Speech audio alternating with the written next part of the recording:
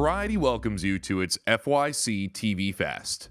Variety would like to thank its partners: 20th Television, ABC, AMC Networks, CBS Studios, Fox Entertainment, FX Networks, Hulu, MTV, Onyx Collective, Paramount Plus, Peacock, Prime Video, and Warner Brothers Television.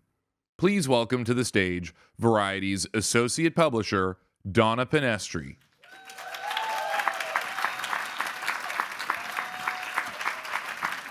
Hi, everyone. Good morning. Good morning. Thank you so much for being here. We're so excited to present our annual FYC TV Fest.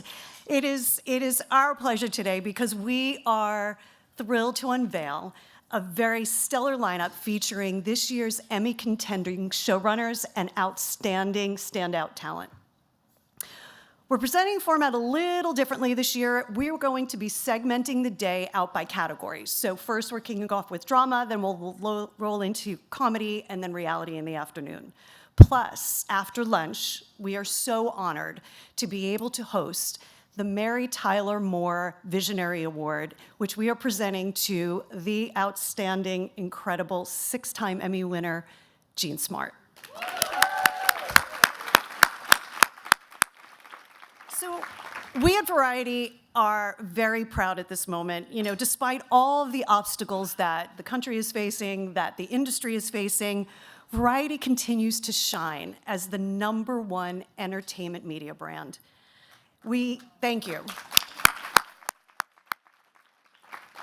We lead on every single platform between breaking news, awards coverage, analysis, our beautiful covers, our beautiful spectacular events. Our reach domestically and internationally is unmatched. I've been here a really long time and I've seen a lot of changes, but we are as strong as ever, and I am so proud because we have such an incredible team. So thanks to the Variety team.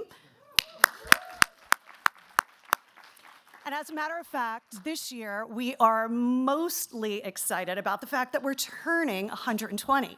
It is our anniversary. Don't we look good?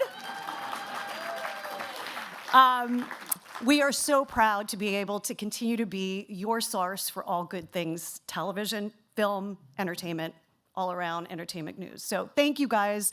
Thanks for your support year after year. You voters are great. Thank you for coming, and we're ready to start. We're going to start off with our Peacock session with drama, and that's Day of the Jackal and Lockerbie Behind the Truth. And my friend Janelle Riley will be moderating this session, Variety's awards and features editor. Introducing Meet the Makers, The Day of the Jackal and Lockerbie, A Search for Truth. Moderated by Janelle Riley, Deputy Awards and Features Editor. Sorry, that title is so long. It just took me a second.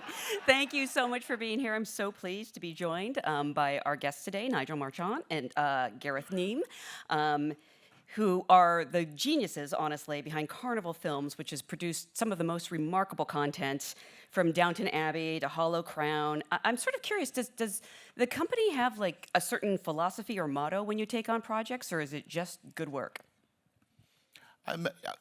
I would say our kind of brand would be world building. I think that's what we're very good at. And if you look at kind of Downton or The Last Kingdom, Day of the Jackal, that's, you know, and really looking at what entertains us and going to entertain an audience. I think you've got to be passionate about the projects that you take on and really love them and push them. And, you know, it's 2-3 years in the making. So, you've really got to have that energy and passion for them.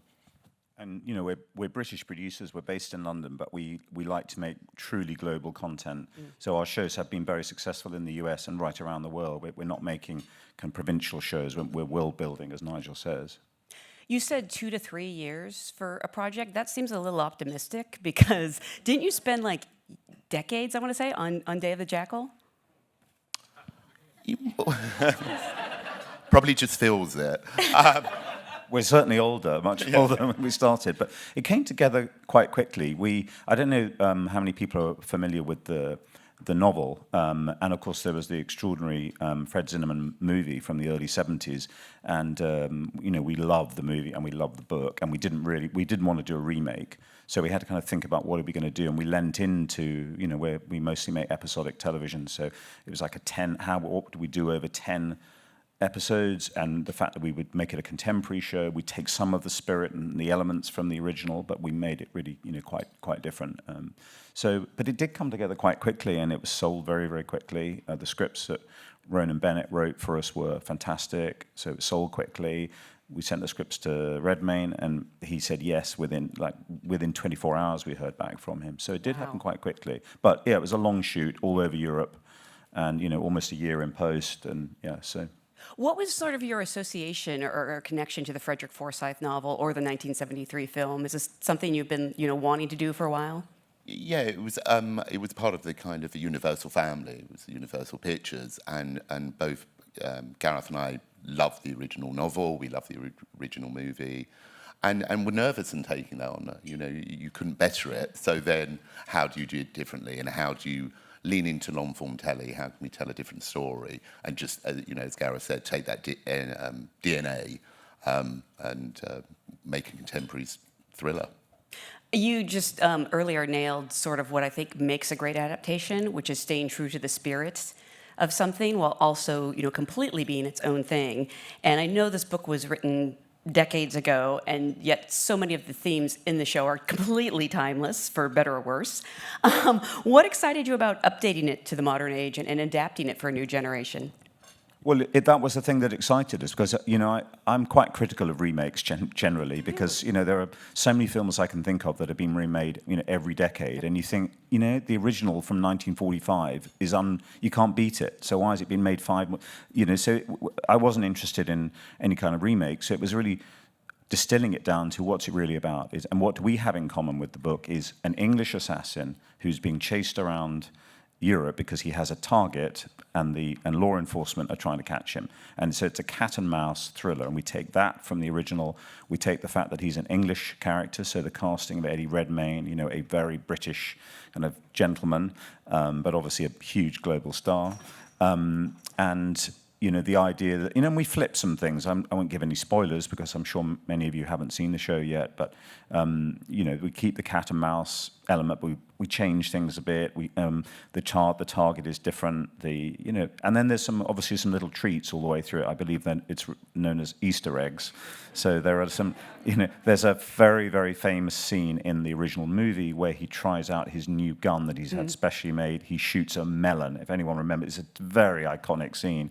And in our show, the director of that episode decided to recreate the scene shot for shot. Yeah. So for those movie historians, it's quite thrilling. And there are many, many other buried little references back to the original that are sort of buried in there for aficionados.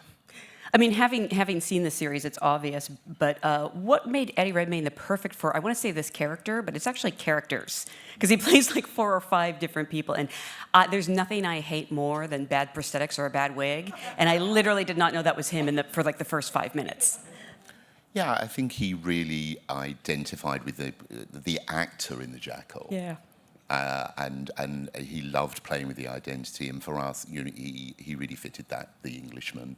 And had that kind of, similar to Edward Fox as well in the original movie, the kind of fashion and the presence was great. And I think he's such a meticulous actor, and he is as a person. He had to learn different languages. He did, movement coaches. He had all of the prosthetics, and really embraced all of that. So he was a great partner for us. He also talked about how, as a young man growing up, he was a fan of the original, and he said Edward Fox's performance in the Zinnemann movie was really inspiring for him as a young actor. So that's just a happy coincidence. Well, you would think that he would almost be intimidated to take it on with that lording over him. But again, it's such its own creation. I absolutely love it. We didn't know him before, but obviously, like all of you, we're very familiar with all of his work. And the common link in all of his projects has been meticulous preparation,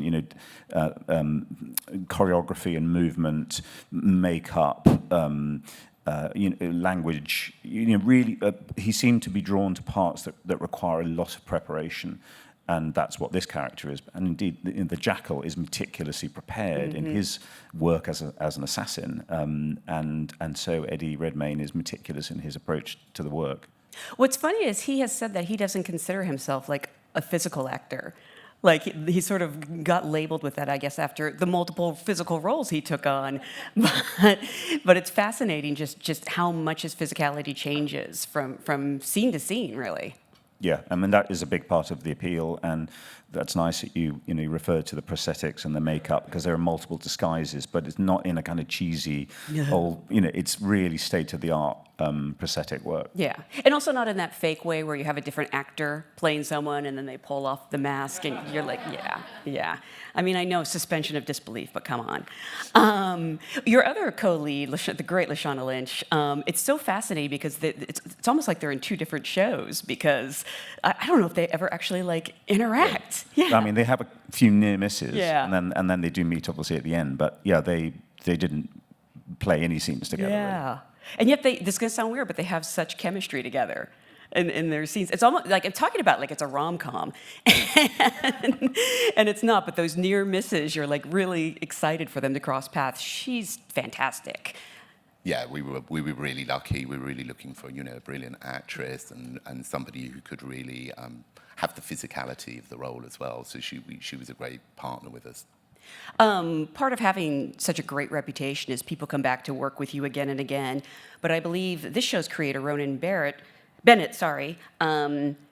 I believe they previously worked on Top Boy, but they were new to you. Had you collaborated with them before? With Ronan? Yes. Yes, we knew Ronan, and we had developed some material with him before, but we'd never actually made a production with him before. And we weren't involved in Top Boy, which was his big Netflix hit. And what made him the perfect fit for this? He loved the source material. So again, had a real kind of, was very familiar with the movie and the book. But also he's a great kind of muscular writer. He's great at these kind of very transactional scenes. He's a great plotting and then pulling the carpet from under you. When we first got the pilot, it was so well executed. It was such a great read. Thrilled to be working with him. The choice of the writer you want to work with is so like casting, actually. I mean, there wasn't. We just thought, I think Ronan would love this, and you. You mentioned, that's why earlier you said spoilers, and I was like, I don't think you can spoil anything because there's a shock every episode, if not multiple ones. But how do you, when you're doing an espionage thriller in today's day and age, how do you keep surprising people and sort of pulling that rug out from under them? When we kind of, talking about what is the DNA of the original piece, I think we kind of felt that kind of spycraft was really, really important. And that, we talk about being very analog back then, and it's then how do you update it but keep those principles? And yeah, that spycraft was really important of how the Jackal puts all of these things together and being very kind of binary. Mm-hmm. Yeah, so the original is an era where you could get a passport, you could rip out the photograph, and you could glue in a photograph. All the things that we know are completely impossible. But what we tried to do was keep some of the analog stuff, but also there's a lot of he gets paid on the dark web. So it's very up to the minute, but there's still this nod to the old-fashioned tradecraft in it. Yeah, and the fun with it, again. That is the old days. That reminds me, everyone get your real IDs if you want to fly. The time has finally come. Jackal is a work of fiction, I think. Would you be allowed to say otherwise? But it does feel completely rooted in reality. Lockerbie is different in that it's based on a true story, having been adapted from the 2021 book, The Lockerbie Bombing, A Father's Search for Justice. How did this project come your ways, and what were some of the challenges in adapting a true story to the big screen? It's always that much harder. It's as you say, it is a true story. It was the biggest act of terrorism in the UK. A huge amount of US Americans were killed as well. So it felt very transatlantic, and you have to honour all of the people that lost their lives and the families of those people. So you have to approach it with a real sensitivity. and find a way into that story. So, our way in was looking at Jim Swires and his novel. But his views on, he has a particular narrative of what happened. It's not the official narrative. And lots of people don't agree with him. So our hope was to kind of, obviously present what he felt, but take a view, that an audience can make up their own mind. So never fully support Jim's theories, but offer them up for a viewer to see. And the theory that he has, for those who don't know, is that the one man who was convicted of the Lockerbie bombing, Jim Swire, is of the opinion that that was a miscarriage of justice and that he was not actually responsible. That opinion, and it's quite controversial because so Jim Swire was the spokesman of the British families who lost their loved ones. There's another group for the American victims, and they generally don't agree with Jim Swire's opinion. We don't have a position on this as the filmmakers. We are simply saying this is Jim Swire's story, and this is his opinion. And it's a remarkable story because he goes from a middle-aged local physician in a small town to discovering one night that his beloved daughter has been killed in a terrorist attack. That happened in December 1988, for those who don't remember the event. And he is still alive now and still trying to find the truth. So he has spent the whole of his life since that moment, every single day, trying to get justice for his daughter. And it's a remarkable story. And I keep making this observation that I remember hearing the news on the radio. I had just graduated from college in 1988. I'm now in my late 50s, and this story has just never gone away, and Jim Swire has never stopped campaigning. So he's a remarkable man, Swire, and of course that's why we turned to this extraordinary actor to play that part. Another Academy Award-winning actor, Colin Firth, leading your cast. It really feels like A-list talent lines up to work with you. What do you credit that relationship? We pay well. That's all it takes. Yeah, it's the script. It's always, it's always the script, I think. Wink. Irish wink there. Actually, speaking of the script, this show is, I believe, created by David Harrower, who wrote all 5 episodes. I know him primarily as a playwright. I think is this the first series he's created? I think it is his first series. He'd certainly done some films before. But obviously he's a Scottish writer, and was fascinated by the tragedy and what happened. So, and just an absolute delight to work with. He was great, and a beautiful wordsmith. How did you know? Oh, sorry. Go ahead. No, I was going to say, obviously meticulous research. I mean, everything in a drama, like when you do these kind of factual dramas, and this is a particularly controversial subject, so you have to have chapter and verse on everything that's in there, all of the events. It's a remarkable story. I mean, Swire went, as I said, from being the sort of mild-mannered local doctor to, he had meetings with Colonel Gaddafi in Libya, and he confronted governments, and he to prove that the security, this all happened because somehow or other a bomb got onto that Pan Am plane, and if you remember, it also, it basically brought about the demise of the world's greatest airline that happened as a result of this bombing. Well, to prove, he was assured that the security measures at airports had been improved, and a year later he was convinced that they hadn't, and he actually created a fake bomb using a piece of marzipan, like the sort of Semtex, but it was actually a piece of marzipan. He put it in a transistor radio, and he flew from London to JFK without anyone ever seeing. And he then revealed to the press, "I've just flown from London to New York, and here is basically something that looks exactly like a bomb," and nobody ever found it. And I mean, that was a very kind of radical thing to do, and he was in pretty serious trouble over it. I mean, obviously that's a very, very serious offence.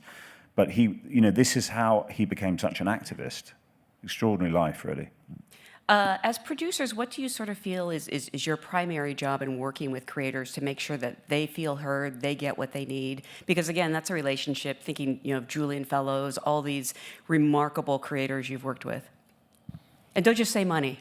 I think our job as producers is to bring consensus, to protect the writers and the directors as much as we can from noise, and and to really, they're our creatives, to support the writer and the director of their creative vision.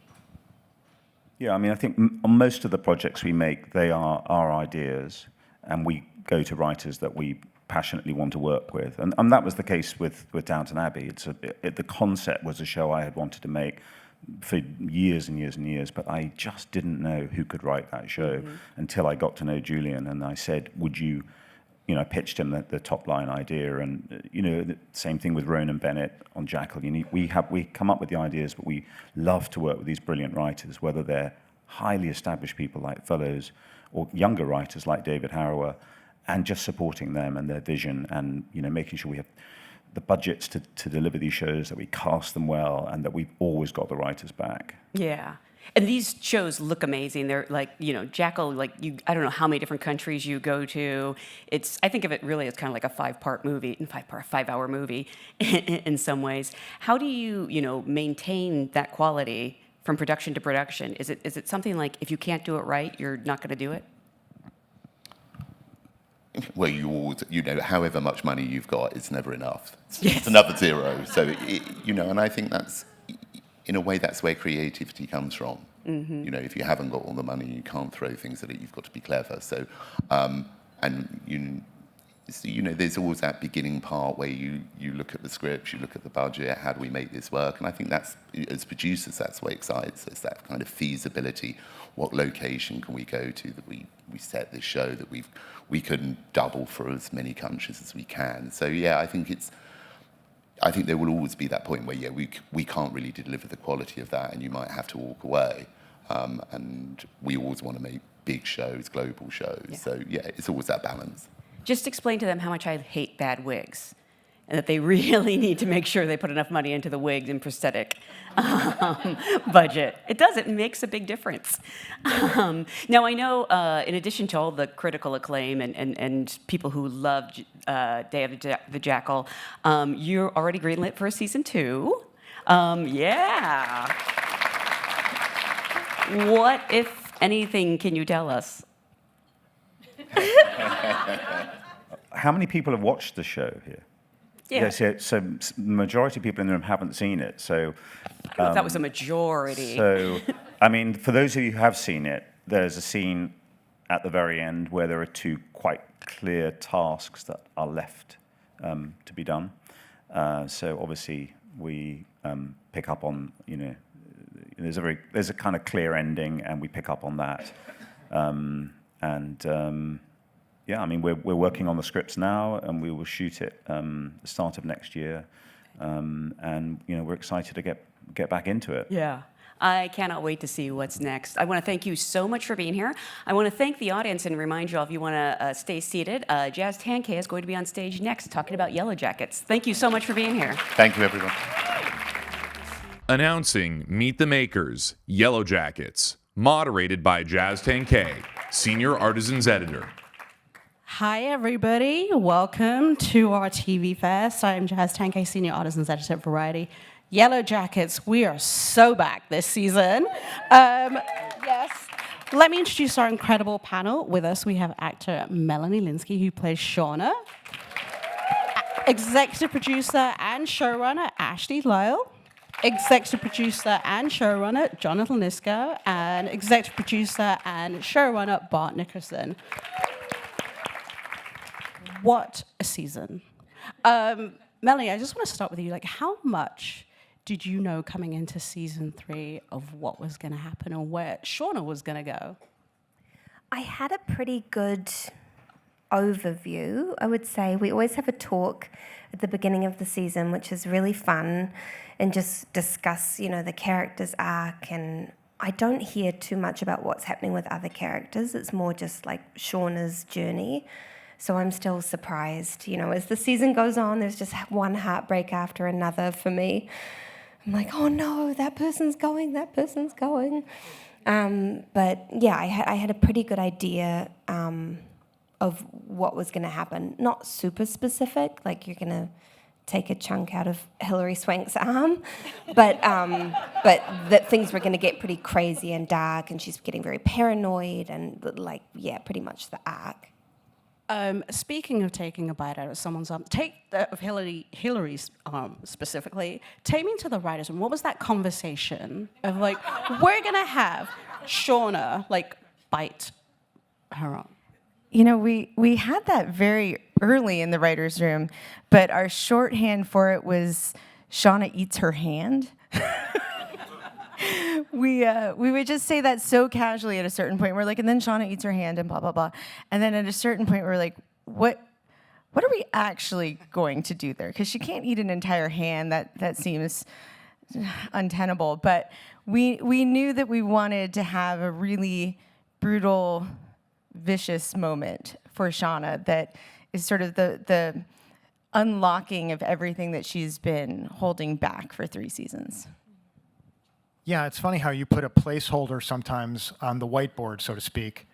In our case, sort of an infinite digital whiteboard, and you keep referring to it as if it's just a thing you do when you go to work. It's like, yeah, then she eats her hand.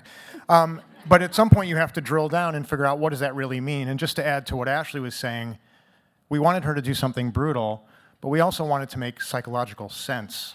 So it's about domination, and it's also about what they went through in the woods and the flesh and all of that cross-pollinating in that one moment so that she could show Melissa who was boss in that moment and other psychological factors. So it wasn't just that we wanted her to eat a hand. It was that we wanted it to resonate with the story that we've been telling. Melanie, what was your reaction when you get this script and you see that she's going to bite a chunk of Melissa's arm? It's funny because I guess I read the script for the first time as me, like kind of, because I'm so excited to see what's going to happen because I love the show. So I read it as like an audience member and I'm like, oh my God, that's so cool. Oh my God, that's crazy. And then I try to kind of, it sounds a bit silly, but like drop into the energy of Shauna, which is different from myself. And there was, with all the like crazy chaotic stuff, the more kind of violent she gets, the more calm I feel in that energy. So it was an interesting thing, like in playing her, because she's felt like kind of a scattered person who's sort of a bit adrift and not really finding her footing. And then in the second half of the season, there's something just really settled where she was just like, yep, here I am. It was like emerging from a cocoon. And so it was really fun. It felt like a different, like a truer form of the character emerging, which was fun.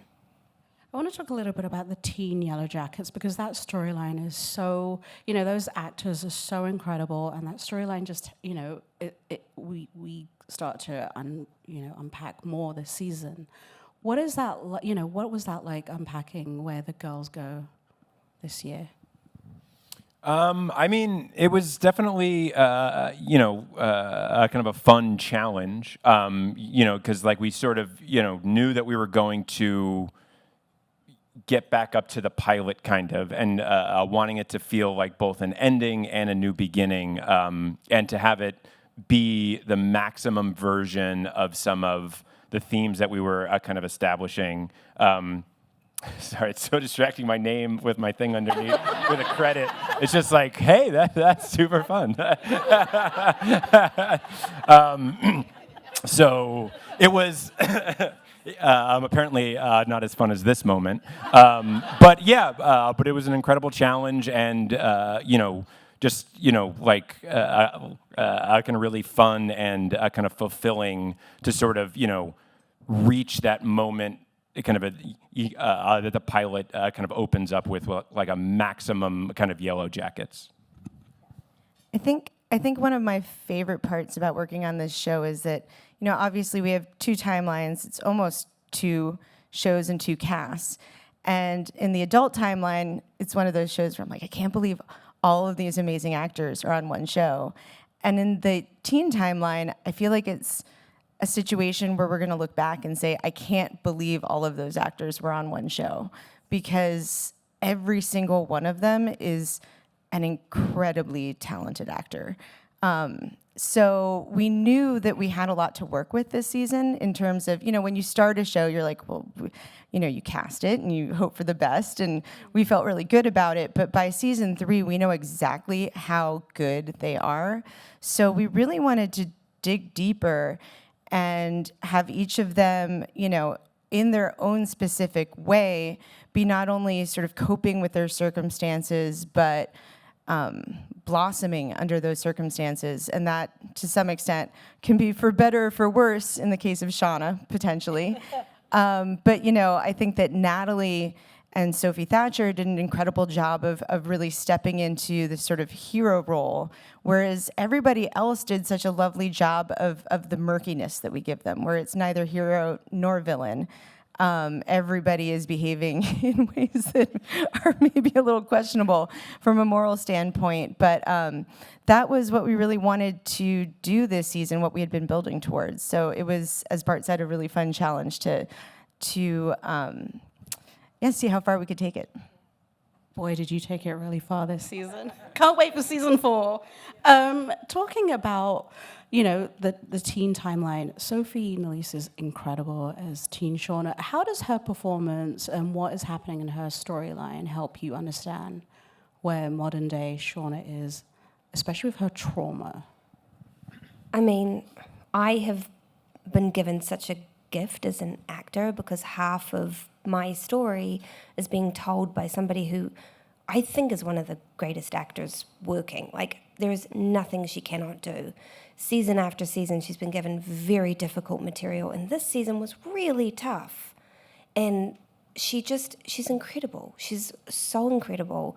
So I just watch her and I'm just in awe. Like, I just can't believe her. All of them, like every single one of those young actors.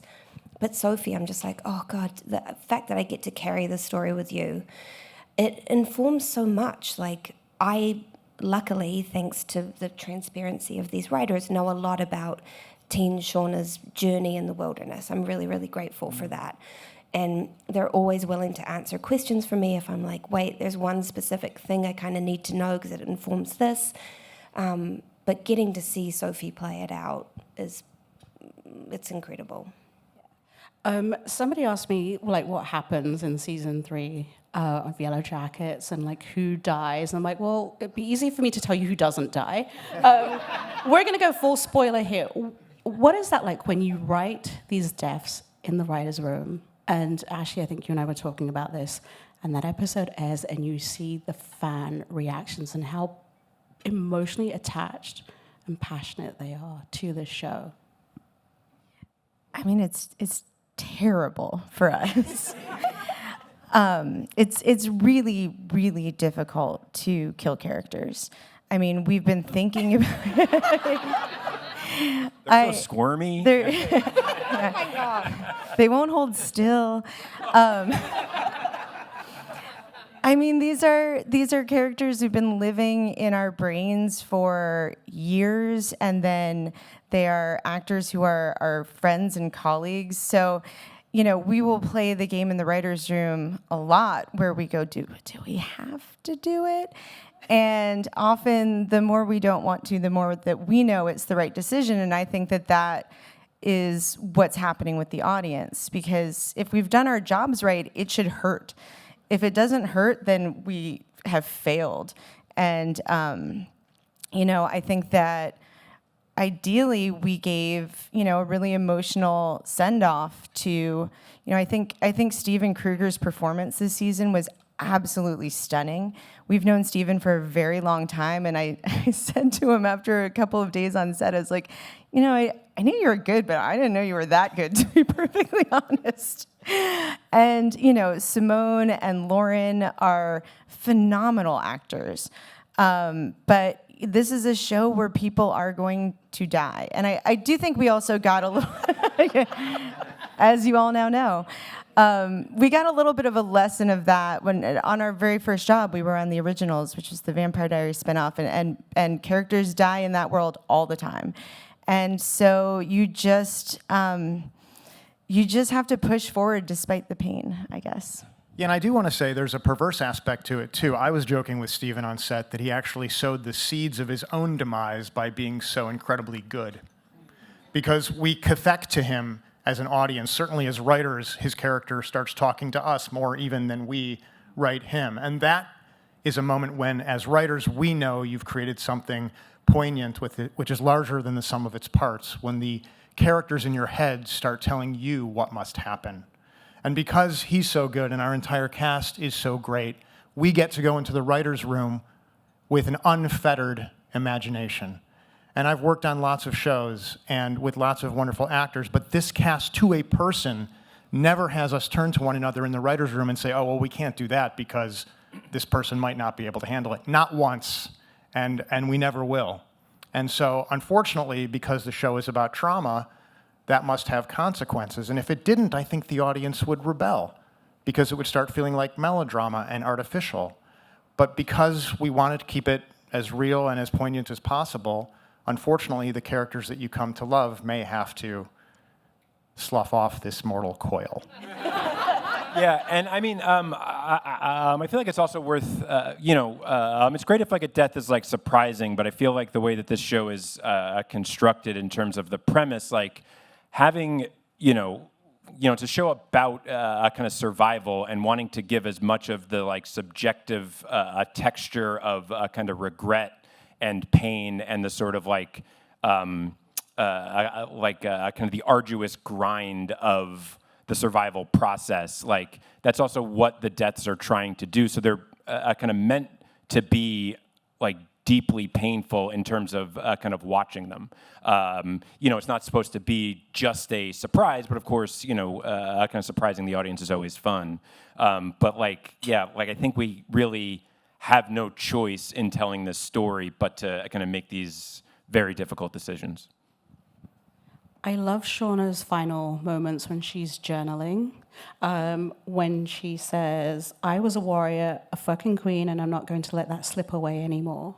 It was such an incredible, again, it's like speaks to her trauma and where she's at, but what did that line mean to you and to Shauna and where she's at?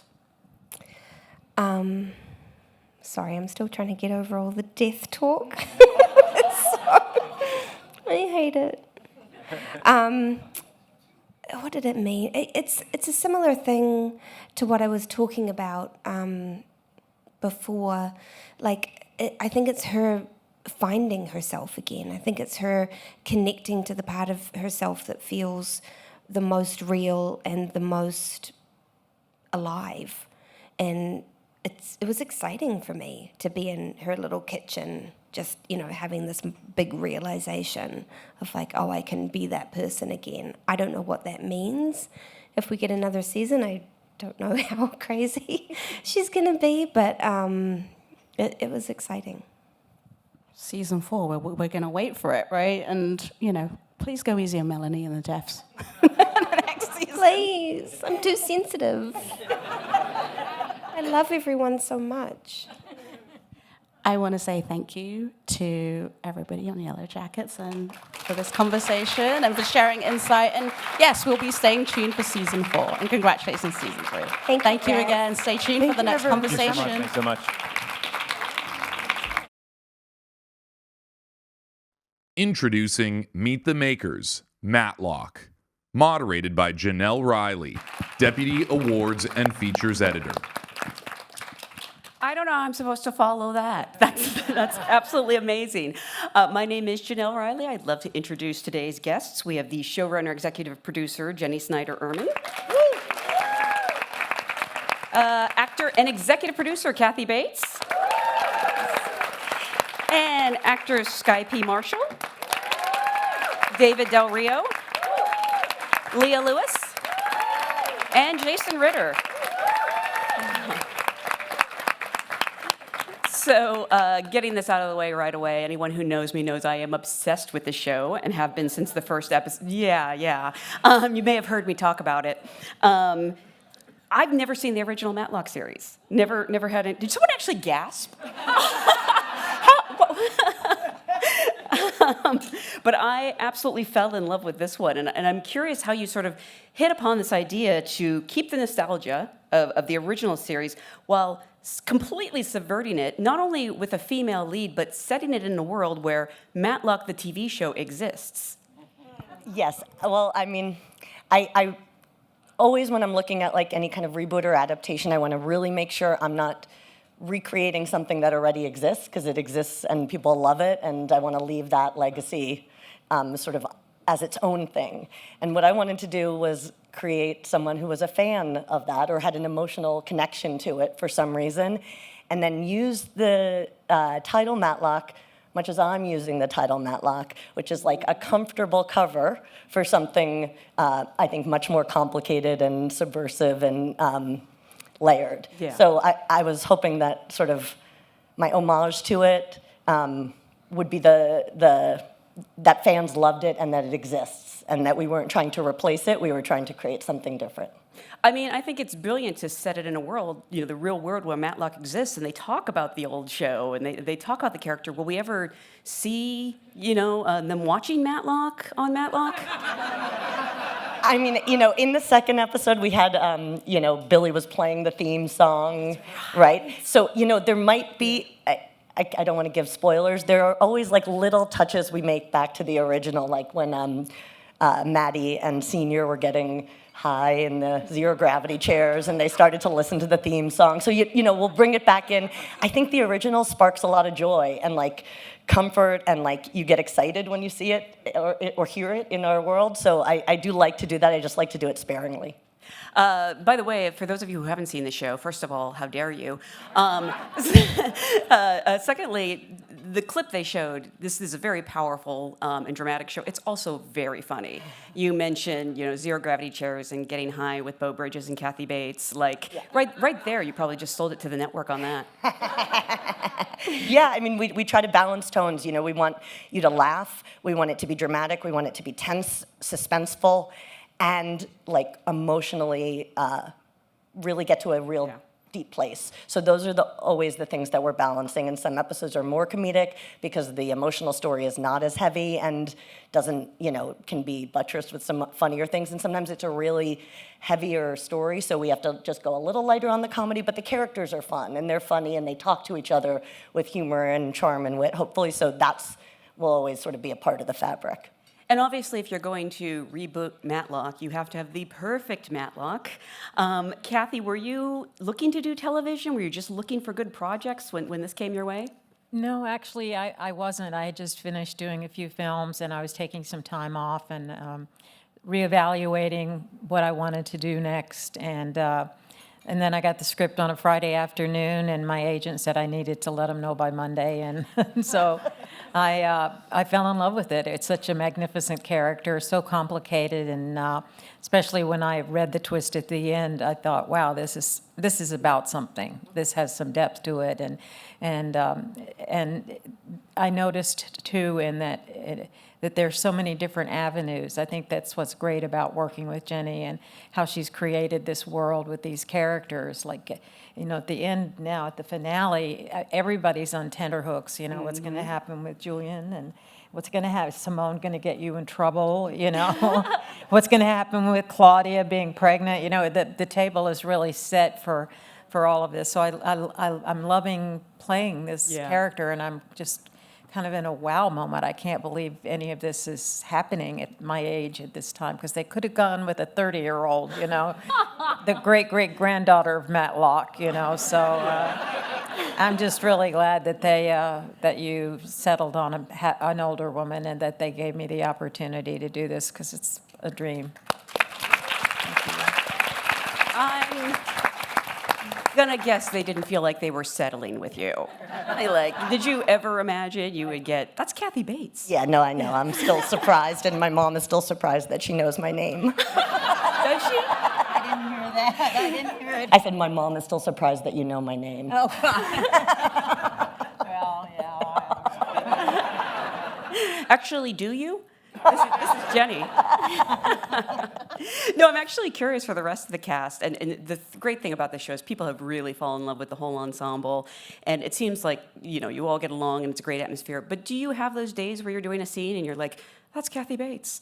Like, No, they're all really, I get more surprised when she sends me a text message. I'm like, sorry, hold on. Kathy Bates is texting me. But when we're on set, Yeah. you know, she's Maddie Matlock for me. Yeah. Does she use emojis in those texts? No emojis. Not as often as I'd like her to. I'm like, give me more. I feel like with someone like Kathy, it's kind of hard not to pinch yourself in those moments and not to toot your horn while you're here. But honestly, Kathy kind of commands this presence that almost invites you or begets you and makes you, in a really lovely way, be so equally present with her. So yeah, there are a lot of moments where you're kind of pinching yourself, I believe. I don't know. I want to get in some of the relationships of these characters, and I don't know if they purposely separated Skye and Jason, so that there's like a bunch of space between you. But you do play a divorcing couple who still seem to have a lot of love for each other. It's such a unique dynamic. Look, I'm still rooting for them. I can't help it. Your chemistry is so fantastic. Was that instantaneous? Because you really build this relationship where we feel like you've known each other through the good and the bad. Oh, yes. I had the privilege of being a part of like a chemistry read, the auditioning, and immediately we all were just like, it's Jason Ritter, right? And from that moment on, I've always just felt like myself with Jason, and he just has this beautiful way of being so free that I could only dream and imagine, and he has pretty much put me through like this course of being wild and just letting loose and not being right, but just being honest. And so I get the same from Kathy when I'm in the scenes with the two of them, which I am the most. It's like it's not about nailing it, it's just how truthful and how honest can I be in this moment. And thank goodness for the two of them, because they were like the vets when I was coming in. Like, I have a lot to learn from both of them between cut and action, you know, not just action and cut. Jason, for you? Yeah, I mean, I remember that chemistry read. I remember sitting in my room with my Zoom and waiting for the host to let me in. And just going, and there was a bit of a delay. And so I was just sitting there and I was like, I know my lines. I'm not going to go over them. I'm just going to sort of sit and meditate and just hope that this goes well. And there was something sort of instantaneous. It's the first time I've ever done a Zoom chemistry read. Yeah. So you would think there would need to be something in person because we're looking at each other's pictures. We're not looking at each other's eyes. But still, we were able to be in the moment and kind of play with each other. And then just getting to know Skye has been such an incredible privilege. I remember there was this one day when we were all in Toronto and Skye started telling us some of her story and how she came to where she was. And I just was so bowled over by this human being that it's just like pretty much everything that Julian feels about Olympia, I feel about Skye. I'm just like, she is incredible and she is better than me, but don't let her know that. I'm just because we're here, I'm still rooting for them, just so you know. That was so sweet, so sweet. Because, you know, the moment at the end in the finale with when Jason gives that, you know, his speech and his reasons, it's just in the hands of anyone else, it could have been a villainous reveal, and we never wanted it to be. We wanted it to be a human being who made a very bad mistake, and his performance in that bank, you're just like, Olympia, forgive him. Like and that's, you know, and we've been primed all season to not say that. So it just like, it speaks to just the relationship that you guys have created and really what you brought to that scene and the vulnerability and accessibility, and you understand it. It's like, I was just blown over. We were blown over when he performed that in the table read, and could have filmed the table read because it was that beautiful performance. And to me, that makes everything work, because now we have a dilemma, right? What's she going to do? If that performance wasn't there, there would be no dilemma. And we already see you fighting with yourself. Yes. Yes. Like, there are moments when you can see all the love and the history, and you know, and then there's just this real tug. Yeah. Yeah. So beautiful. I mean, everyone has chemistry. Leah and David, I love your scenes together. It's not even romantic chemistry, but it's like the friendship we all need. Being as, I'm just going to say, young as you are, had you even heard of the original Matlock? Did you have any familiarity with it? Yeah, at the airport. No, you know, it's funny. I actually was going through some old VHS tapes before I was leaving to Toronto of like baby videos and stuff like that. And my grandmother, there I am jumping in the pool. Right before I hit the pool, here comes Andy Griffith popping up because she recorded over the video. Oh my God. And it was really, I mean, it's one of those simulation things that happen in life where like you just couldn't believe it. It was right before I left Toronto, and there he was right before I was about to jump into the pool. That's a sign, though. That's a blessing that he's sending you. Yeah. Leah, for you? I was not familiar with Matlock before. I did watch the Andy Griffith Show with my father, though, so I was familiar with him, but not Matlock. So it was actually pretty cool getting to know Matlock for the first time. Mm-hmm.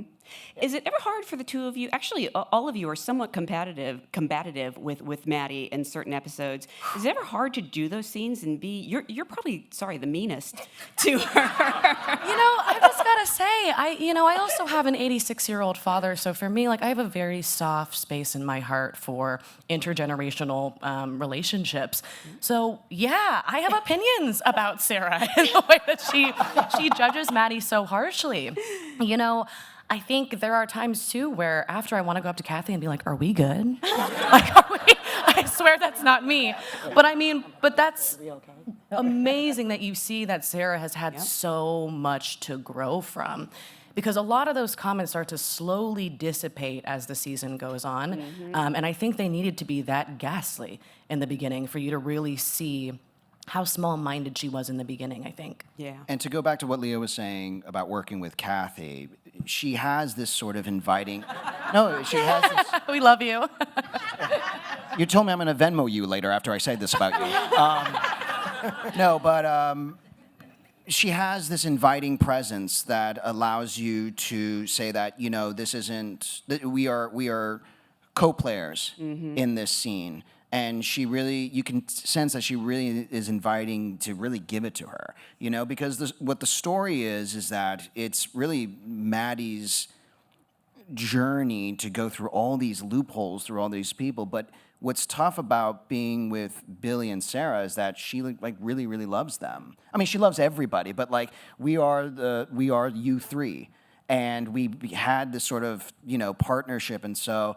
She just has this really inviting presence that allows us to go for it, and we really appreciate that. Can I add something here, though? Because you came up with something really great. I think it was in the second or third episode, because I don't know, maybe you guys know, we gather in the morning, we have a little bit of a private rehearsal, decide what the blocking is going to be, then we invite the camera people in to see where they need to put the cameras, and then usually we just split and go and wait and get ready or whatever, go over our lines privately. And then David came up to me at one point and said, "What's going on in this scene? What do you think's happening between our characters?" Stuff like that. And then it sort of morphed into what I call the Del Rio method, which is instead of running away, after the cameras are set, we all gather together in another room and we talk through it, make sure we know where we are tone-wise and where we are with each other, and it's just been really helpful.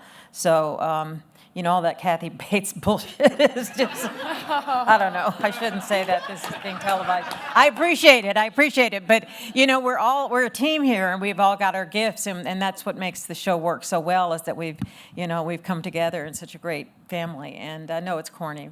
We say that all the time. That's so crazy. So crazy you say that. Her nickname is actually Kathy Bates Bullshit on set. No, I'm kidding. You've all been a part of successful ventures. Oh, my publicist is going to be so upset with me.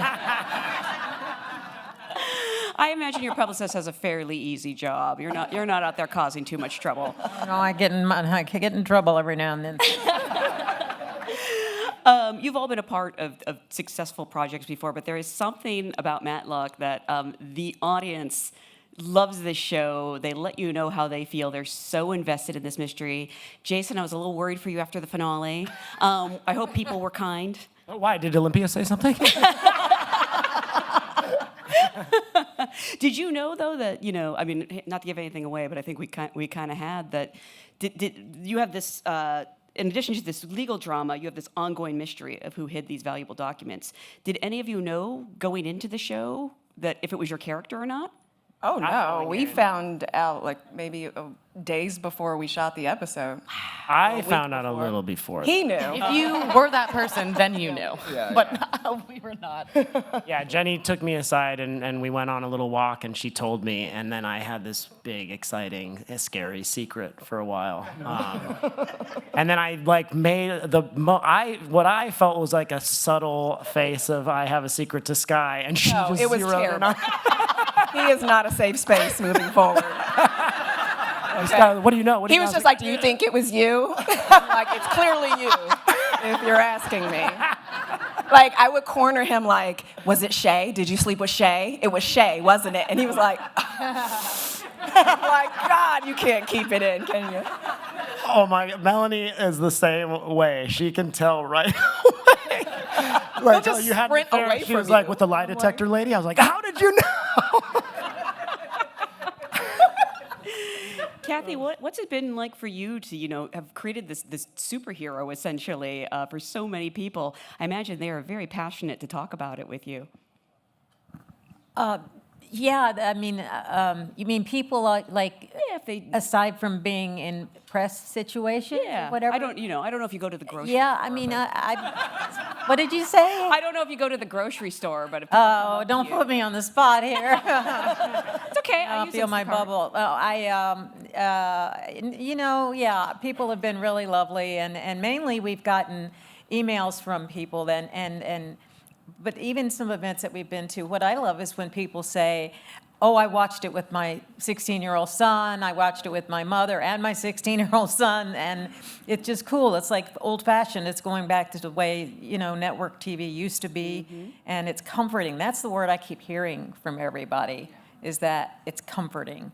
And I think probably a lot of women my age would like to be this person. Yeah.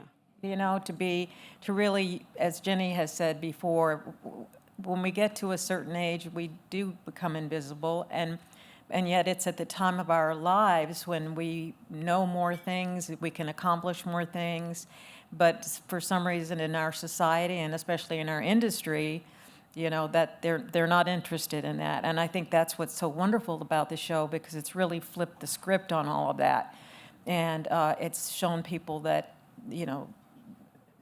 all ages matter, and that all ages can combine, it makes a great soup. And so, anyway.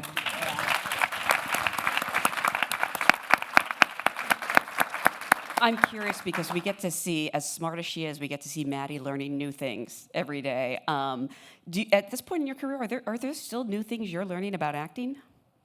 Oh gosh, yes. And one of the things that's great about being an executive producer is that I get to watch the cuts before they're locked. And gosh, I've got a list of bad habits that I've got to change just for myself in terms of moving. I mean, it's complicated. There's a long list. So that's been really helpful. And just watching the show, and if there are any tweaks, sometimes when I'm on, when we're in a scene with an actor and I go, oh, wait a minute, I remember one take that was really, really great.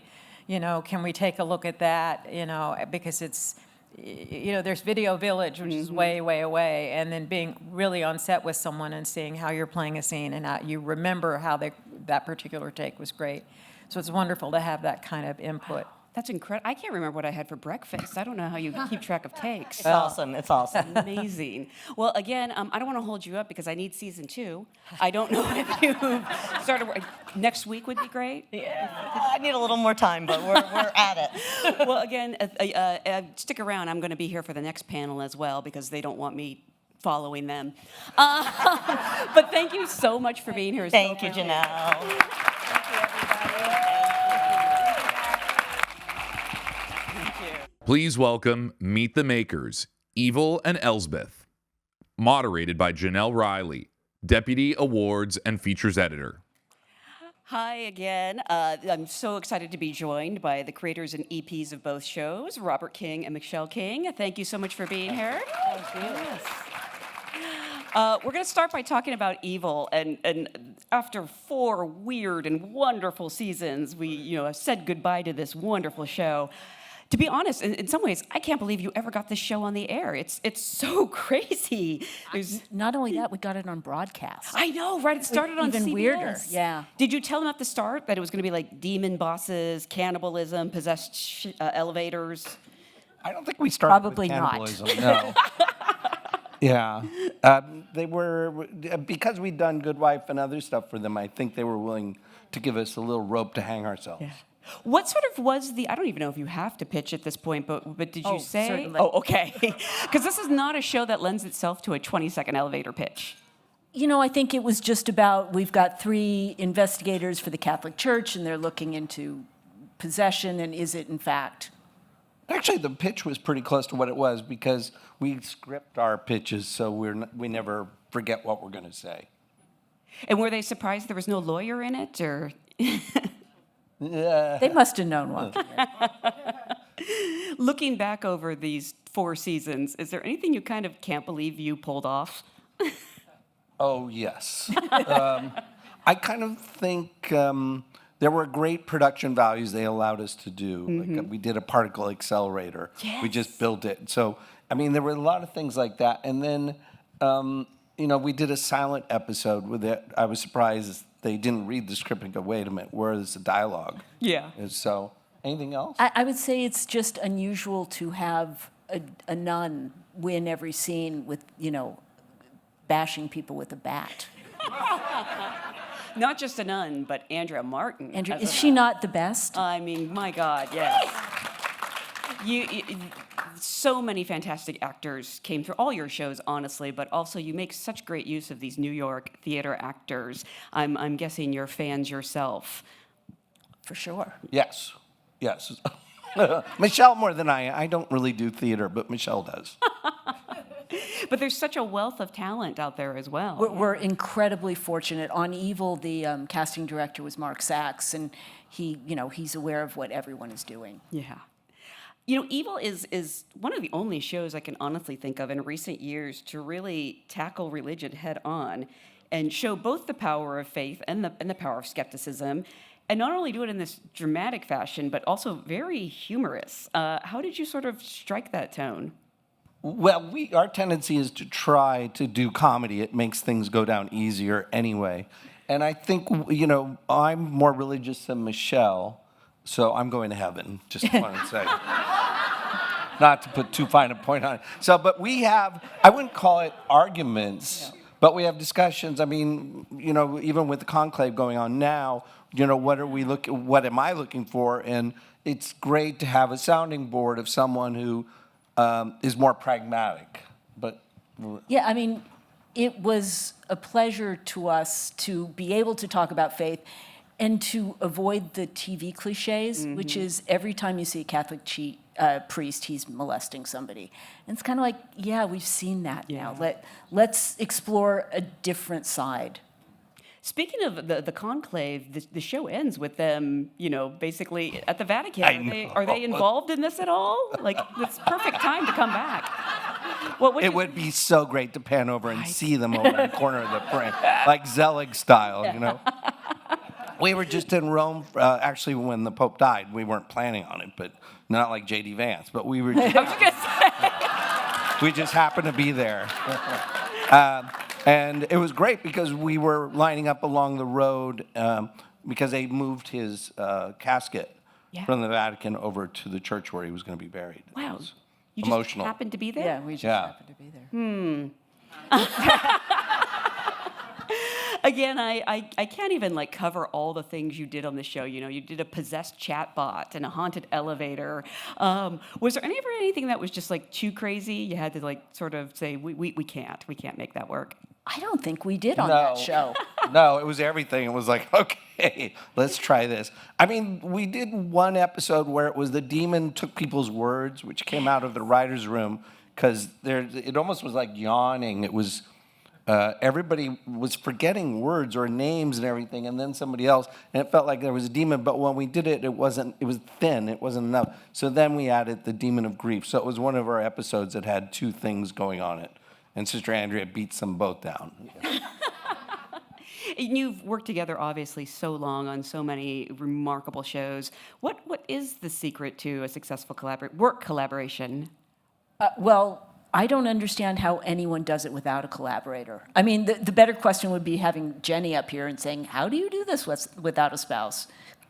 There's so much work. Yeah. Yeah, I mean, it helps when the 2 shows or 3 shows are very different atmospheres or different moods or different visual schemes. There's nothing more different than Elsbeth and Evil, and the lookbooks demonstrate how different the look should be. And then, you know, what's crazy is when we finished Good Wife, we said we're never again going to do 22 a year or 23 a year. And then we ended up, I think, 3 years later doing 29 a year. Oh. So it was crazy because you just start overlapping, and then you just need to divide and conquer. That's incredible. Well, technically, you kept your promise. Yeah. You can do 22. There you go. Speaking of Elsbeth, we're actually going to welcome to the stage right now the showrunner, Jonathan Tollins, and actors Carrie Preston and Wendell Pierce.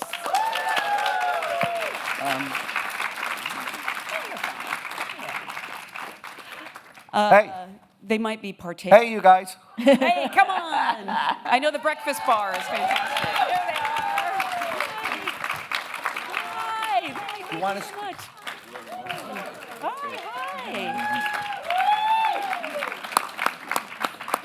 So, in Elsbeth, we get to focus on the lovable attorney, previously seen in what I call the goods, the good wife and the good fight.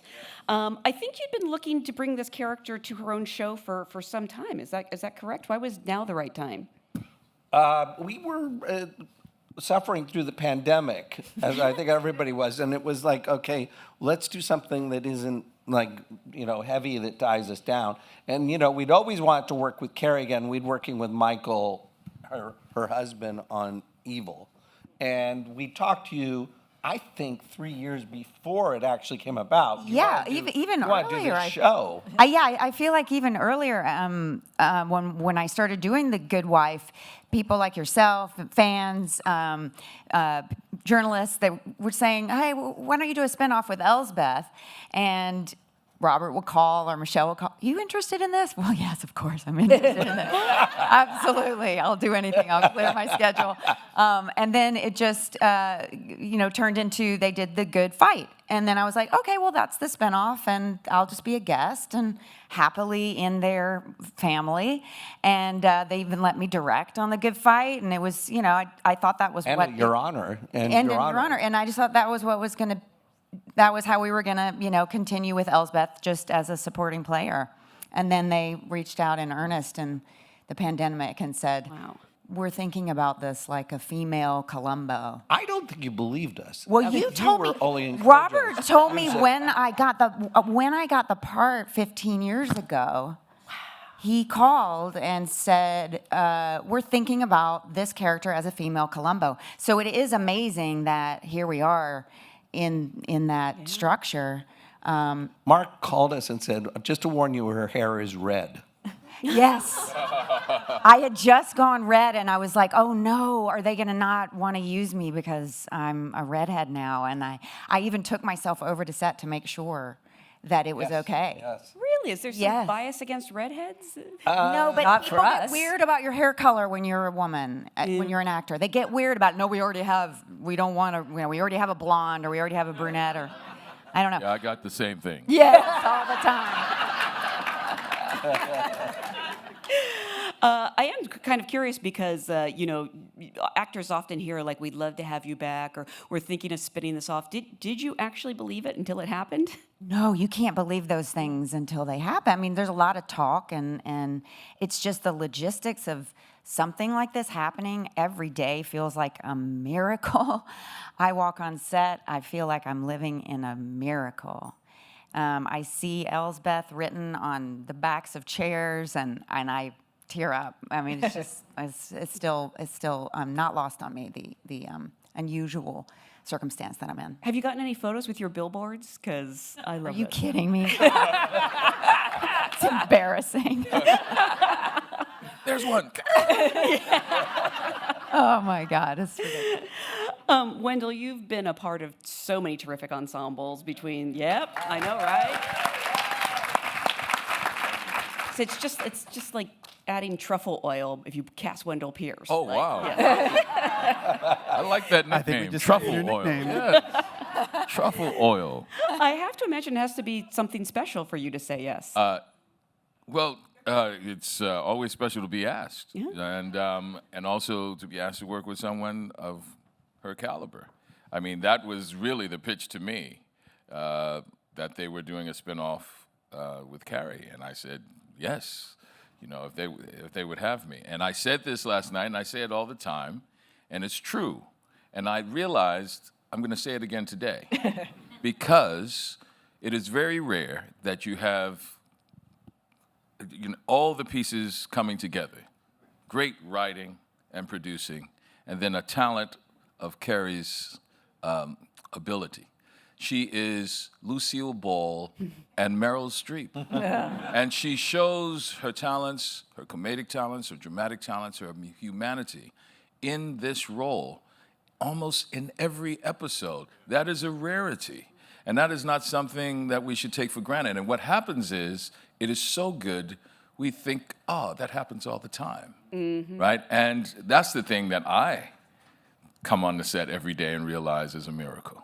For me, I get to sit back and watch that and be a part of it every time. And I say that publicly, and I say that privately, because Carrie is so talented.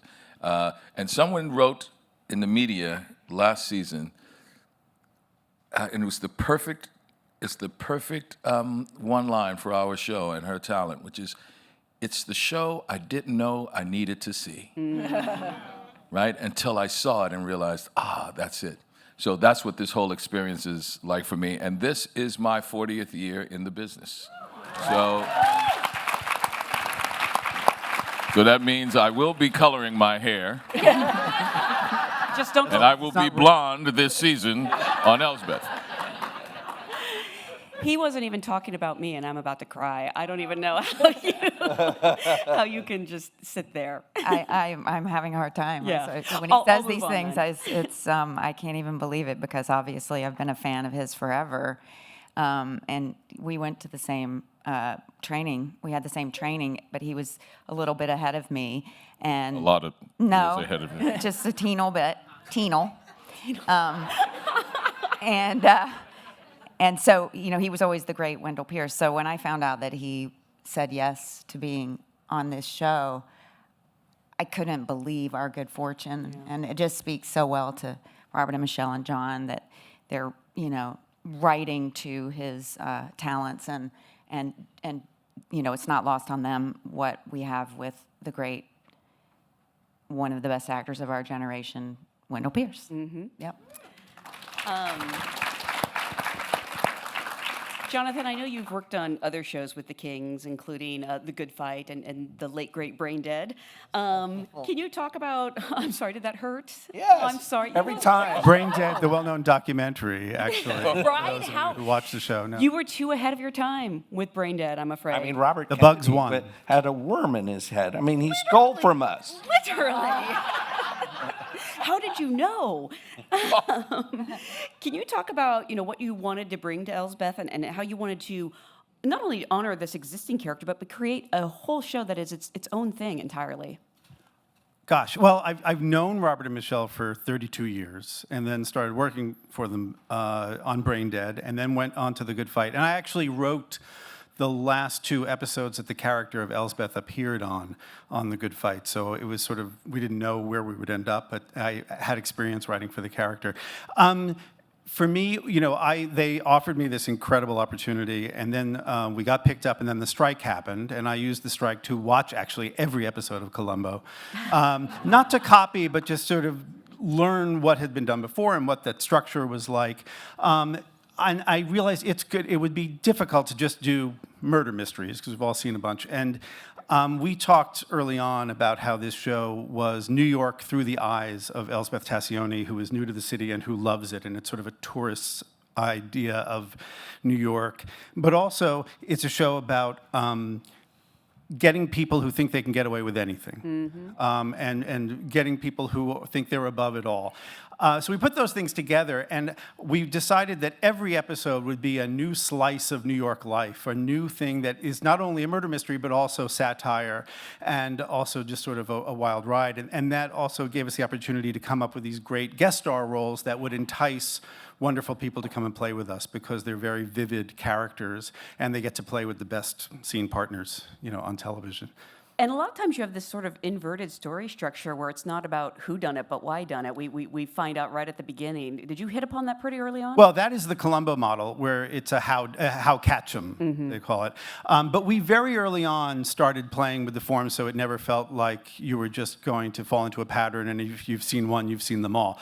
In this first season, we did one where it turned out it wasn't one person killing them, it was everybody. And there was one where someone killed the wrong person, and someone was drugged and didn't know they were doing it. We've tried to switch it up, and then the finale of the first season, we did not tell the audience who did it, and so we want people to always think they're not going to know what they're going to get, and I think we've been successful that way. We're having a wonderful time, and they're the greatest.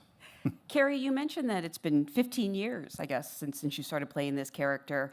I wonder if any of you have any theories about why people fell in love so much with this character. What's the secret to her enduring appeal, aside from Carrie's Emmy-winning performance? I mean, I hope it's her positivity, her joyousness, her ability to be curious, even when she's feeling hurt or vulnerable, or she always willfully makes herself see the good, even in the murderers. That's how she solves the crimes. Like, she has the empathy and compassion to see why they did it. She's not going to agree with it. She still wants to bring them to justice, but to have somebody like that in the world who is decidedly very singular and doesn't try to be anything other than she is, I think is inspiring. I also think with the show that we're doing, it's about a woman of a certain age reinventing herself by herself through her work, through discovering a new city, doing brave things, being adventurous, allowing herself to be vulnerable. That's kind of revolutionary, I think. And inspiring, I hope, and it's certainly what I like to, experience through the character. It's infectious. It inspires me.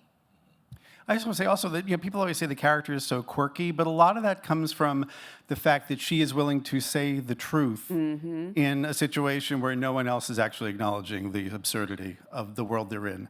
And that's sort of the fun of her too, that she'll just point out, like a child, like The Emperor's New Clothes, point out, no, actually that doesn't make sense, Wall Street, or things like that. Yes. How funny that would be considered quirky instead of yes. Wendell, for you, were you a fan of this character coming onto the show, or did you have to do a crash course?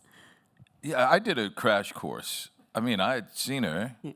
I'd seen the character, and I remember when she won the Emmy. And I think for me, kind of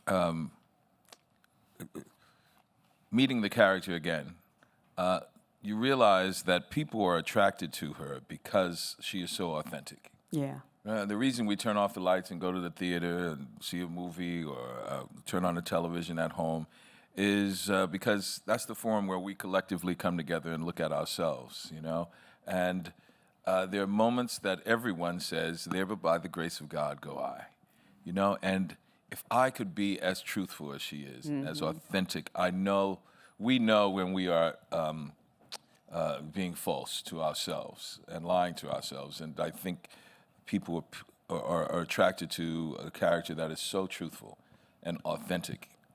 They see their humanity, and it is so specific. It really is a demonstration of the more specific you are, the more universal it becomes. Yeah. Because you identify with that humanity that connects us all, the common ground.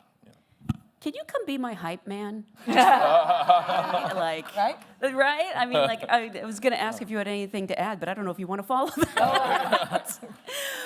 I'd just like to add that Sure, please. even though Wendell mentioned that Carrie had won an Emmy for this role, one is not enough. Yes. Different category. Different category. Lead actress now. Yes, the titular character. Well, again, thank you so much for joining us. To be honest, I'm not sure what's next, but I'm sure they're going to tell us. Thank you so much for being Thanks, here. everyone. Thank you, everyone. Introducing Making Late Night with Molly McNearney, moderated by Michael Schneider, TV editor. We're making late night here, Molly. Head writer, executive producer, of course, of Jimmy Kimmel Live. And you've got a show tonight, so thank you for taking some minutes away from your busy day. Yeah. Thanks. Gang, Molly is helping save democracy, which Trying really hard. Which I joke, but yet I don't. This is where we're at now. It's really, you know, I look to the late night host. I look to Jimmy, honestly, to feel a little better about what's going on. So I imagine you're kind of feeling that pressure a little bit. Thanks. Definitely. Yeah, it's kind of hard to breathe, guys. No pressure. Yeah, we wake up every day and, like all of you, drown in terrible news stories and then try to lift ourselves up to put on a show. Late night, as you know, has changed a lot over the years, and we kind of long for the days where our lead story was who lost on American Idol, and now it's who's losing the country, and where democracy is going. So there is a lot of pressure. There's also, we're really grateful for the positions that we're in. I believe every late night writer probably feels this, and Saturday Night Live writers too, of at least we have a place to put it. You know, I mean, my therapist always says to me, like, just you need to turn off the news, and I don't get to do that with my job. That's your job. Yeah, but at least I have a place to put it, and hopefully we can make sense of it a little. Not make sense of it. There's no making sense of it. We are here to not normalize what's going on. We are here to hold our leaders accountable. I'd never thought in a million years that would be the job of a late night writer, but that is what has happened. And at least I do feel gratitude, like I said, for having a place to put my frustrations and hopefully make people at home be more aware of what's going on, feel less alone in their feelings, and maybe inspire them to speak up as well. Yeah. Thank you. It's something that we've been talking about for several years now, especially with some of the other late night shows that are even more news intensive, like Daily Show, et cetera, is, you know, that it's kind of a news replacement for a lot of people. And I know that's scary. But at the same time, as you're writing these jokes, are you realizing, oh, we're informing a good chunk of Americans who perhaps don't know this is going on? Definitely. A lot of people tell us, like, they watch our monologues in the morning on YouTube, and they tell us, like, that's how they learned what happened yesterday. And that's scary. It also feels like a lot of pressure, but at least they're getting the right information. In something, yeah. I think a lot of people are victims of misinformation in this country right now, and one thing I will tell you is that we fact-checked everything that goes on that show. We will never tell you a lie. We're going to make fun of what's going on. We're not expecting you to come to us for all your information, but the information we do give you is always factual. That's not true of every news organization. So to some degree, you may be more journalistically sound. Maybe we deserve the word news in our title, you know? I think so. I think you guys deserve. I'm only half kidding, by the way. But by the way, me too. I know. Hey, I'll take it. Right? Yeah. Why not? Give it to Jimmy, guys. FYC, Pulitzer, as well as an Emmy. So how has this changed sort of the day-to-day, or has it changed much? Just like more diarrhea. Got to get that out of the way in the morning. Yeah, get it out. It has changed a lot. I feel there's definitely more focus on every word that is being said.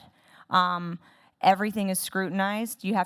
We literally have the President of the United States attacking the host of our show sometimes. I mean, that is wild to me. First of all, thanks for watching.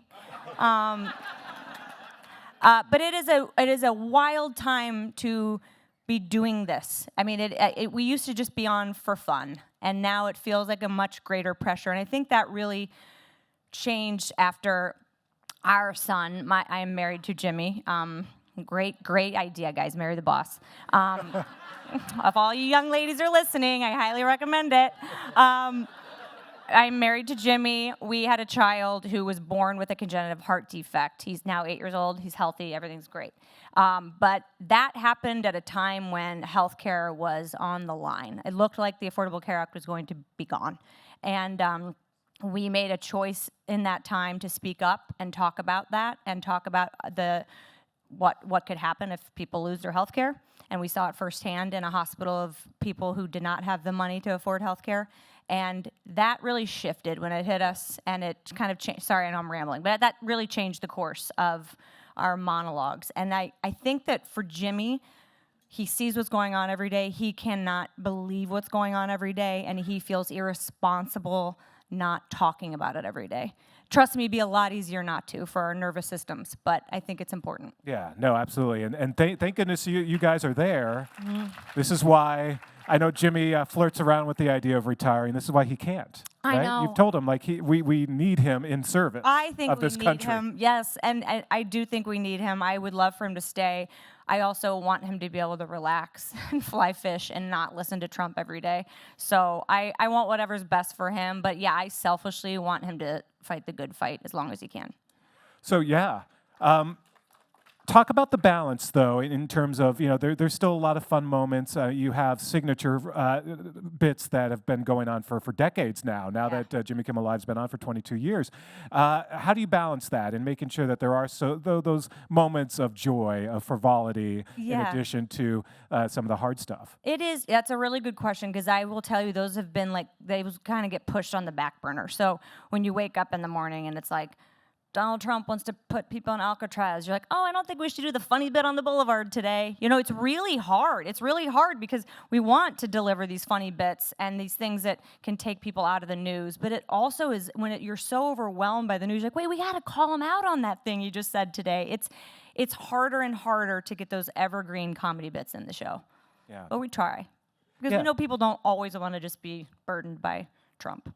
And also, there still needs to be that element of joy, Sure does, right? yes. And there needs to be that element of fun. Yes, and we find a lot of it with our guests. When our guests come on and they want to do something interesting or funny, we find that that's a place to do it. Really good evergreen comedy with celebrity guests. Yeah, and thank goodness that Guillermo is still there, Thank too. God for Guillermo.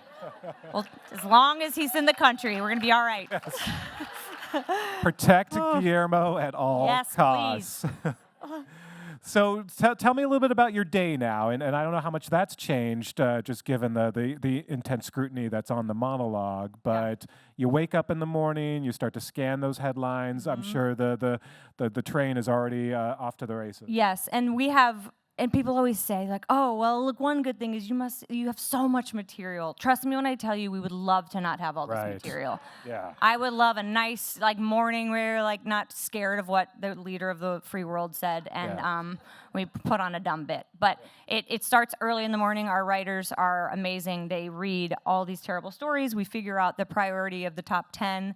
That gets usually whittled down to about 6, and then we just write like crazy on those topics. And what's really changed in the Trump eras is that news changes so much. So at 3 o'clock in the afternoon, he could say, there's very fine people on both sides. And we're like, are you kidding me? And we rip it up and we start over. It is like this, just all the time, all day. Yeah. So news changes so much, so dramatically and so quickly that there's so much rewriting. I remember being in Jimmy's office when the monologue, we were about to go down, and they're like, oh, Donald Trump has COVID and he's going to the hospital. We're like, what? And we just stood there watching and waiting, are we allowed to make fun of this? Is this going to air 3 hours after some bad news? What are we doing? So it's a whole new game. I'm doing fine, guys. I'm fine. I'm doing fine. Let's all hug it out. This is coping session. Is there what time is it locked? What time? The show is locked. The monologue's locked at 4 o'clock. We start our writing at 7 o'clock in the morning. Our first deadline is 8:50 in the morning. Then we're watching news clips at 11 o'clock every day. That's what they're doing right now. And then we are refining the bits we're writing, scripting. It's incredible what gets done in a day there. And it all starts at 7 o'clock in the morning. Writers at home in the pajamas, writing. And at 4:30, we have our show on the air. What really stinks, what is also a benefit of being on the West Coast is that when like a news story breaks at 4 o'clock, you're like, oh, we have it, and the other late night shows don't. But sometimes it's a terrible story. That's. I mean, it's funny because that's very much like a news operation. Yeah. That's sometimes what we're thinking too. If we Right. can have that story and no one else does. Back to getting news in the title. I like where you're going. Yeah, we're gonna get you that Pulitzer. It's going to happen. So the show. What time do you guys tape these days? We tape at 4:30. We do Monday through Thursday, 4:30. If you guys ever want to come to a show, please come.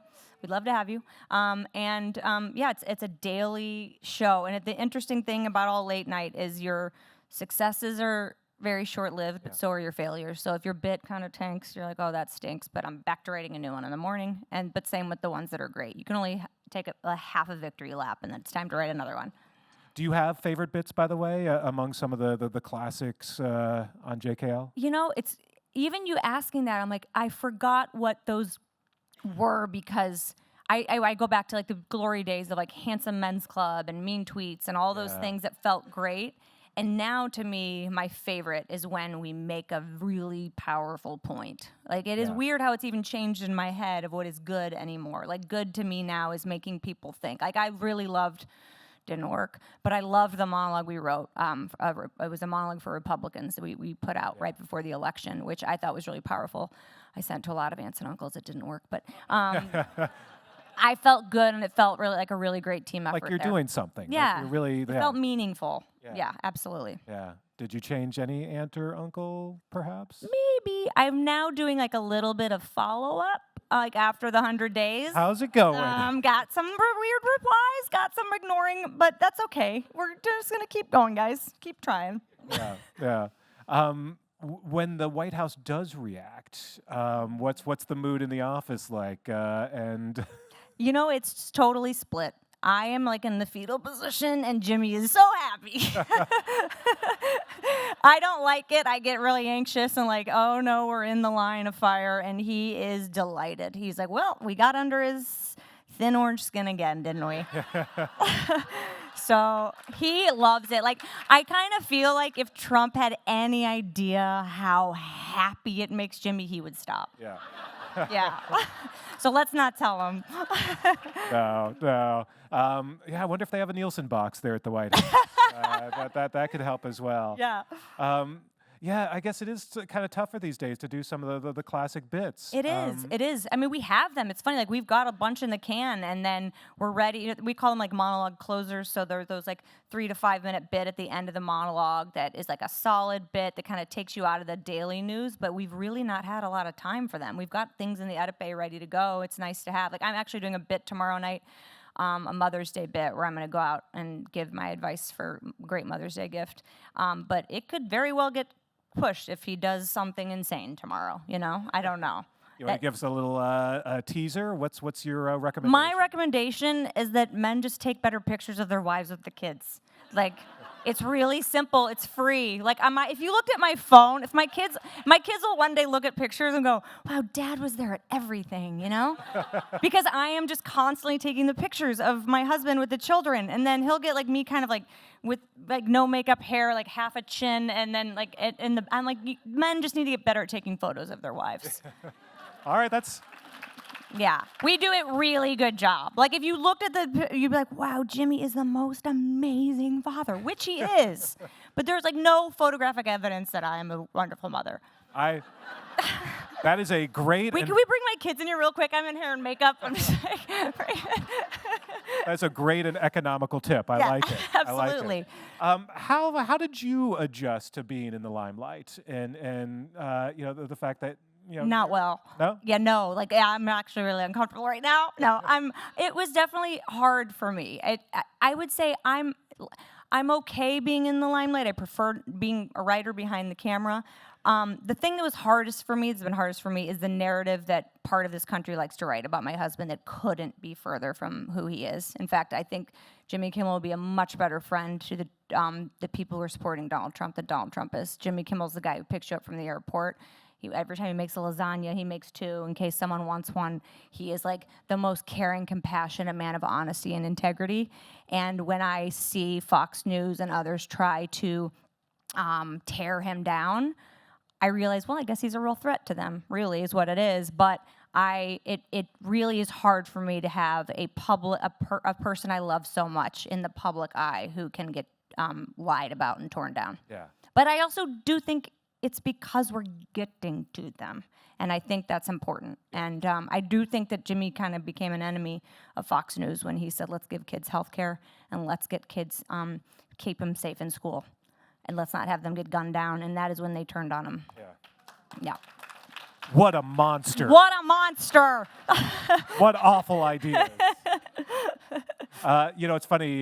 Do you ever Google your name? No. Because what? No, you know what? Yes, I do. Yes, I do. You know what? Yes. Everyone who says that lies. Of course I Google my name. We all I'm gonna do. Be real. We all have done it. And I hate the pictures there. Can we work on that? Yeah, I Google my name. I did it this morning. As you should. What's funny is when you Google Molly McNierney, like there 100 stories come up and it's all the same headline. Who is Molly McNierney? There's like all AI. Yeah, I know. That's a great headline. At least I have the name. It used to be like the first 5 years I'd go anywhere with Jimmy. It'd be like Jimmy Kimmel and guest. Jimmy Kimmel plus one. And the first time I was ever on a red carpet with Jimmy, I remember being really uncomfortable when I was standing out there. And I heard someone go, what's your name? What's your name? What's your name? And then they say to me, like, what's your name? And I was like, are they asking me my name? And I was like, my name's Molly. And they're like, spell it. And I was like, what? And I'm like spelling my name on a red carpet, and like MC, capital N, E, and they're just like taking pictures. I'm very uncomfortable with all of it. But yes, I've Googled myself. We all have. Yeah, no shame in it. But it is funny that is like the most common story to pop up. So Right. there's a lot of primers on you out there. Yeah, good. And I'm curious if they get it right or if you find a lot of errors in the. It's basically true. There's not a lot about me. I'm not that interesting. It's just that I'm writing and producing and married to Jimmy. That's really the only story of me on the internet. So I think I need to make it more interesting. Maybe today's the day. Today is the day. Yeah. So and part of it's also because you're on camera more often. I mean, am. You do the yeah, bits. So I did. I've kind of put myself on camera a couple times. One was when shortly after Roe v. Wade was overturned, and I was pretty upset about that. And I remember pitching a bit to Jimmy about it, and it did not make it on air. That made for an uncomfortable moment at home. And but I'm used to being rejected. Like every late night writer, I'd say 90% of the material you write in the day is rejected. But it was just not the right day for it, not the right tone. And then I went back and I fought for it and I changed it and then I did it. And then shortly after, Jimmy hosted the Oscars this last time. That's the one that Donald Trump tweeted about him, Truth Socialed about him, and during the show. During the show, and I did not want Jimmy to read the response at the Oscars. I fully admit publicly that was a mistake. My instinct was a mistake because I didn't want to give the oxygen to Donald Trump in the Oscars. But Jimmy, the smirk on his face. He was red, and I was like, what are you going to do? I'm like, what are you going to say? What are you going to do? What are you going to do? Oh, no. And he just went out to stage, and then he did that, isn't it past your jail time joke? And I was like, oh, okay, yeah, that was okay. Yeah. That was worth it. That was all right. And so, wait, sorry, what was the question? Where did I go? What happened? Oh, no, now you're going to Google me, like, the girl with dementia, the girl who can't remember.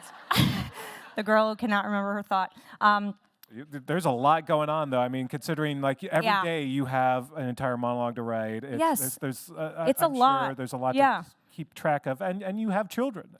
We do have 2 small children and a monologue to write and a show to run and a president to overthrow, and there's just a lot. There's a lot to do. A lot going on. A lot going on. Yeah, a little busy. But you're doing a great job so far. Thank I you, mean, Mike. again, I think for a lot of us, it's what's saving us from complete insanity. Thank you. I appreciate that. And I do appreciate the support of you guys, too. And it's nice to hear applause because sometimes it can feel isolating. I'm sure we all feel that way. And it is nice. I'm not saying we all need to believe the same thing or think the same thing, but it is nice to have support of people. And I will tell you that it used to be publicly outside with Jimmy. People run up to him and go, where's Guillermo? Where's Matt Damon? And now it is, thank you, Jimmy. Thank you, Jimmy. Like people with tears in their eyes, thanking them for speaking for their child or their veteran brother or their like whoever it is, like Jimmy's got your back. And I it's really beautiful to see people appreciate it because we don't want people to, it's really easy right now to feel very alone and we don't want people to feel alone. So we appreciate that. And the other thing they yell at Jimmy these days is, "Who is Molly McNeely?" Yeah, who is Molly McNeely? She's fucking Matt Damon. And with that, we conclude our segment with Molly McNeely. Head writer, executive producer, Jimmy Kimmel Live. Watch tonight. Yeah. Get to work. Okay, go to work. Bye. Thank you. Announcing Meet the Makers, Dark Winds. Moderated by Jazz K, Senior Artisans Editor. Hello. I hope you're all enjoying the morning so far and the incredible panels. I am truly excited and honored to be here today to talk all things Dark Winds. And please welcome Zahn McLaren. Hello, everybody. Actor. Hi, guys. Director and producer, right? And Stephen. And writer. Stephen Paul Judd, director and writer. Wow. Dark Winds Season 3, Joe's journey was this diving into his childhood and the trauma. What was that like for you to explore this season, Zahn? I mean, I'm an actor, right? I mean, this is what we do. We kind of live for as actors to experience what I experienced, and specifically episode 6, going back into Lee Porn's psychology and the moral gray areas and why he's made his choices. And it's fun as an actor. I find it cathartic, to be honest with you, to tap into some of the stuff that I went through as a kid, which was very similar. And so I enjoyed that process as an actor, and it's kind of why I wanted to be an actor. And I had a lot of fun. It was difficult at times, and kind of blurring those lines of reality and showing up and trying to be as honest as possible at those moments is something that I look forward to as an actor. We love that. And we're grateful you're an actor, too. Oh, thank you. Stephen, what about for you? Take us into the writer's room and going on this journey, because it is really dark and you do unpack some very traumatic things for Joe, particularly in his childhood. So what was that like? Yeah, I'm sure with all the other writers, when they talk about it, and when you're in a writer's room, you're really pulling from past experiences from yourself, too. So you got a room of people.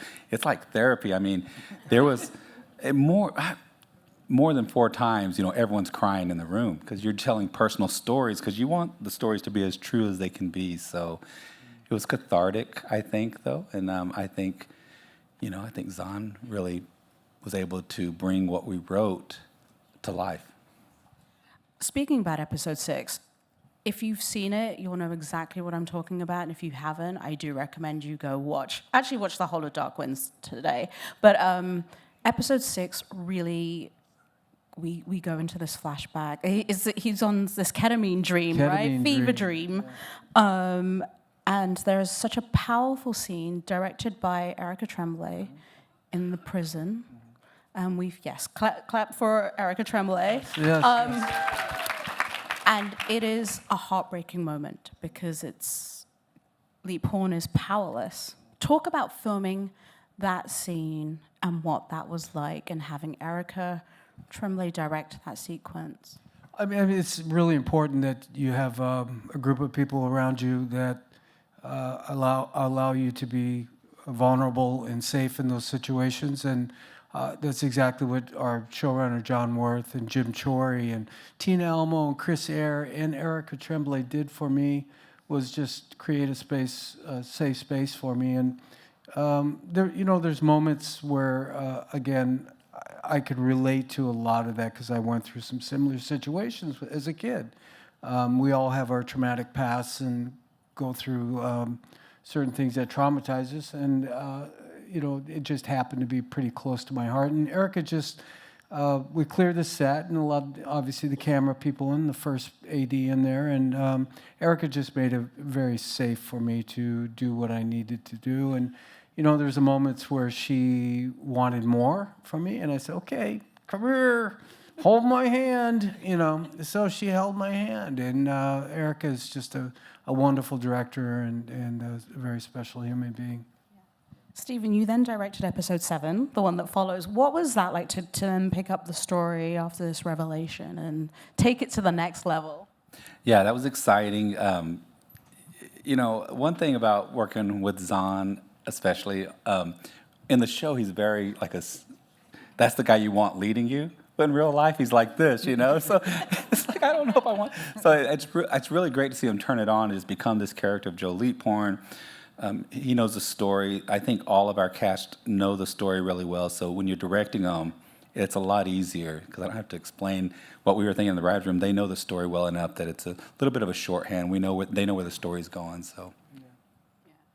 What was the other thing that really stands out is hearing the DNA language on screen. What is that like for you, Zahn, to be a part of this? It's historic, right? Because we've never had this before on television, but also for you having to learn it. There's a reason why the Army used it in World War II to fool the Germans. The code talkers, they used the Dene language, the Navajo language, to fool the Germans because they couldn't figure it out. They couldn't crack it because it's such a difficult language to learn. Obviously, we don't learn the whole language. I'm just learning, scenes and sentences and dialogue in Navajo. But we have authenticity is extremely important to us, and we have we have two great cultural consultants that help us through it. It's Manny and Jennifer Wheeler, and they're amazing. Jennifer has her doctorate, and she goes through each syllable with us to make sure that we do it correctly. And personally, it's very important for me to represent the Navajo in that way, and at least I can learn my lines and know know the syllables. It's very difficult to learn though. It's hard, and it takes me a few weeks to learn just a couple lines. So, but I focus on it, and again, it's very important for the show to be authentic as possible. Because you've got a lot of actors in the room. This is why I'm asking about the process and how many hours.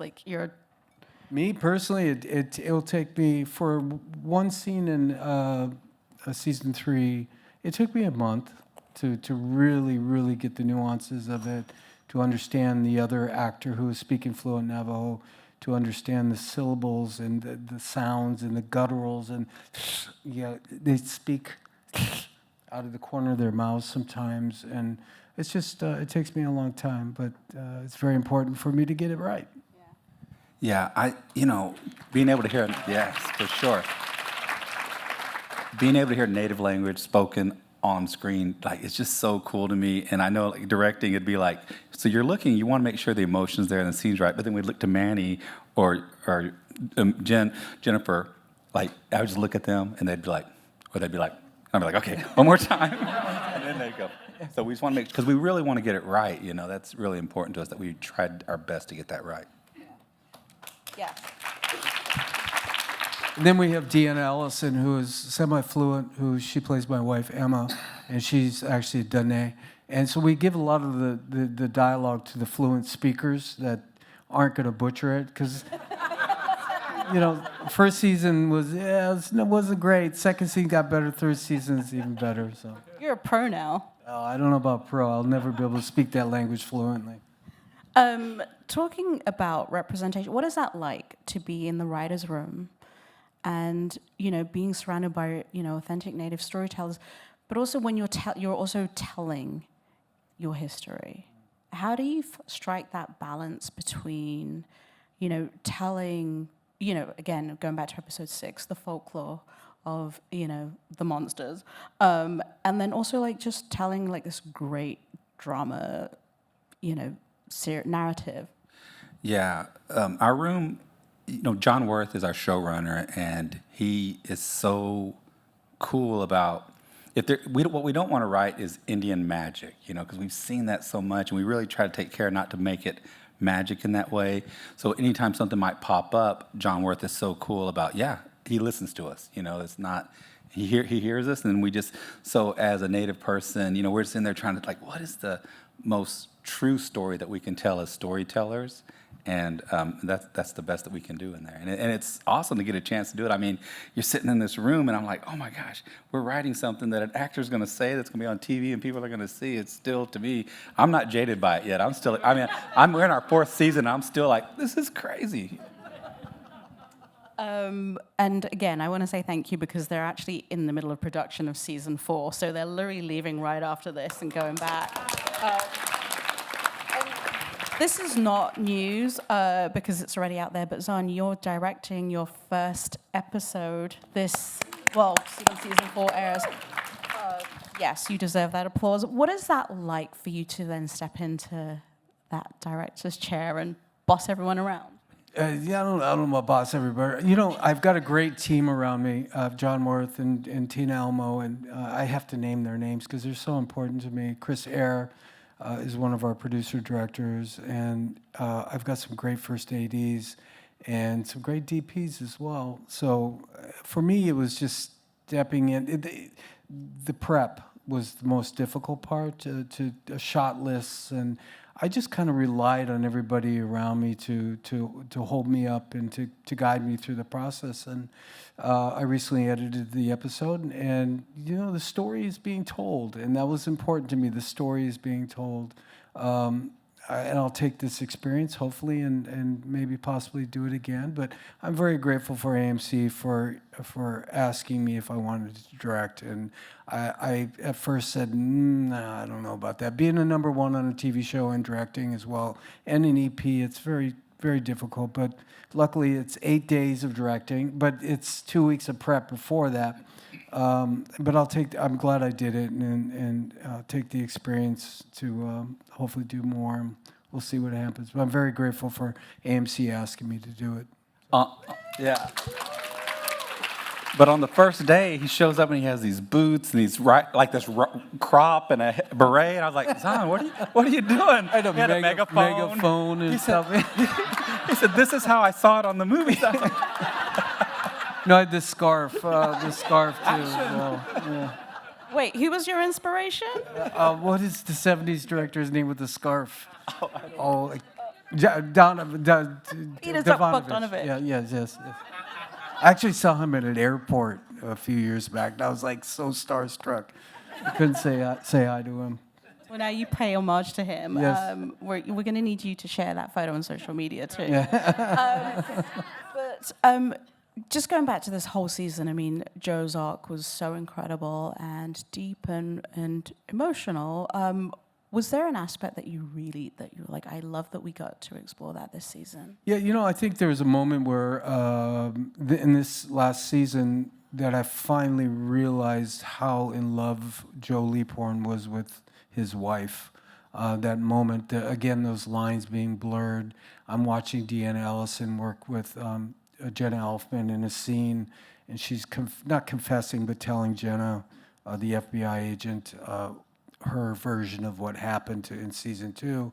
And I was just staring at her, and I just realized how much Joe was in love with her.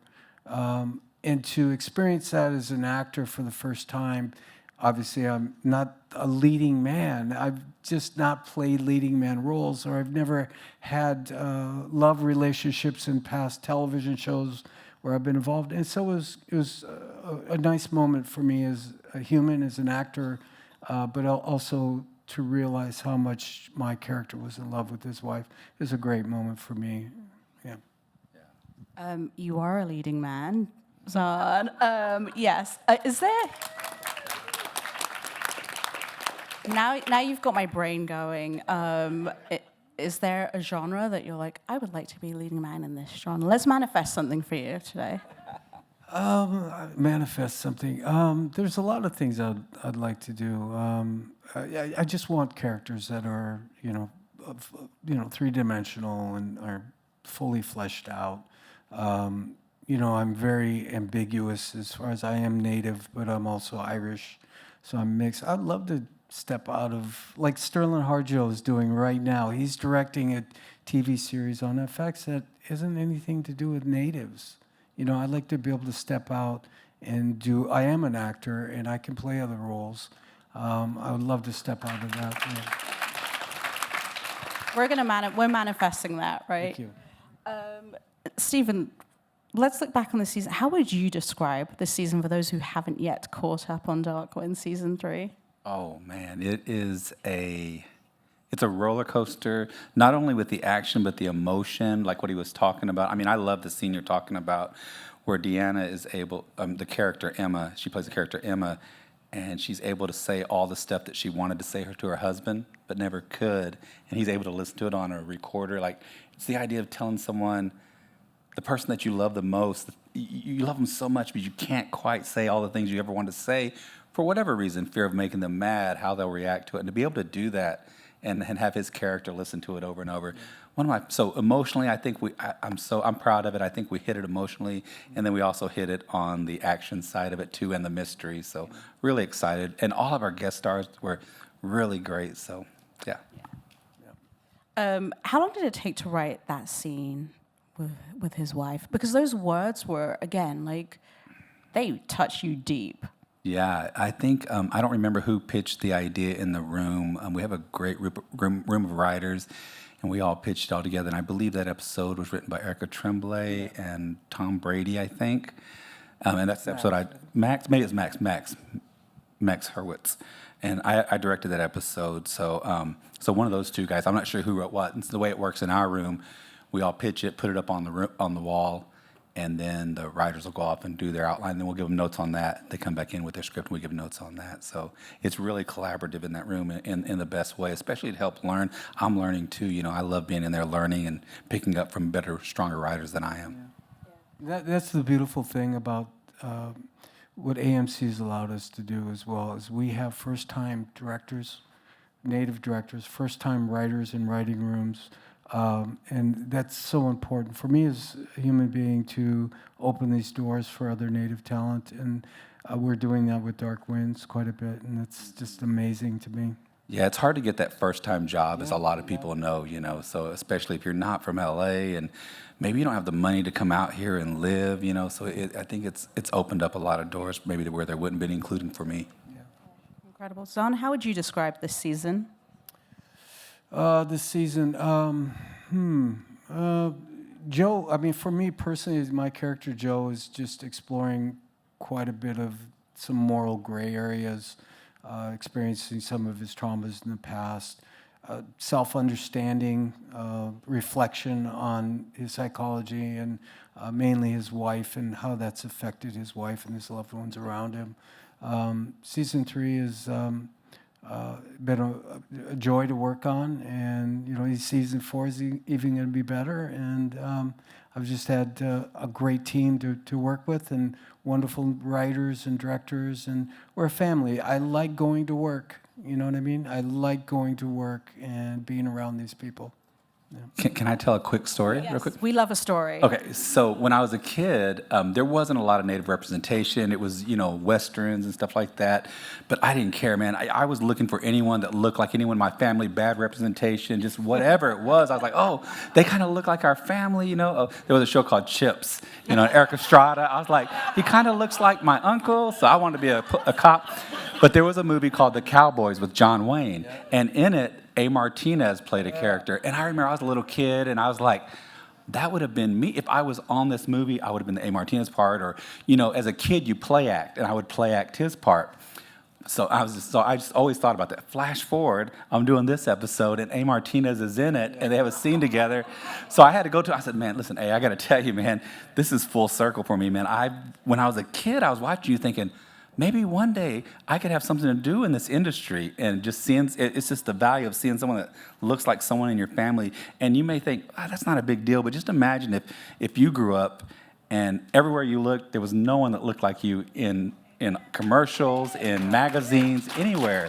You know, and if you're non-native, just imagine that the only time you saw yourself was like in a log cabin. That's it, you know? You're like, next to a teepee. Yeah. So anyway, it meant a lot to me. I didn't care. Bad representation, no representation. So it really felt a lot. So it was great to be able to tell him that. Oh my God, we love a full circle moment story.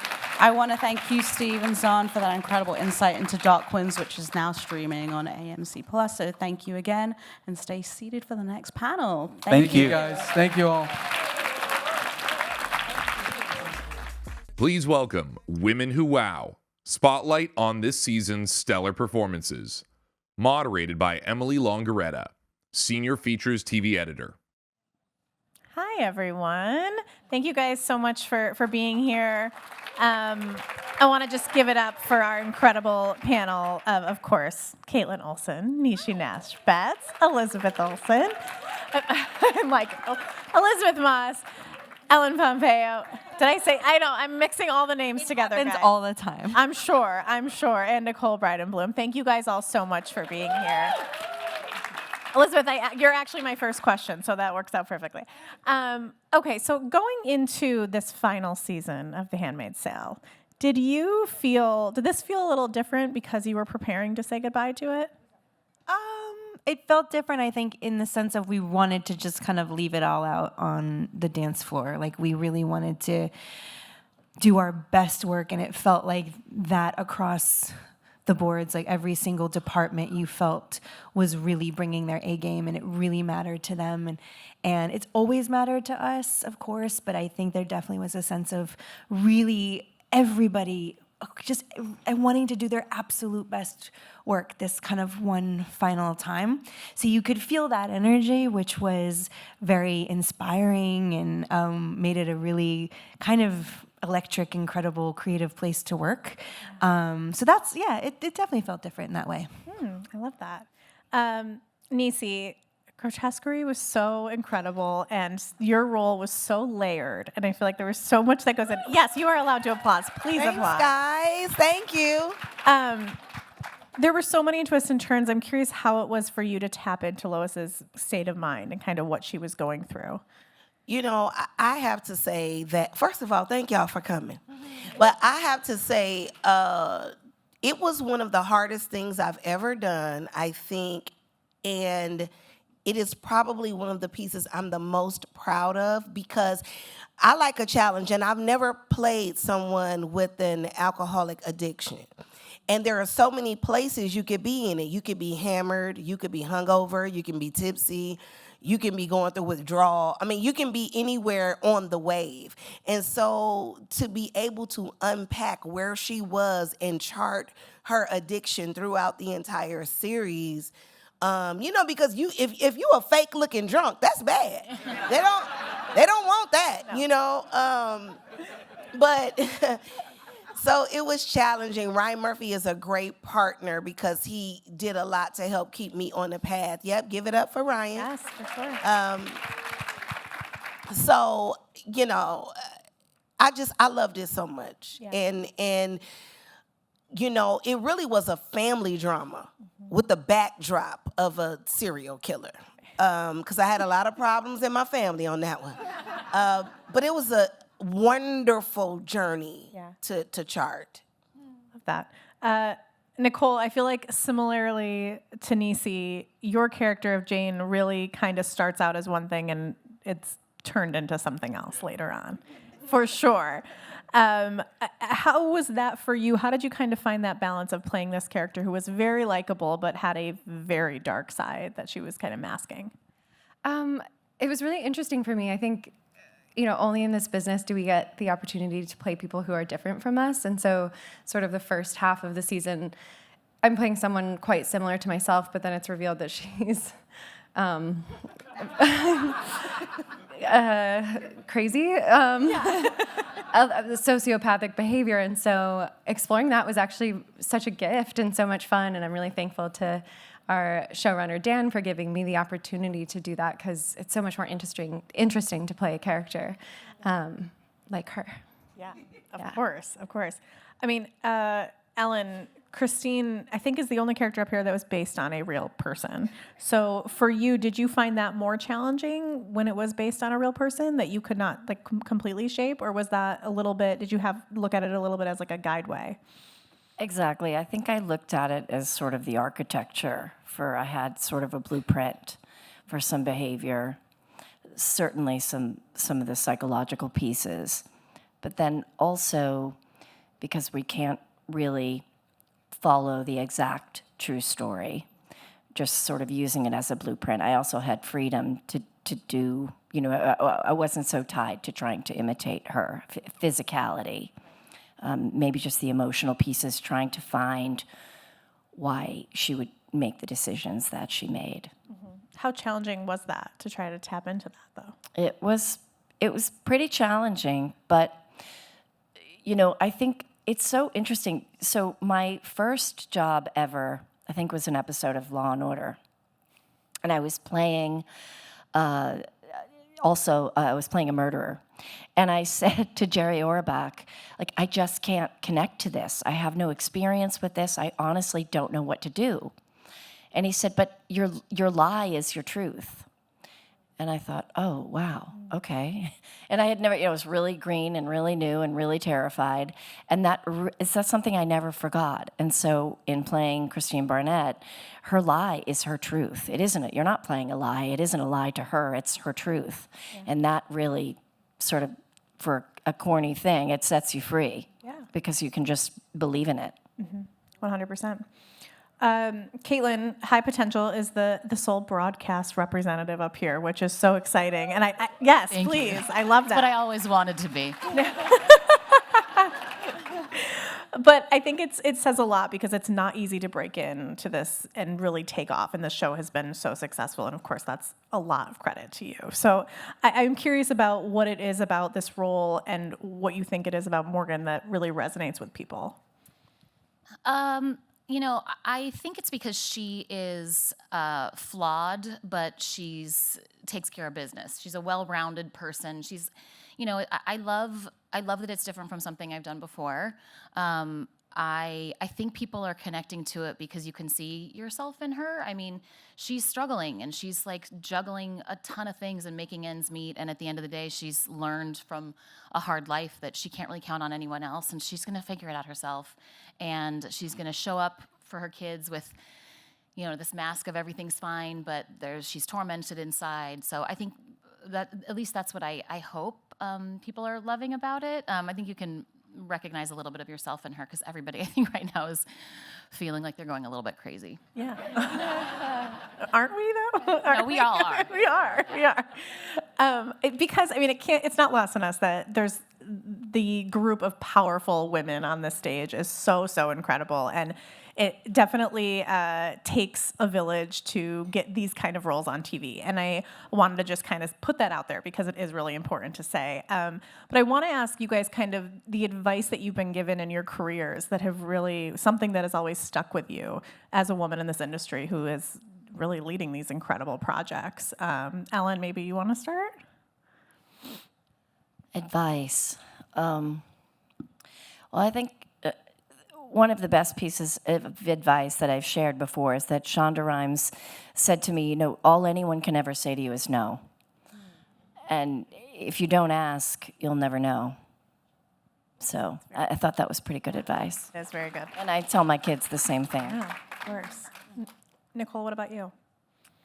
The first thing that came to mind was my manager right after I graduated college. You know, I was debating where to live, and he said, move where you'll be the happiest, and you can go wherever you need to go for work. And I think that's been really important for me. I ended up moving to New York, and my family's close by, and my friends are there, and I just felt really supported in an industry that, you know, sometimes can be very difficult, lots of rejection, lots of no, until you get that yes, and then it feels really wonderful. So I think feeling grounded in that way has been really important for me. That's great.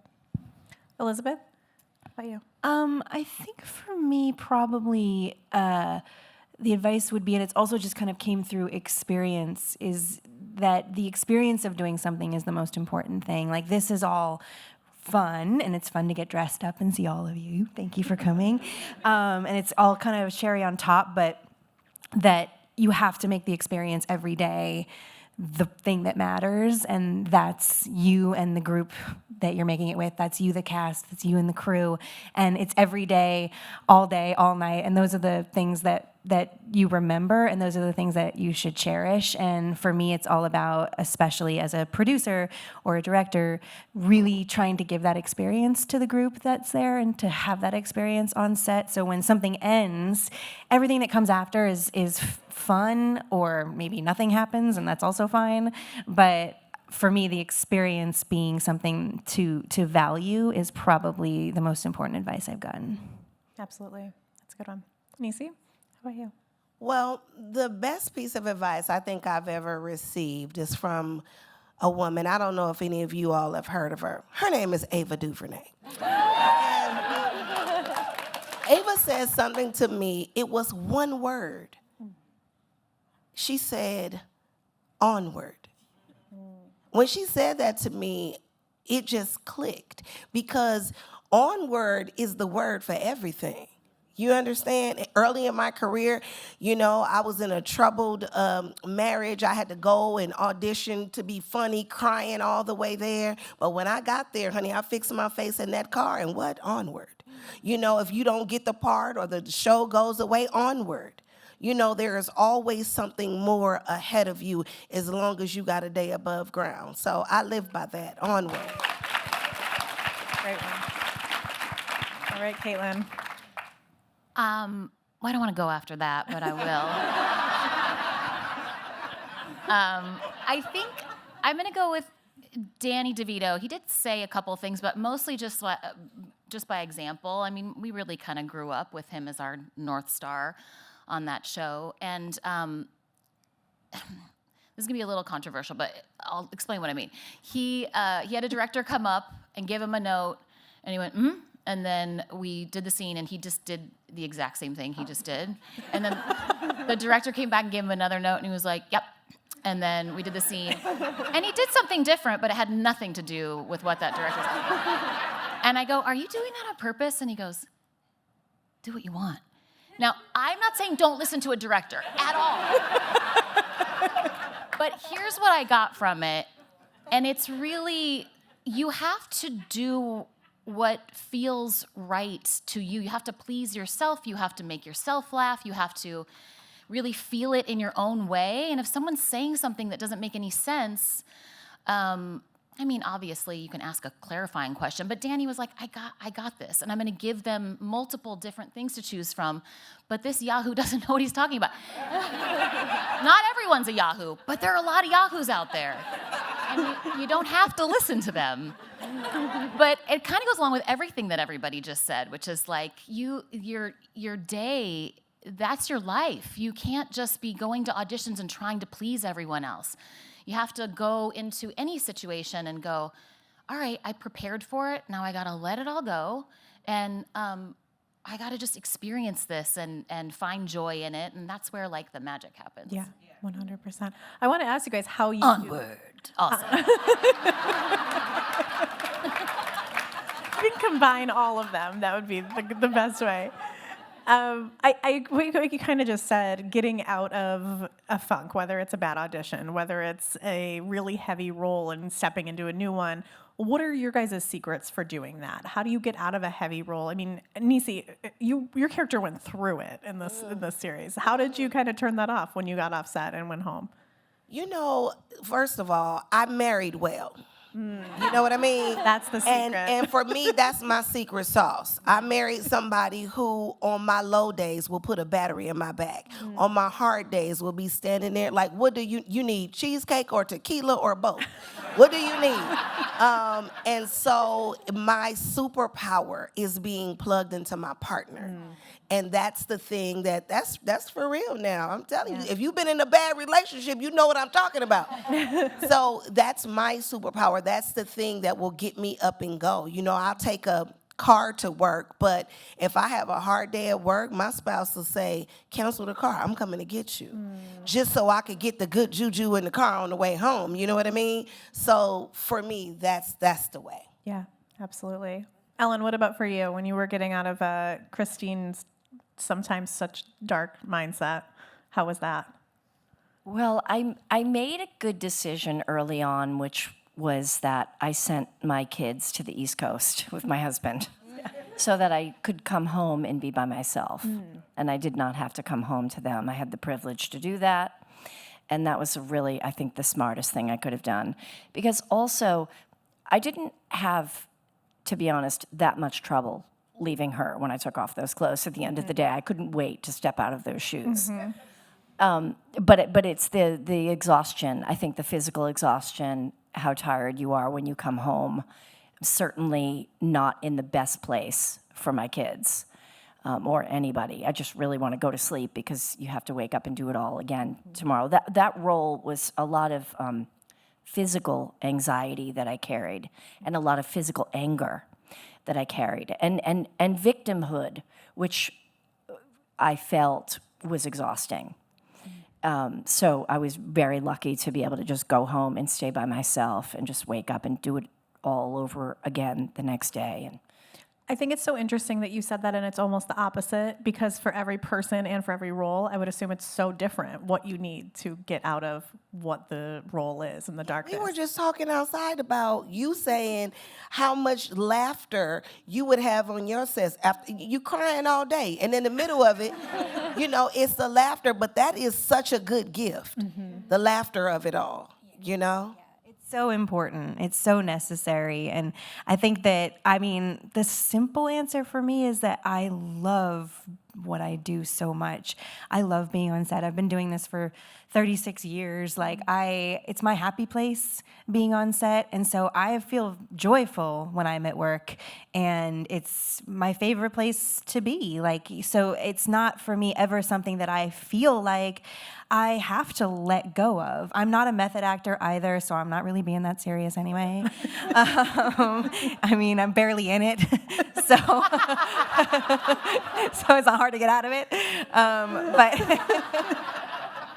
But it's fun for me. I know that's kind of hard to believe when you see Handmaids and it's so serious, but it is. It's really, we have so much fun. I was saying to her outside that I feel like, especially as a director, I'm like a kindergarten teacher most of the time, where I'm just like trying to get them to be serious for 2 minutes so we can do the scene, like, and stop laughing and stop joking. And I've like stopped just short of being like, I will turn this car right around. That's how fun it is on our set, though. They're all Caitlin's like, don't listen to the director. It's fine. Oops, sorry. Exactly. And it's people like her. People like Dana that I have to deal with. I do it. But also there's something to be said for doing something for so long. You do sort of settle in a much different way than taking on a role for the first time or a limited series. You know, I think that if you have the privilege to do something for a while, you get to kind of, it's easier to slip in and out and to relax and have more fun. And you have a family, you feel comfortable. Yeah, 100%. Nicole, what was it like for you stepping in and out of Jane's mindset? Most days it wasn't too hard. And are you out of it now? Just checking. You'll never know. But there was one day where someone who was supposed to be close to Jane dies, and Sterling K. Brown and I go into the room, and you know I'm supposed to have sort of a big reaction to this loss, even though I already know what's happened to him. And it was really, really strange to get into the mindset of that kind of loss, but to be playing someone who made that happen, right? So, spoiler, Jane killed the guy she was dating, and then has to pretend like she didn't even know he was dead. And we did quite a few takes, and then I suddenly started to feel really, really weird. And Sterling just gave me a hug, and he like saw what I was feeling, and so it's sort of a combination of like wanting support, but then also needing space. And we sort of took the time that we needed, and yeah, that felt again very grounding. And I think that's really important when you're doing something heavy. Yeah, definitely. Caitlin, obviously your show is not as heavy. Nah. But there is I don't have death. anything to say.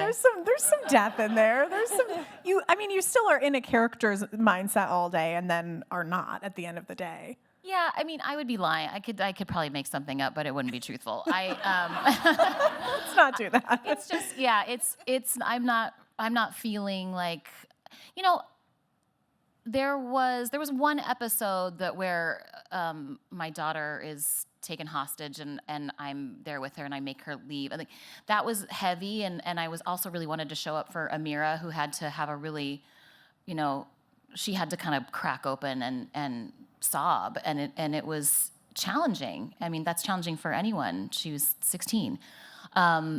So that day, I kind of tried to like stay in it, which I'm not method either. I do dick and ball jokes for a living usually. So that day was kind of heavy and hard. But honestly, once it was over, I was like, oh, thank God that's over. Yeah. Probably had a margarita. Whatever works. Right? Yeah. Whatever works. Yeah, I just show up. And no, that, you know what, though, it is, you are in the process of it, and the whole season, I mean, there's one thing after the other, and honestly, you've got to keep in mind, like, especially if you're producing, your mind's constantly on to the next thing. Sometimes it's harder to stay in it for as long as you need to, because then you're watching casting, or then you're giving notes, or you're, trying to memorize lines. So I think just being able to set aside time to just breathe for a minute, or just not allow yourself to get too overwhelmed, I think is key to these things for all of us, because it's sort of nonstop and constant. And if there ever is stress or frustration, I don't want to take that home to my kids, and I don't want to. We got a no asshole policy. Like, you never want to take anything out on anybody else either. So I think just making time for yourself and being easy with each other and asking people, just communication. Yeah.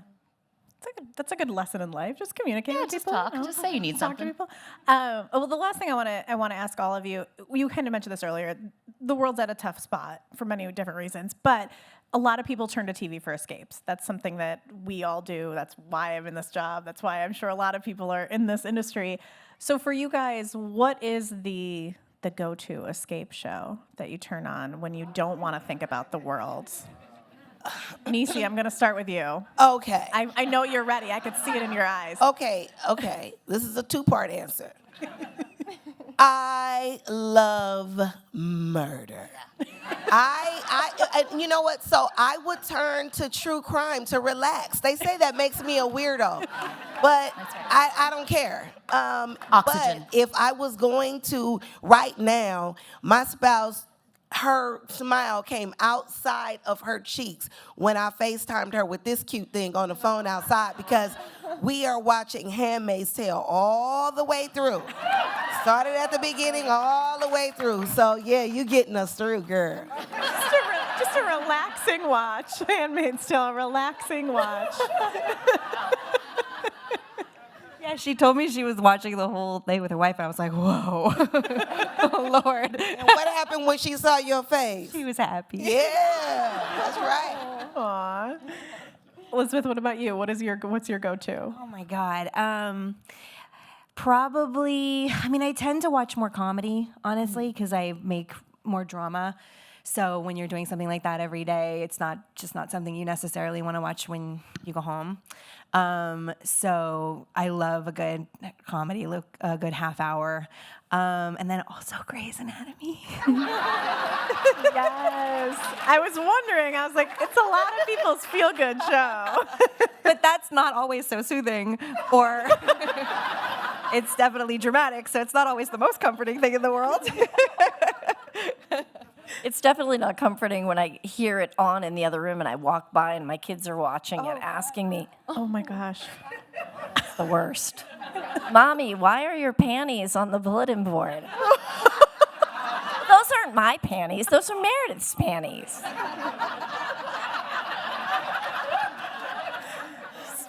Casual conversation. I'm such a liar. I lie so much to my kids.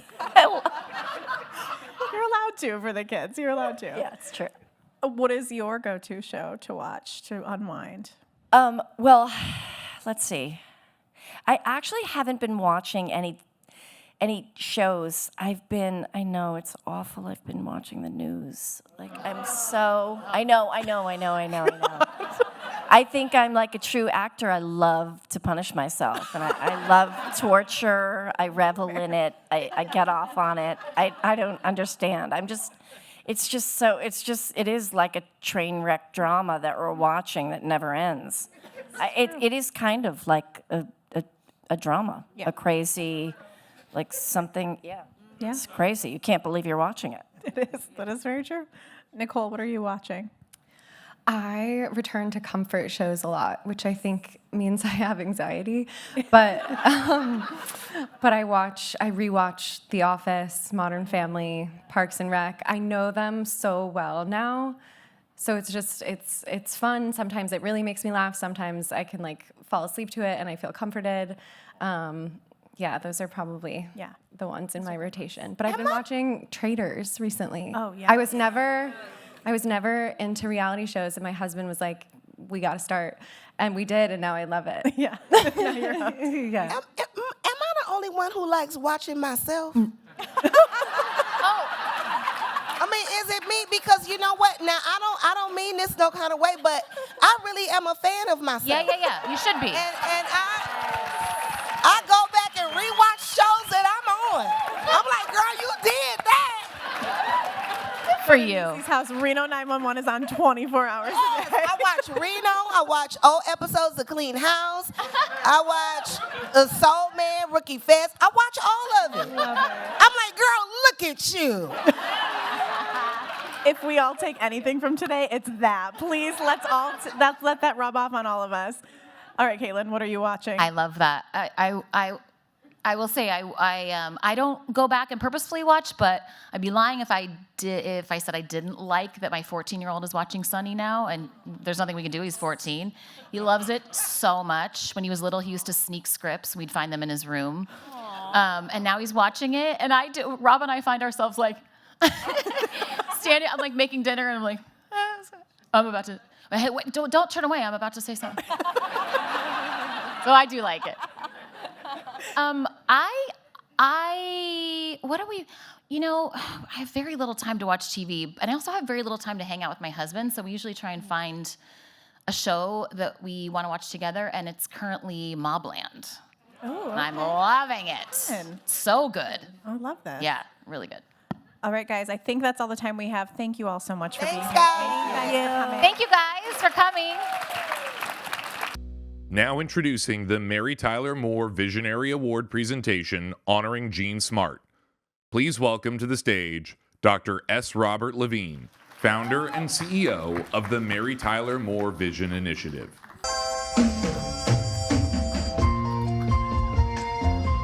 Oh, nice walk-on music. Thank you very much for that. Good afternoon, everyone. I'm Dr. Robert Levine. I was married to my sweetheart, Mary Tyler Moore, for over 33 years. When she died in 2017, I promised that I would do all I could in everything I did to honor her legacy. And I can't think of a better way to honor her than to celebrate a woman who was Mary's Hollywood icon peer, Jean Smart. Jean is this year's recipient of the Variety Mary Tyler Moore Visionary Award. Jean is a brilliant comedic actress with extraordinary dramatic range, beautiful yet accessible, brave and kind, a risk taker, a trailblazer, generous, possessing great grace. As Laura Petrie in the Dick Van Dyke Show in the 1960s, and Mary Richards in the Mary Tyler Moore Show in the 1970s, Mary showed the world that women could be strong and independent and even wear pants.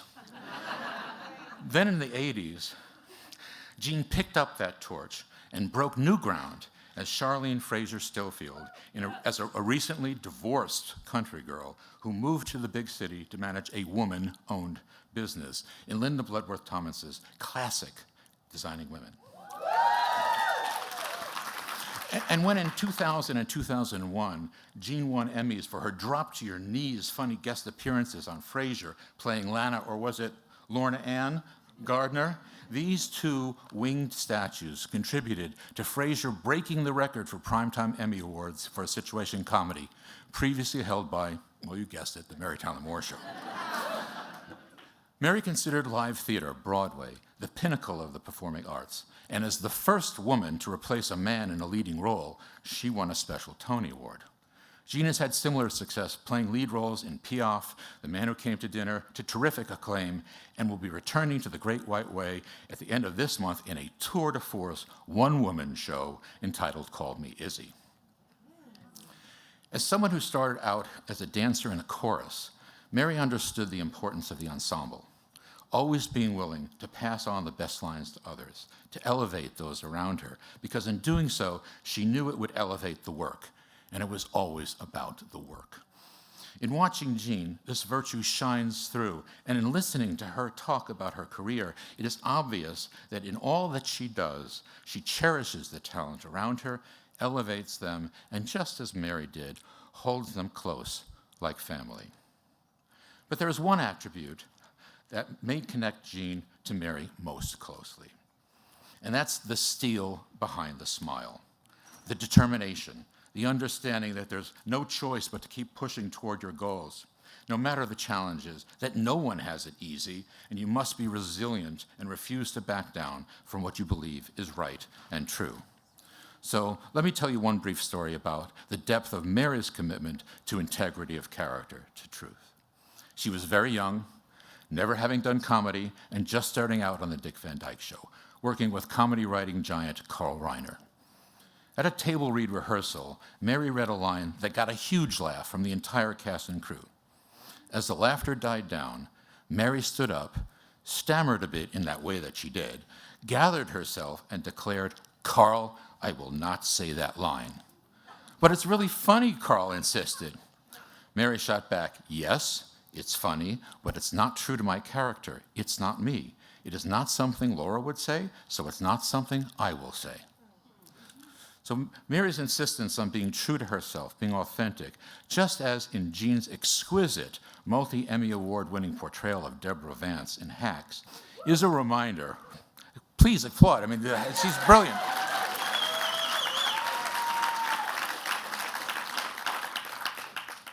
Jean's performance in Hacks is a reminder to us all the critical role that integrity of character plays in going from just simply funny to fabulous, or from dramatic to heart-wrenching. In a scene from Damien Chazelle's epic 2022 film Babylon, about Hollywood's transition from silent films to talkies, Jean's character, Eleanor St. John, explains to Brad Pitt, playing Jack Conrad, the transformative nature of being a film star, saying, quote, a child born in 50 years will stumble across your image flickering on a screen and feel he knows you like a friend. You've been given a gift. Be grateful, end quote.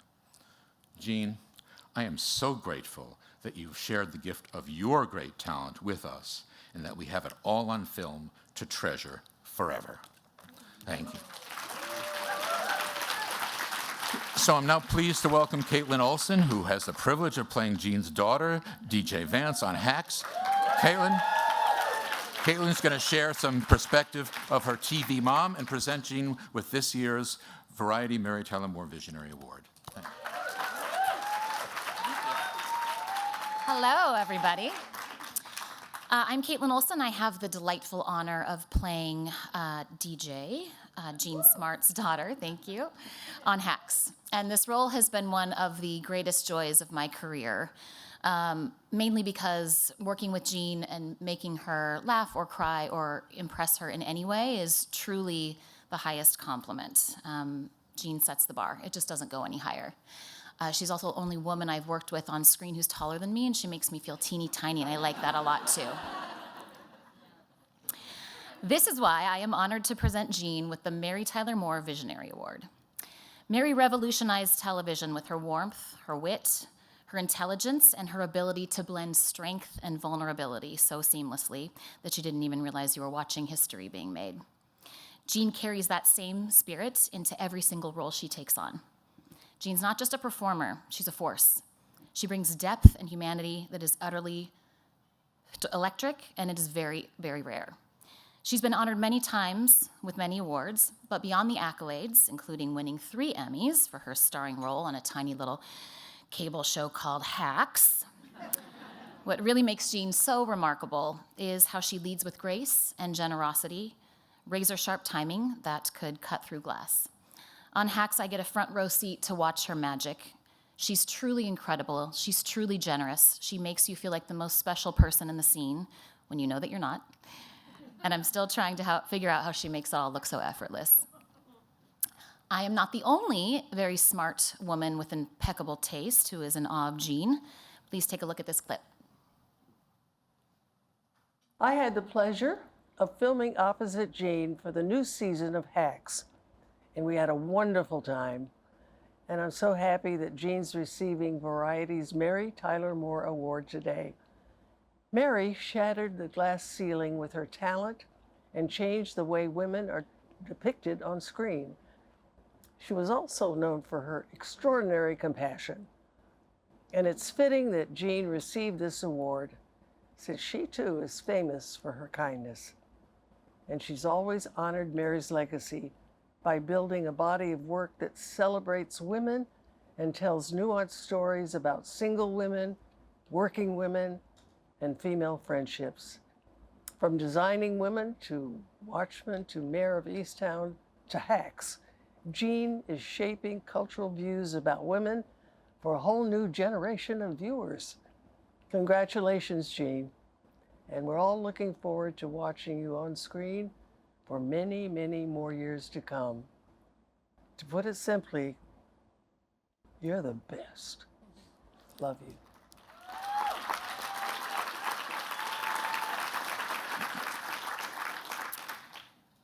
Mary Tyler Moore once said, "Take chances, make mistakes, that's how you grow." Jean is fearless. She takes the leap every single time, and what she creates is nothing short of visionary. So Jean, for the way that you have carved your path, elevated every single story you've touched, and made all of us who work with you better, it is my absolute honor to present you with the Mary Tyler Moore Visionary Award.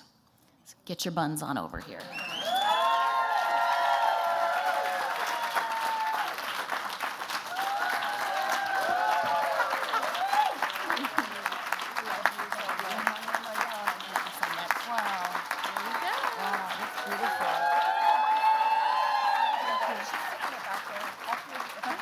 I guess we have to show it, you know, we gotta do a Vanna White or something, you know. Take a bow.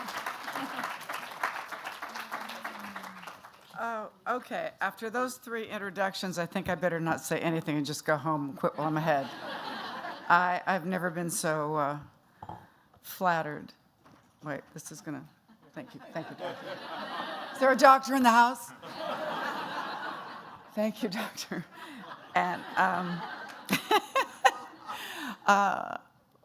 well, another thing that Mary and I had in common, as many of you I'm sure probably already know, is that we were both type 1 diabetics. And I don't remember exactly how old Mary was when she developed hers. I think she was an adult, as I understand. I was 13, and of course I thought that was the worst thing you could ever happen to you as a kid, you know. They tell you, well, not only can you not eat sugar, you have to take shots. I mean, what's the worst 2 things you could say to a child, you know? But you just do it. Kids are adaptable, and you do it, But Mary was very brave one time. In a later interview, she said, she was being interviewed on television, and someone remarked how fabulous she looked, because she did. And this was towards the end of her life. And she said, well, thank you. She said, but you know, people need to understand that people with diabetes everything can look perfectly great and normal on the outside, and you've got the hair pieces and the eyelashes and the professional makeup and the clothes and everything, but you know, there's a lot of stuff going inside that can be very, very, very destructive. And unfortunately, one of those things is it affects every small blood vessel in your body, so of course it affects every organ in your body, but one of the most devastating things can be your vision. Luckily, my vision is still pretty good. But, so I thank the Mary Tyler Moore Vision Initiative for doing what they do, because it is really, really important, very important, and I know how much it was important to Mary. I only got to meet Mary a few times. I met her at diabetes fundraising events, and I always wished I could have gotten to know her better. I recently read something that reminded me of when I was a kid, because I was the family ham. In every family picture, I'm the one going, you know, whatever, you know, anything for a laugh. And Mary said that her grandfather remarked when she was, I don't know how old, maybe 8 or 10 or something, and she was, you know, cavorting and jumping and flipping and going, whatever she was doing, and he said, that child is either going to go on the stage or go to jail. Well, thank God she went on the stage. We're all very lucky for that, and thank God I did too. But also, I so wish that Mary could have seen Hacks. I like to think that she would have enjoyed it. I flatter myself to think she really would have enjoyed the show. She also had, she was, as Cloris Leachman, and everybody said she was America's sweetheart. She could be vulnerable, she could be, you know, cheeky, but she also had, I think, there was a part of her humor that we didn't always see that often, that was a little more with a wink. She said that there were 3 things in her life that had helped her through life's ordeals. The first was an understanding husband. The second was a good analyst. And the third was millions of dollars. That sounds to me like something Deborah Vance would have said. I would hope that Ed Asner would say, Deborah, I like you. You got spunk. Hate spunk. Yeah. Anyway, I cannot tell you what a compliment this is in so many ways. I also wish my mom and dad were here. They would really love this and appreciate this. And Mary had one more thing that she said that I liked that would be good advice to all actors. And she said, it's not my business to care about what other people think of me. And I had to look at that a few times because it sounded first kind of humorous, but it's actually very, very true. As an actor, you can't preoccupy yourself with wondering how well people think of you or how poorly people might think of you and what you do. Just try to please yourself and the people around you. And with Mary, it was obvious that her friends and family loved her and her coworkers loved her just as much. I will end with this. I believe it was Cloris Leachman who said that the last time she saw Mary was when she, I believe, did a guest spot on Hot in Cleveland. Is that right? With Betty White, which I also got to do. I got to work with Carol and with Betty White. Been very privileged. And Phyllis said she just had a feeling that it was the last time she was going to see Mary. And she said, I wish I could have seen her one more time. She said, I would have just held her and hugged her and said, we love you. And that's how people felt about Mary. Anyway, so I am so humbled and honored. Thank you so much. Thank you. Thank you.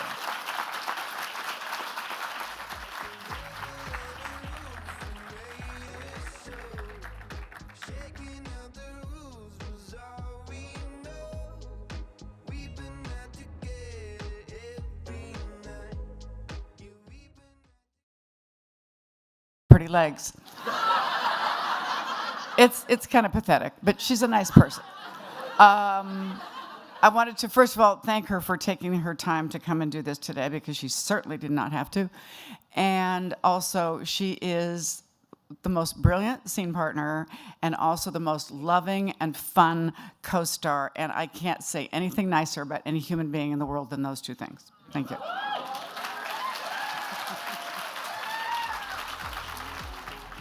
Announcing Meet the Makers, Going Dutch, and Animal Control.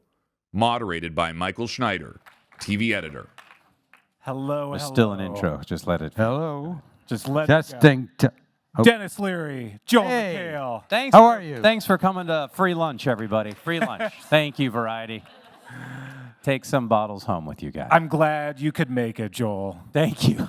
Joel, Thank you so much. Joel barely made it because of the traffic. Yeah. We're so lucky to have him. No, it's Yeah. because Joel, I have a crushing fentanyl problem as well. you were racing from one job to the next, Yeah, right, I Joel? sell it everywhere.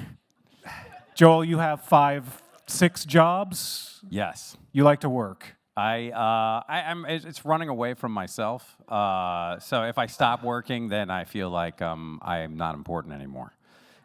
So I can't relax ever, as you can tell right now. And you keep taking more. You've got the 1% Club coming. You've What is the 1% Club? Thanks for asking. This is what Fox was like, don't bring up the 1%.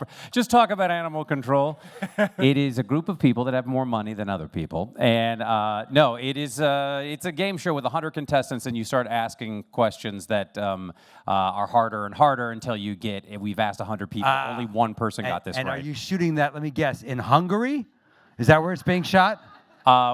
We shot on an oil platform off of Santa Barbara. There you go. That allows Joel to actually murder the losers in every game. So it's a very, we very that's good television. Yeah, you just push them off. It's terrible. It's murder. God forbid we shoot a show on a lot in Los Angeles anymore. God. Like an Irish army base. What are we talking about? Yeah. Thank you. Yeah, well, Dennis, it is personal for you to head back to Ireland, where you guys shoot Going Dutch. That's where your family's from, and so it's kind of personal when you shoot the show. That's got to be nice. Yeah, it's great every day. I'm not kidding. My parents are from Ireland, so I was like 8 million cousins there, and they literally, I would get to work and they'd go, so there's 8 O'Sullivans here that want to sit in the chairs and by the monitors, and the next day you're like, is anybody coming today? Yeah, there's 4 O'Learys at catering right now. They just drive over without telling me. So every day there's members of my family in chairs going like, oh, I know that guy in the crew. I went to school with him. Because, there's only fucking 4 million people in the whole country. I say, how many of them are really family members and how many just... Well, they all look like me. That's all I can say. So we all I might be your cousin. We look alike. We look like retired Swedish soccer coaches up here. Great. We are, actually. How many of your relatives ask you for money? Just Conan. He's the only one, for some reason, still thinks... After all these years. So how long have you two known each other, pre-Foxiverse? We dated. We dated in 94, I think, when we right? were on it that. Was before Talk Soup. Yeah, it was before Talk Soup. I got him that gig. Thanks. We didn't know each other. I only admired him from afar. We met at a charity gig. In New York. We met, yes. Michael J. Fox's gig. That I was hosting and you were performing at. Yeah, I did great for the first 3 or 4 minutes, and then it bombed. This is how I know how much, by the way, that Joel respects and admires Dennis Leary. Is normally when someone says you were on Talk Soup, then you remind them that it was not Talk Soup. Right. It was the Chelsea Handler show. Yes. It was Fashion Police. Now I don't correct. Now it's been 10 years, so. But no, Dennis is part of the shaping of my childhood when he was on MTV, and he did a rant about how much he hated Seattle when Seattle was at its peak in grunge, and Microsoft had just released Windows 95, and then I remember thinking I kind of agreed with you how annoying we are, but then I was like, well, we rule your life. That was. How old were you then? I was 11. 11. No, I was like 22. Or when Nirvana hit in 91, I was 18. Yeah, okay, all right. When Nevermind came out. But of course, I'm so much fucking older than him. That's his nice way of saying that. Yeah, but your hair is real. God damn, no, that's true. That is true, yeah. It's glorious. But this hair is fine. It's fine now, yeah. No, what do you mean now? This is all transplant. I know, but it's. I put it from here to here. Yeah. I'm a baby down here. Look, we both have as many Emmys as Gene Smart, is what I want to say. There's been so many awards. Yeah, we're never going to catch up to that train. Yeah. No, well, I think they gave her another Emmy today when she arrived here. They just gave her an Emmy. From legends on stage. Fucking legend. To the two of you. us. Yeah. So, talking about your pube hair. Who can follow Gene Smart, they said. Well, we could probably get Joel to talk about his pubic hair. That's probably a good thing after Gene Smart. And Dennis dating his cousins. Other than that, it's... Yep. See, and this is why your shows work so well together on Fox. That's a transition, and thank you. Nice transition, right? So first off, when's the crossover going to happen in the Foxiverse? I don't know, and it makes perfect sense. The guys who are the creators of Animal Control are guys I've worked with before. Bob, Rob, and Ted. Great writers. And we discussed it at some point last year. I was like, we could easily have these two shows cross over. And they were like, it makes perfect sense. So let's talk Fox into it. But Fox hasn't mentioned it. It's just you and me talking about it. I'll fly myself to Ireland. Do it on your own, yeah. As long as you pay for everything else. And that would be, I will do it. I can guarantee you'll drink for free while you're there. Okay. Yeah. I can't drink Guinness, though.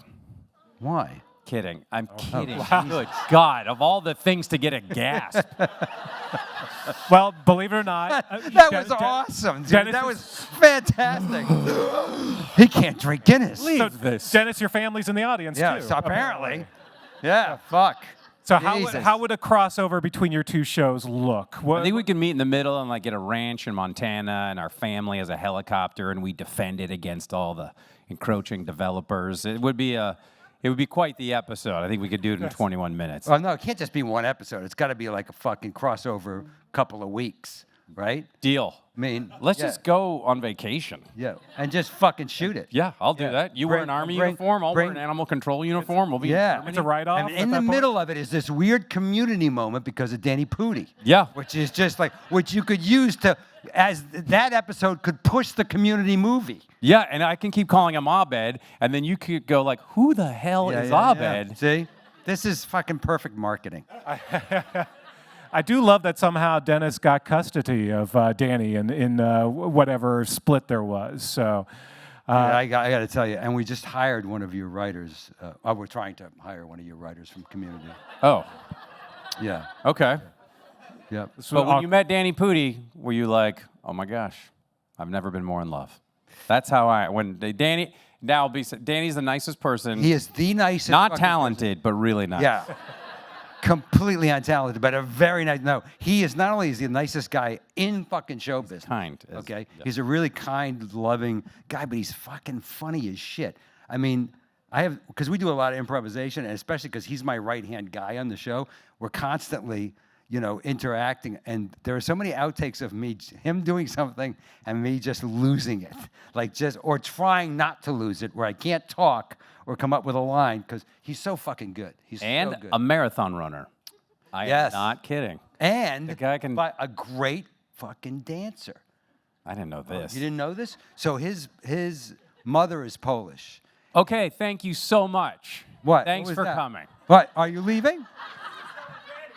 He's calling Danny Pudi right now. Yeah. His mother made him take Do that. Polish step dancing classes, which then crossed over into Irish step dancing class. This is all in Chicago. And from there, he just became, because he's built like Fred Astaire anyways, right? And he's a fucking amazing dancer. He does all the different kinds of dance moves. Especially with a couple of drinks in him. Oh, no, I've seen that. It's ugly. Yeah. This became a Danny Pudi appreciation panel, which is fantastic. He's here in the back. Danny Pudi, everybody. Danny Pudi, the That's our dancer. camera operator. Well, both of you guys have a real murderer's row of fantastic talent supporting you, and I imagine that leads to some fun improvisation when you can do it. You mentioned, Catherine Tate, who's recurring on your show, just whenever she speaks, how do you not just break down? I again, same thing with Danny, because she's improvising in a fucking Dutch accent, which is insane. But she, again, a lot of outtakes of me just laughing because I can't, whatever she just said to me is so unbelievably funny. Our whole I feel like you and I both have this in common. We're supposedly starring in shows where really nobody's really tuning in to watch us because we're the old guys. They're tuning in for all the young, talented people that make up the rest of the cast. Because your cast is really insane. They're so talented. It's so great because I don't have to do anything or learn my lines or show up to work. It's great. No, it's like we're the grandpas on the show. Yeah. And eventually that might be what the shows are about, where they just take care of us. But oh, no. I don't even think it's that. I think, what are you, season 4 now? Right? I don't know. Can we announce it? You ready? Nope. Yes. Let's do it. The tension. All right. Get ready. Ladies and gentlemen. Adolescence has been picked up for season 5, everybody. Hilarious show.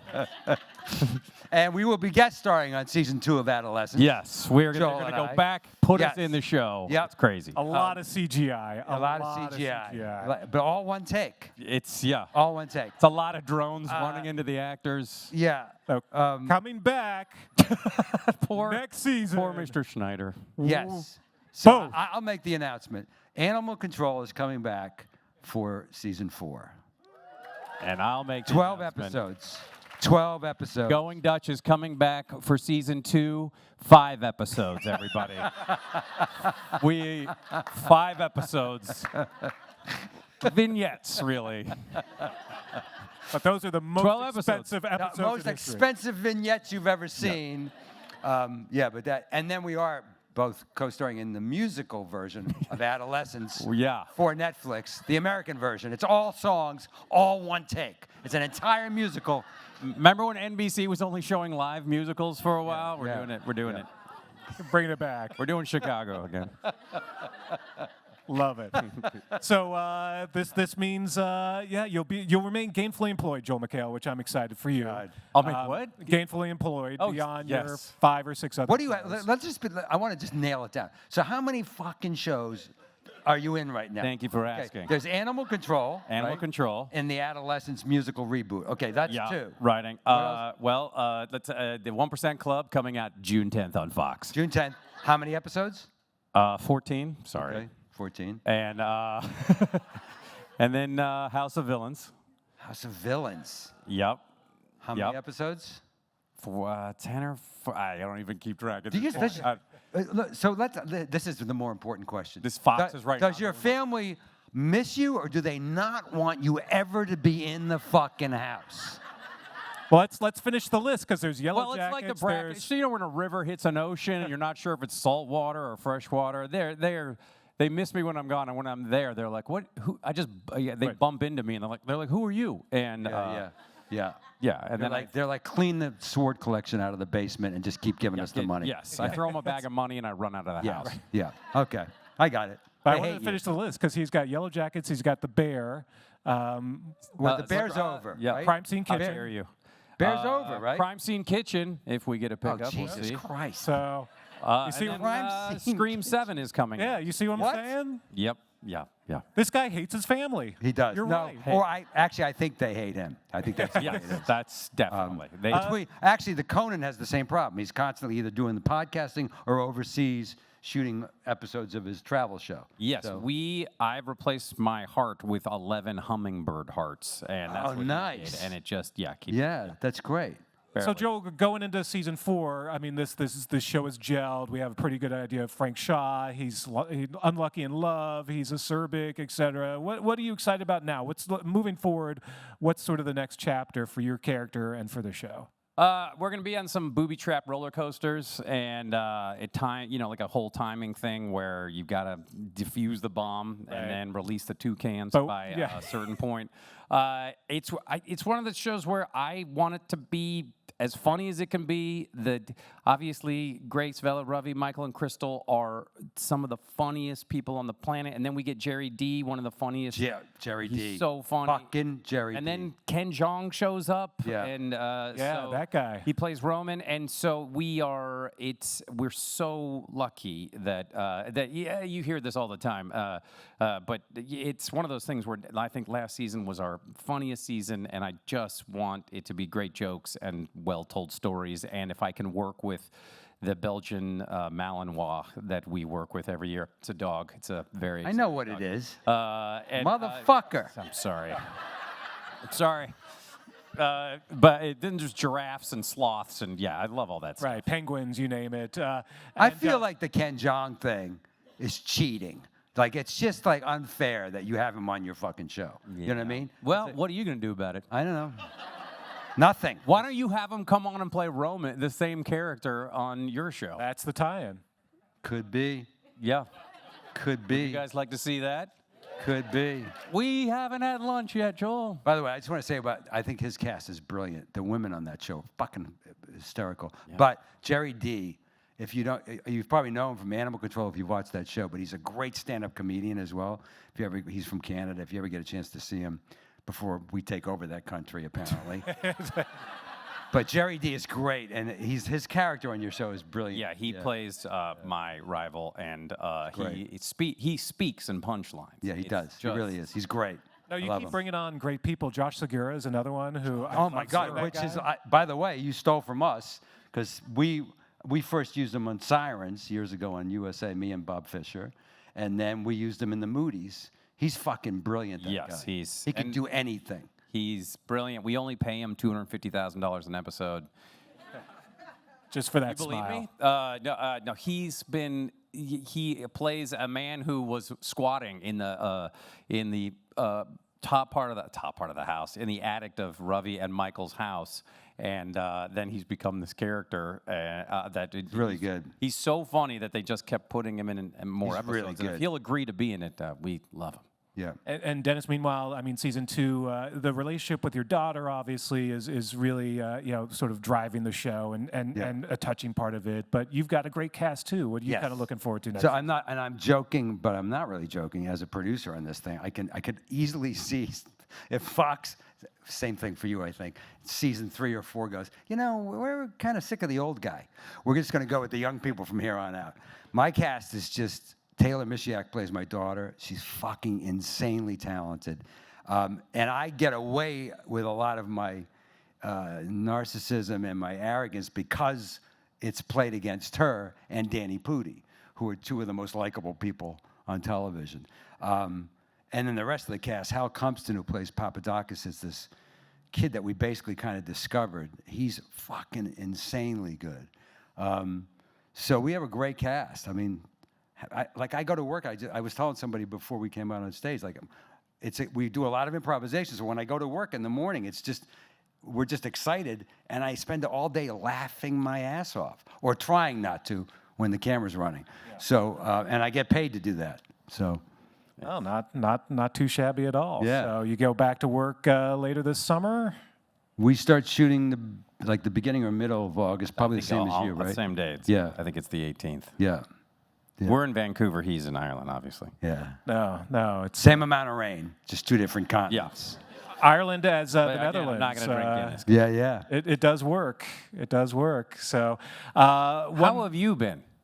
Oh, no one ever asked me, Joel. I appreciate that. Now, what's the name of your game show? It's the 2% Club. Hey, I'm one up on him. It's. We try to just give a little more prize. What show are you excited about this year? The new seasons of Animal Control and Going Dutch, I'm really excited for. Did you see the last season of Slow Horses? So Slow Horses is amazing. So what are your 2 favorite shows? Don't try to put it back on us. No, I don't mind answering. Yeah, what's yours? Okay, first of all, it's complicated. I'm going to say this as a sports fan. I don't like waiting for week to week. I fucking hate that. So if you're going to have your show come out week to week like The White Lotus or fucking Severance, I'm not watching it until there's 10 to watch. I don't give a fuck. And even if my friends are in these shows, they're like, oh, you got to watch the next week and then wait. I'm like, I'm not fucking waiting. Tell them. Right? I won't even watch my own show that way. Okay? I watch my show when it gets to fucking Hulu. Okay? Number 1. Number 2, I waited for 9 fucking weeks so I could watch the Celtics documentary. It's on HBO. It's fantastic. It's not just about the Celtics. It's like a history of the NBA, and with some civil rights mixed in there. That's a great show. I thought fucking Severance was great. I was disappointed in the finale. I thought the finale was a fucking mess. I love the show. I'm coming back because I love the cast. I think the cast is brilliant. I always like White Lotus because I really like to watch the actors work. I think all the actors on those different cycles of that show are interesting. So Fox is like, talk about the Masked Singer finale tonight. By the way, it is tonight. By the way, so is it? Masked Singer finale is tonight. Joel McHale is the hedgehog. No. What show did you go like? No, we're gonna end it right here. What did you like? What did you like? Watch Your Friends and Neighbors right now, John Hamm. Really good. Okay, I'm watching that. I like that. Right. By the way, I think there's a lot of great performances in that series. I mean, John Hamm can be any kind of an asshole, and he's still great to watch. He's so likable that even when he's a complete asshole, you're like, I love this guy. That romantic comedy Fargo he was in was amazing. Yeah, that was fucking... All right, they are pulling us off the stage, so I will say one more thing. What? They didn't pick a pope today, so I'm throwing Dennis Leary's name in the hat. Dennis Leary for pope. I agree. You'd be a great pope. Please welcome Behind the Laughs with comedy's supporting superstars. Moderated by Michael Schneider, TV editor. Mike and Mike. All right, sorry, I couldn't shut Dennis and Joel the fuck up, so... But I'm glad you guys are here, saving me. No, I love those two. I'm just kidding.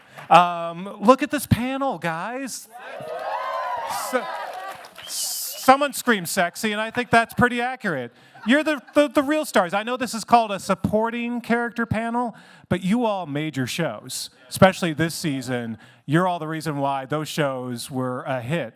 Let me introduce you right now to all of them. I got Stephanie Koenig over here from English Teacher, Abby Elliott down there from The Bear, Jane Lynch from Only Murders in the Building, Janelle James from Abbott Elementary, Porna Jack and Nathan, sorta, kinda, from Belly Boys. You'll teach me the proper one. And last but not least, the one and only Matt Bomer from Mid-Century Modern. So yeah, I mean, I you guys are called supporting, but then again, like your stories really drove this season for the most part. And Jade, I'll start with you because this whole season of Only Murders was about what happened to poor Saz. Yeah, incinerated, it turns out, at the very end. Yeah. Yes. it's not pleasant, No. but when you found out that was how poor Saz was going to go, but she was going to be celebrated this season, what'd you think of that? Oh, I was thrilled because the year before I had done 2 episodes and I knew I'd be in a lot of them because I was going to be the murder victim because there would be a lot of flashbacks and they brought me back as a ghost and it was just a joy, such a joy.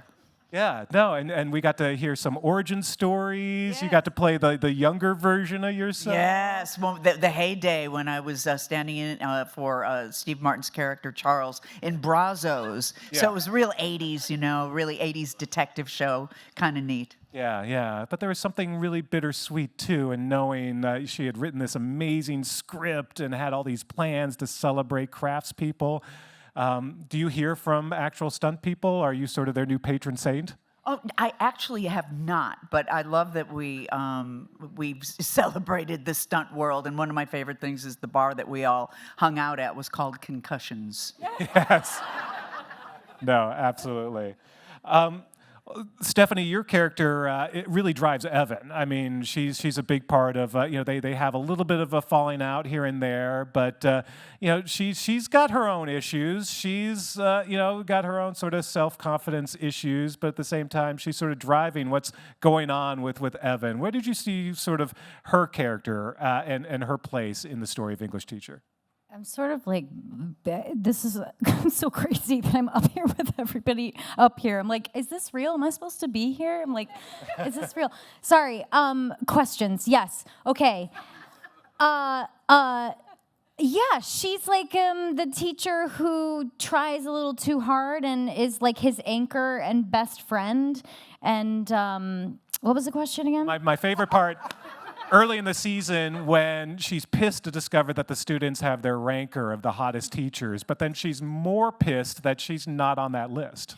Yeah, and trying to hide it too. She's like, it's not, I want to shut down the list, but it's not because I'm not at the top. It's for feminist reasons. You should not be ranking the teachers, but yeah, she cares a little too much. And yeah, that character, that student Jeff, played by Ben Bondurant, is so funny. I was so excited to have like a big meaty scene with him.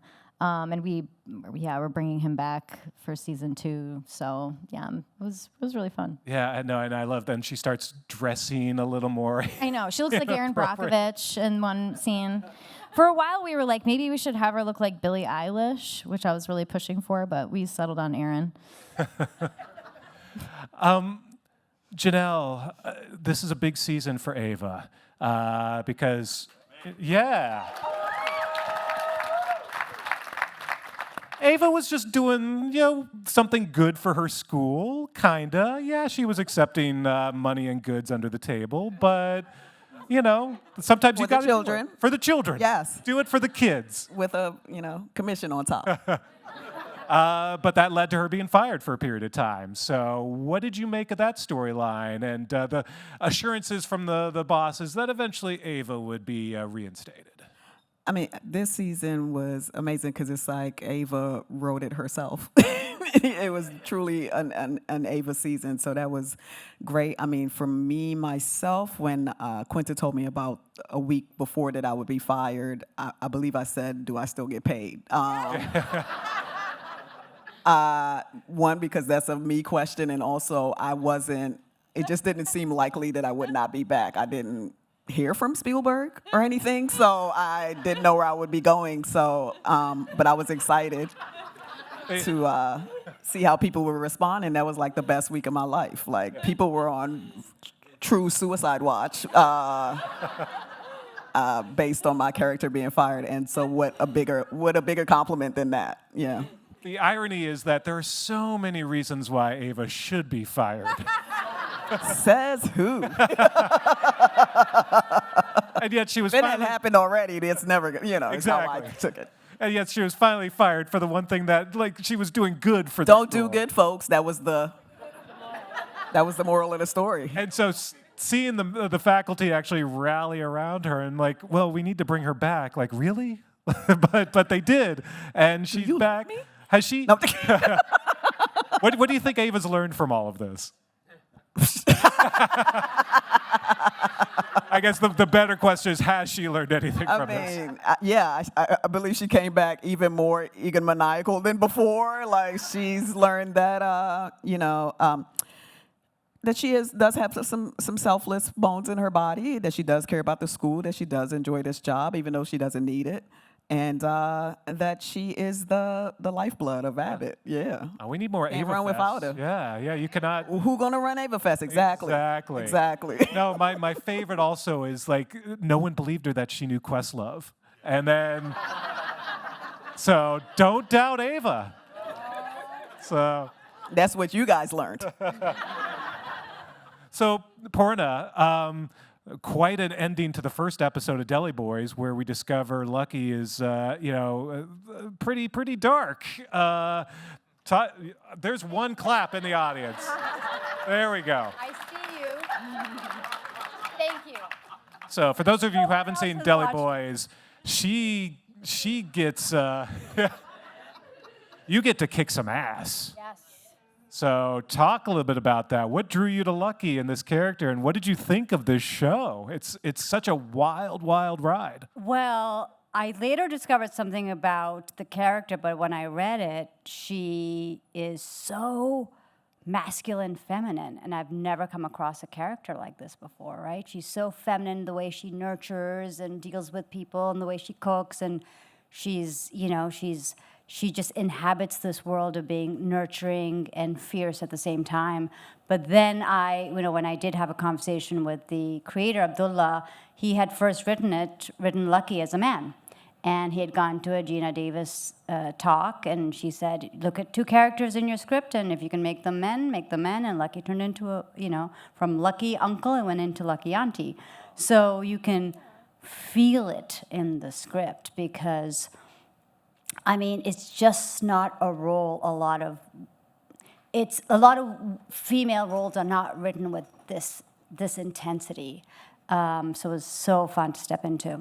That's so great. I didn't even realize that. So because there is a certain strong energy to this character. That must have been just so much fun to play. So much fun, and I think balancing both those sides was the most fun, and where the comedy came from. The fact that she can just shoot someone and take someone's eye out with her heel and be making food with the right, she's just doing all these things at the same exact time. That was so fun to shoot. Yeah, I was gonna say, Porna, I'm not digging those heels right now. It's really concerning. Those are danger. They're really not that bad, but they could do some damage. They could do some serious damage. So I don't know if that's changed people's perceptions of you, but you've got some badass in you now. So. But props to the stunt people. Seriously, I don't even want a fingernail of mine broken, so I do as little stunts as humanly possible. Yeah, no, shout out to the Zazzes of the world. They're the real Zazzes, yeah. So, Abby, this was a big season for you, too, obviously, with the birth. And, shout out to your standout episode with Jamie Lee Curtis, of course, was just an emotional triumph. And that seemed like you put a lot of work into that. Tell us about that episode. Yeah, that was wild. So I was actually pregnant during the second season, and I was very nervous to tell Chris and Joanna, you know, and then, you know, they wrote this beautiful story about, you know, Sugar reuniting with her mom in this time. And, you know, she's the last person that Sugar wanted to call. And of course she needed her. And so when I was giving birth to my son in IRL, I knew that I was going to be able to do this labor episode. And so I had my actual mom videotape my contractions. And which was, yeah, and so I could watch them back before, but. That's some Jeremy Strong kind of. Yeah, very method. You can drop the mic now. That was incredible. But like it was, you know, that the story that they wrote was so beautiful because, you know, you have these. This is the most excruciating pain that you've ever been in, and then these moments where Jamie's like, "You have your father's ass." And it's just like, it's so real. And, you know, for my actual birth, my mom, I think she didn't want to park at the hospital parking lot because she didn't want to pay, so she parked at a Home Goods. And amazing. And I pitched that, and they were like, I don't know if we can use Home Good, but that was like those moments of just like, oh, it's so frustrating in this like super intense, very real time. We tried to.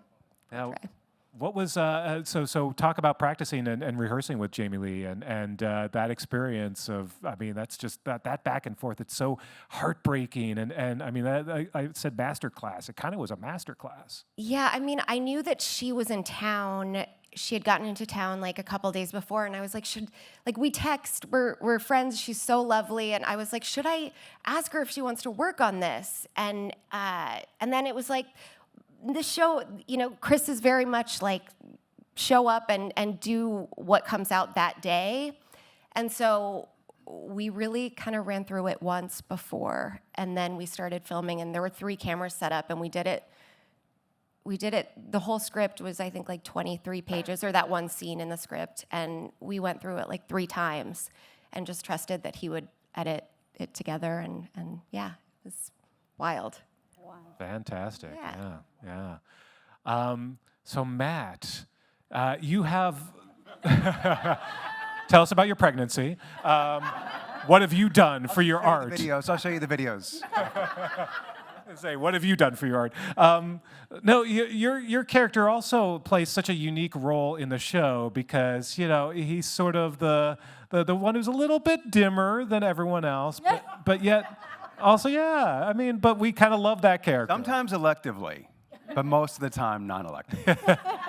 But at the same time, sort of has the I don't want to say saddest story, but has the most profound story, the most profound background in sort of growing up Mormon and learning like that maybe you know, that isn't right for them, but at the same time still appreciate. It's a complicated relationship that your character has with the church as he discovers his sexuality, and in the process loses a daughter and then rediscovers her in one episode. So there's you can go to some really like sort of strong places on a multi-camera sitcom, which has got to be pretty interesting to do. Yeah, first of all, thank you everybody for being here today.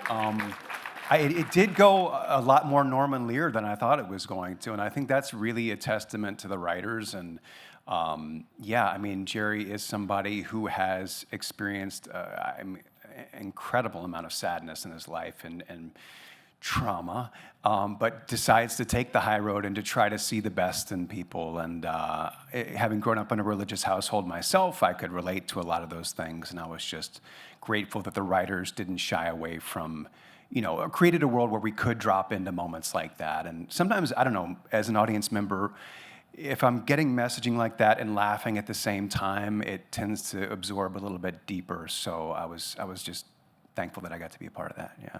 Yeah, and obviously, you know, knowing that your show, you know, some of the auspices are the Will and Grace duo, and they know how to make something really funny on the page, but at the same time make you feel something. So I'm sure that was a real impetus to wanting to do this. Yeah, I mean, the entire creative team. I mean, the writers from Will and Grace, Jimmy Burrows, who directed every episode, Nathan Lane, Nathan Lee Graham, Linda Lavin. I mean, it was just across the board. It was all bucket list people, and so you just kind of jump behind their speedboat and try to do the best you can to just, jet ski behind them if you can. Well, and you can't water ski. Sorry, it'd be weird if I was just jet skiing behind their boat. Hey guys. Just hanging out.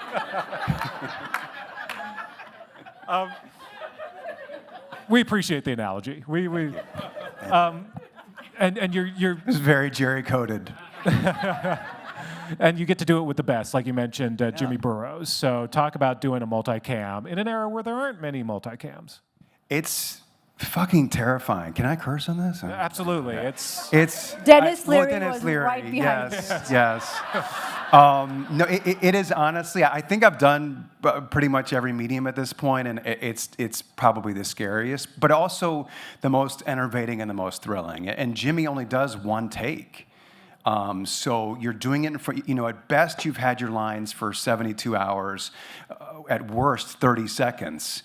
And you do one take in front of an audience of 500 people, and then they change sometimes all your lines, sometimes a couple of your lines, sometimes none, and then you do one more, and then you move on. But he's just somebody who's been doing it for so long that he really works in master strokes. Like he can just say, take 2 Kleenexes instead of 1, and that'll get a laugh. And I don't understand the math of that, but he has it all in his head, even just with the staging. So between he and Nathan Lane has been like a hugely formative figure for me as an artist from the time I was that nerd in my drama club library reading like Laughter on the 23rd Floor and Terrence McNally plays. So, and Nathan Lee Graham I've been a fan of, and obviously Linda Lavin through their theater work over their years, and Alice and all those great things. So it was really, I was kind of pinching myself every day and just trying to watch and learn. Yeah, I was going to say, I mean, all of you are part of pretty great ensembles, and that's got to be some of the fun, too, and just working with talent. I mean, Jane, working with folks like Steve Martin and Martin Short, I mean, come on. It's like being at a delightful dinner party, before you're shooting and you're sitting just kind of in wherever the green room is, and then there's something to be said about maturity. I mean, these guys don't need to prove themselves. And so there's it's very low key and very wonderful. Everybody's doing a crossword puzzle or Wordle. And then we get up and we do the stuff. And they're just so available and so there. And it's, just a joy. Yeah, no, absolutely, and the same with for all of you, especially as your shows have gone on. I mean, Janelle, the Abbott cast has become such a great ensemble, and it's almost like there's no one star because everyone has such great material, but also everyone has they all have an important role to play on the show. I mean, I think that's a testament to Quinta. Like from the pilot, all of the characters are so well drawn and real people and so layered you know who they are from the first episode. And so we've just been able to immediately jump into this, and we all, because we know who we are and we know what we're embodying, we're able to interact with each other. It's not like you're interacting with an animal or an alien. I'm like, I know this person, I know this person, and so it makes it even easier. And then the caliber of talent, Shirley Lee Ralph and Tyler James Williams and Quinta herself. And so it's been, for me, so helpful to just make sure, because I'm never going to embarrass myself in public, to make sure I rise to the level of them, and they help me get better, which is what I think, not get better, because I am good, be better, because that's what an ensemble is. Yeah. No, and watching, I mean, you're working with some veterans, like you mentioned, like Shirley Ralph, and then watching some of your other colleagues sort of just blow up. And Abby, that must have been fun too, as the Bear blew up, just to see just the star rise for all these people around you too, and what that must be like now to be working with everyone as it gels like that.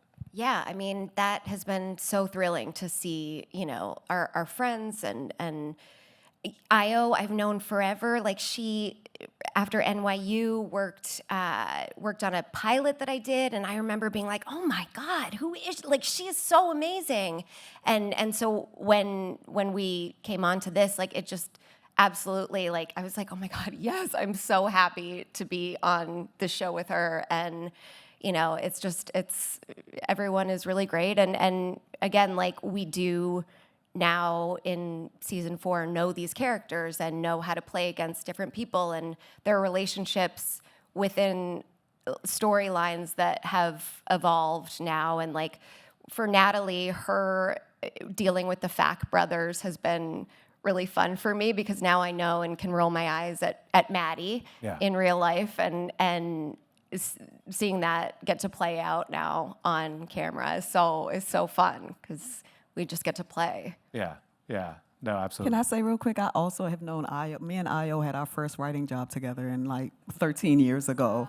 And so maybe, you know, some of you try to do a rivalry between our two shows. I wanted to say that I am also happy for Io. Super happy for Io. And she's also part of our show. So I just wanted to say that. I also love the bear.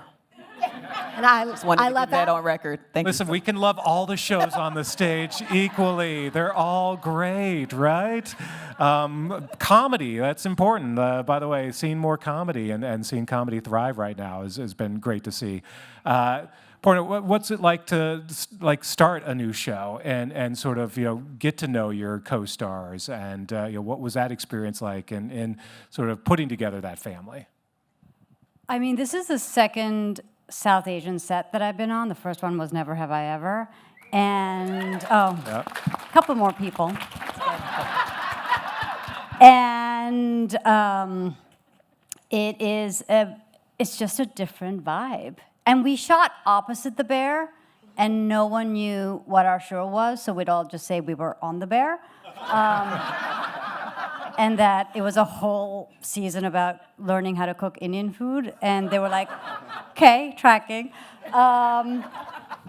But, the atmosphere on set, the atmosphere that Asif Ali and Sagar Sheikh brought, having South Asians not only in front of the camera, but behind the camera. When diversity works in front, it's because diversity is working behind as well. And it's an unbelievable feeling to have something so authentically from us. Like it feels South Asian, but there's no subtitles to the show, and it just has a different feel when you're watching it, when you're shooting it.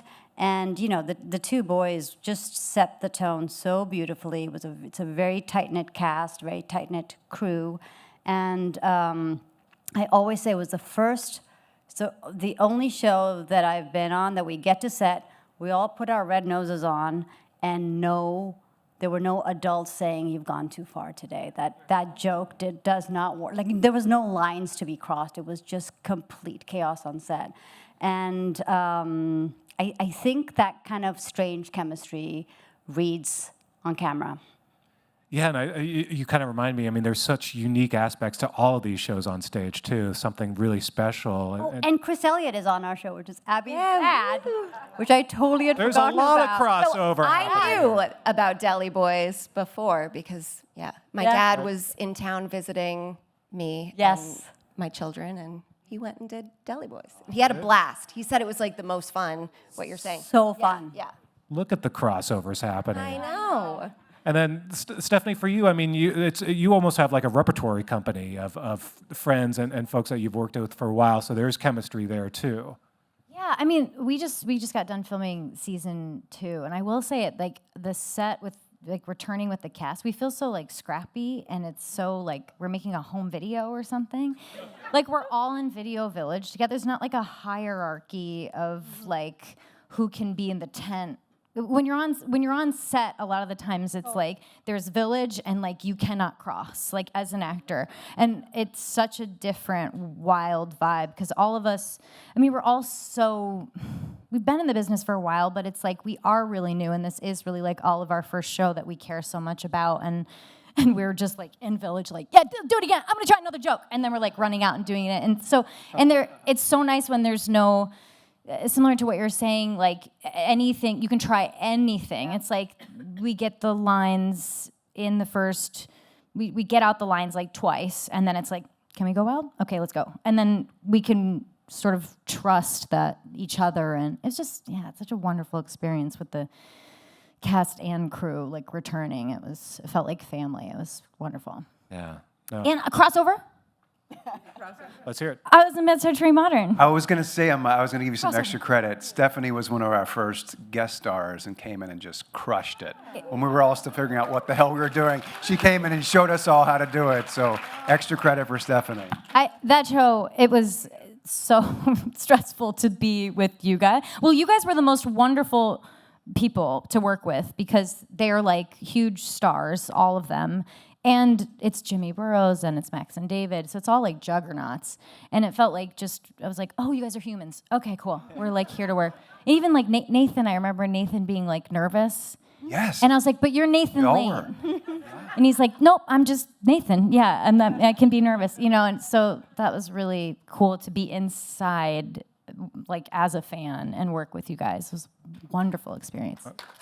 All right, your homework now, and I don't know which show it would be on. Maybe it's on Mid-Century Modern. Maybe it's on Abbott next season. But I want all of you together, little like serious crossover. Let's have a panel reunion on one of the shows. All have an open invite. All to 6 of you. Mid-Century, so come on. All right, Mid-Century Modern next season. They could all just be hanging out in Palm Springs. Yes. With Matt Bomer. Why not? All right, well, thanks to all of you. Congratulations on your shows. The titans of the supporting characters. Thank you, everybody.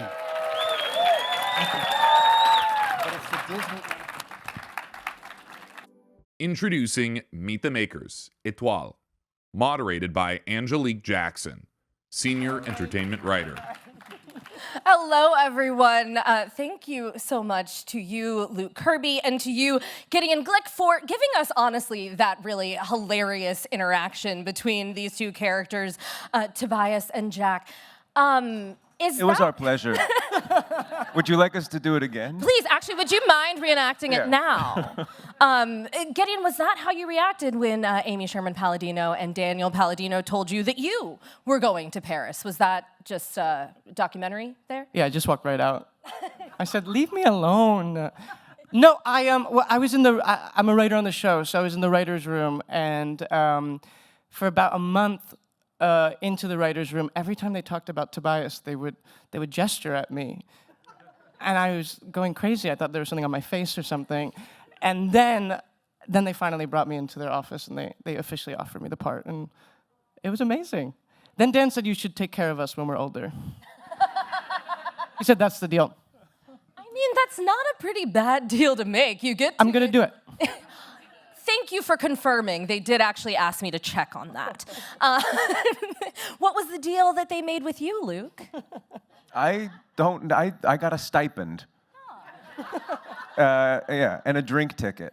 Well, sure, because you did have to stay home primarily in New York, so. Well, does that? No, I actually got to go to Paris because my office was built there. So I got both sides of the coin. Alas. Euro? Is it a euro? Yeah, Or I a got both penny? sides of the. Yeah. One side was a coin, the other side was a euro. Fair. Yeah. So yes, no, I did both. You seem so sad. No, I mean, yeah, it wasn't Winnipeg, but you take your blows. Well, tell me what it was, or rather when it was, because of course both of you all were a part of the marvelous Mrs. Maisel. Congratulations again on that Thank Emmy you. there, Luke. At what point did Amy and Dan approach you about Étoile and their idea for this series and who Jack would be?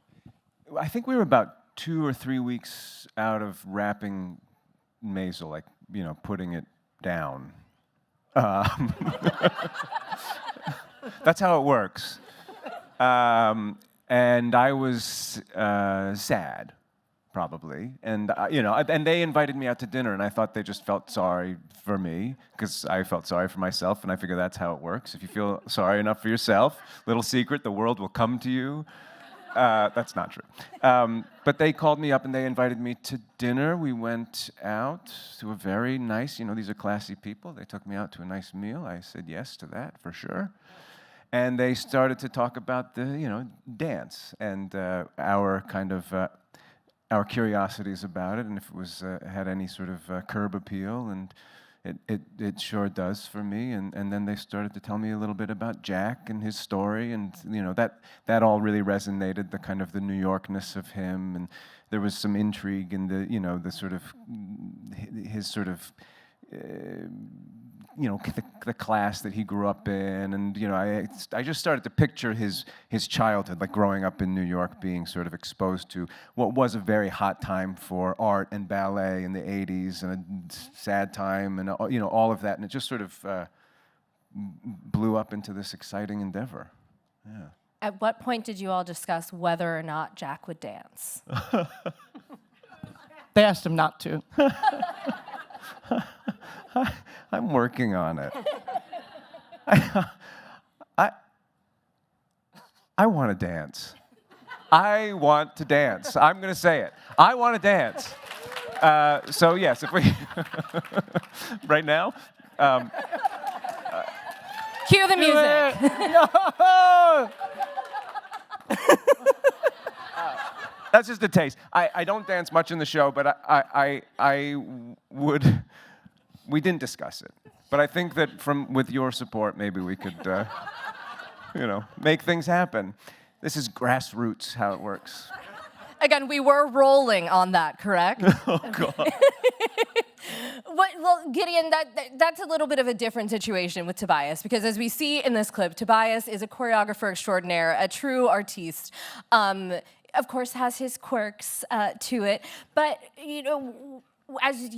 once you found out that you were the character, how did your reaction to how much he would not dance in the series go? Well, before they officially offered me the part, Amy emailed me and she said, "Can you dance?" And I responded, "I have danced." And so I technically didn't lie. But I'm a horrible dancer. A horrible dancer. No, it's true. It's true. And I'm not going to go show you what I can do. I don't have that courage. But, I've worked with a lot of choreographers because I grew up doing musical theater, and they don't really dance. They're gestural. They take up space in different ways. And so that's what I did. You're like, I have that down. And also, I can rock a pair of headphones. Oh, yeah. Well, yeah, what did building Tobias look like? Because he is, like I mentioned, he is this choreographer who then gets, fished out of water, gets sent to Paris to, bring his art there. But he does have a hard time navigating a lot of different types of situations. So what went into kind of deciding how he would be? Well, Tobias sees the world very distinctly, but he's not able to communicate it to other people. And so that gets him in a lot of trouble. And I think when the world doesn't align with how he sees it, he has a viscerally quite negative response to it. And so hooking into that was very, very helpful. But it's interesting, when you play a quirky character, if you get bogged down in the quirk, you're get out of town. You really just have to care about the motivation and the given circumstances of the scene. And the writing's so good that it all kind of takes care of itself. What did you discover was kind of his driving force? I actually think he and Cheyenne are very, very similar. And I think to them, dance is life. And it's not even ego. It's actually like it is identity. And so that was the most important thing to him. And everybody else falls. And it's what makes it complicated for him to have relationships, because dance is the most important thing, and getting it right. Luke, what about for you with Jack? Because he is, very much in charge of this company, but a big part of that is having to navigate all of these personalities around him and not really get to be the one actually making the decisions. Yeah, poor Jack. Poor Jack. Why are you looking at me? Lucky Tobias with his God-given talents. I think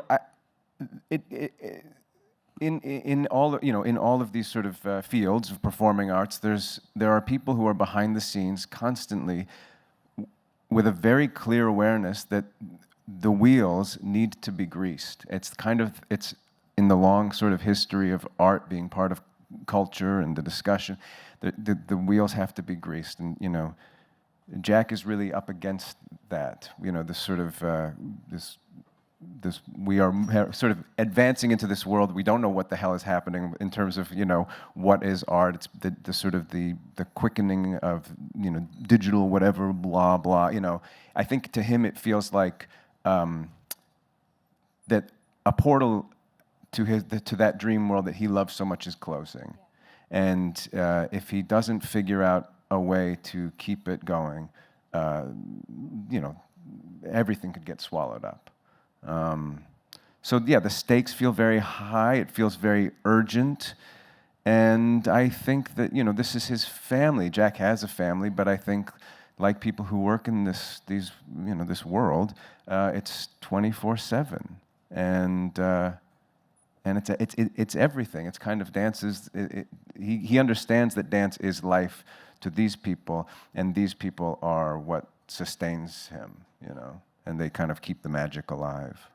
I do think that with what's kind of brilliant about the Tobias stuff is that it's addressing the, what happens when you have spent from an early age dedicated your life to something that is sort of you're embracing your talent, you're growing through it, but then you're confronted with how to be a person. And that's a struggle for, you're so lucky to find something that you love and a craft and a work, but it's also, you have to figure out how to live a life. And that's the hardest part, as we've already discussed. To live a life and to navigate all the relationships, because something that Amy and Dan do so well is write relationships. There's so many different pushes and pulls of all of the people that populate this world. Of course, there's Genevieve, played by the great Charlotte Gainsbourg. You mentioned Cheyenne earlier, Lou Delage, who just delivers an incredible breakout performance. Luke, I guess I'll ask you about actually, I guess both of those lovely women to start, because there are different relationships that you're navigating there. Yeah, they are. I mean, they're both French. Sure. Right? I mean, am I wrong? That is accurate. What else do you need to know? That's a fact. Yeah. Those are facts. Yes, Lou and Cheyenne are forced. Cheyenne is a force of nature, and she is up against her talent. She wants. I feel like she understands. There's a reason that we find her at the very beginning of our story, trying to save the planet. Yes. Because I think that to her, that is, I think, to a lot of people in ballet, I think that there's something aligned with the sort of the laws of nature are kind of in line with the beauty of dance. And she's trying to save the very thing that we need to keep aspiring is the planet. So it's kind of, I think there's a simpatico to her being that way. Yeah, she's an incredible force of nature. She's, she's just dazzling. I mean, she's the étoile. She's the big shining light. And Genevieve is kind of, the sort of more sort of, to me, she and Jack kind of mirror each other, although Charlotte has said she disagrees with this assessment. I will say I agree with you for the record. Thanks. She's not here I hope she doesn't show up to. It's okay, I'll have to face her later. Yeah, good. But I do think that they sort of mirror each other. There's a kind of comfort that they find. They are, like people that sort of work behind the scenes. I don't think that they ever get the degree of, adulation. The lights don't shine on them. They probably don't want them. But there's probably a little something that always yearns for something. And I think that the light that they shine on each other, it feels true and good. I think they love each other. I think Charlotte would agree with that part. I think so. Yeah, but let's not test it. Watch the show, and you will, of course, validate for yourselves. But on the point of love, I mean, this is also a love story. There are love stories that are explored in this series. Of course, Gideon, there is that love story between Tobias and Gabon. Tell me a little bit about getting a chance to, I guess, basically just have someone understand Tobias in that way and help Tobias understand himself. I mean, you just said it so well. These are two characters who are, Tobias is an introvert, Gabon is not an introvert, but they both ruffle feathers and are hard people to connect with. And for some reason, they speak the same language. And Gabon's able to speak Tobias's language, which I don't think anybody can do. And as a result, they fall in love first through the way they communicate and through their art, but then they fall in love with each other, and they're able to break down their defenses and actually sustain connection. And I would say in the Palladino world, people are always trying to connect, but always getting in their own way. And it's very satisfying to see it resolved in the way it is. I will ask, what was perhaps the most satisfying scene for each of you this season? Because there is, like you said, so much you get to do. Obviously, you're going out on location, working with these incredible creators and their incredible crew. When you kind of look back on the Etoile experience, what is the first one that comes to mind? You know, in the finale, Tobias gives this big speech where he basically is becoming self-aware, and he's like live streaming it in front of a live audience, and then the dance that he's just deconstructed and created is then performed. And that one day we did that monologue in the beginning of the day, and then we did the dance at the end of the day, and then the kiss. And I was standing on stage, I was performing this monologue. We did it in a oneer. I wrote some of it. I was Tobias reflecting on my experience in Paris, but yet here I am, Gideon, at the end of the shoot, reflecting on my experience in Paris. So it all kind of fell into each other and aligned in a really, really special way. And so that was very magical. But then to see that incredible dance at the end, and it was palpable that day. Everybody, the crew, the actors, the dancers, we knew something special had just happened. And it was a pinch me moment, because thank God I'm not in a show about like sports or something. Dance is so beautiful, and it was just such an incredible, incredible day. And it is. I have to admit, I did audibly say while sitting at home watching it, I was like, I think they're gonna kiss. It was just, you just get so just enveloped in this story. Because I think of the way that the dance is captured and it is so real, even at the end of those episodes, that is just B-roll of the real dancers that are part of this crew. It does just feel so real. But Luke, what was the scene for you? That one. You weren't there. You're not even in that one. No, but I could feel it. I know it's very hard to pay. I know that there's a scene in the first episode where Jack comes upon a class with little kids, and it just, it's in that kind of, in the Palladinos, what they're so good at is their degree of irreverence is so strong, and then they give you this taste of sincerity that has so much depth. And that scene just touches on the importance of play and a kind of a passing on of something. And there's something about that, the importance of, that something is hinging on the importance of education and passing something on that I don't quite have words for, but I find really resonant and important. It felt like that scene tells you a lot about Jack, a lot about the things that you were saying before, that he has always, from the time he was young, had this affinity and appreciation for this art, even though now he's the suit at the desk. Yeah.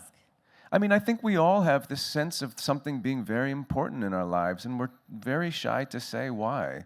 And, maybe for a right reason, because maybe it sounds crazy, but that motivating force is so strong in all of us, and I don't think we should ignore it. What'd I just say? It was beautiful. I'm going to dance. I thought it was quite profound, if you ask me. But I truly, it's, and I will say he does actually dance in the first episode, so that is true. We did get a chance to go to the discotheque. A taste. A little taste. Everybody You gets to break dance the in seal. You're like the first dancing Yeah, that's moment right. in Yeah. the show. Yeah, that's so you fished your wish. Yeah, good. I mean, me and Charlotte, we kind of agreed that we more bounced than danced, but it's a start. Start with the bounce, stay for the ballet. Thank you so much, Luke and Gideon. Thank you all so much, and make sure all 8 episodes of Etoile streaming on Prime Video. Announcing Meet the Makers, Georgie and Mandy's First Marriage. Moderated by Michael Schneider, TV editor. Wow. Thank you, voice of God. Back here again to talk about Georgie and Mandy's first marriage. And look who I have up here on the stage right here. First off, directly to my left, the legend himself, the co-creator, executive producer, co-showrunner, Chuck Lorre. Right next to him, also the co-creator, exec producer, and co-showrunner, Steve Malaro. Director and executive producer, Mark Sandrosky. And the star as Mandy, Emily Osment. And as Georgie, Montana Jordan.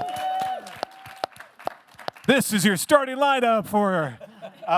Congrats, gang, on season 1. So off to the races once again.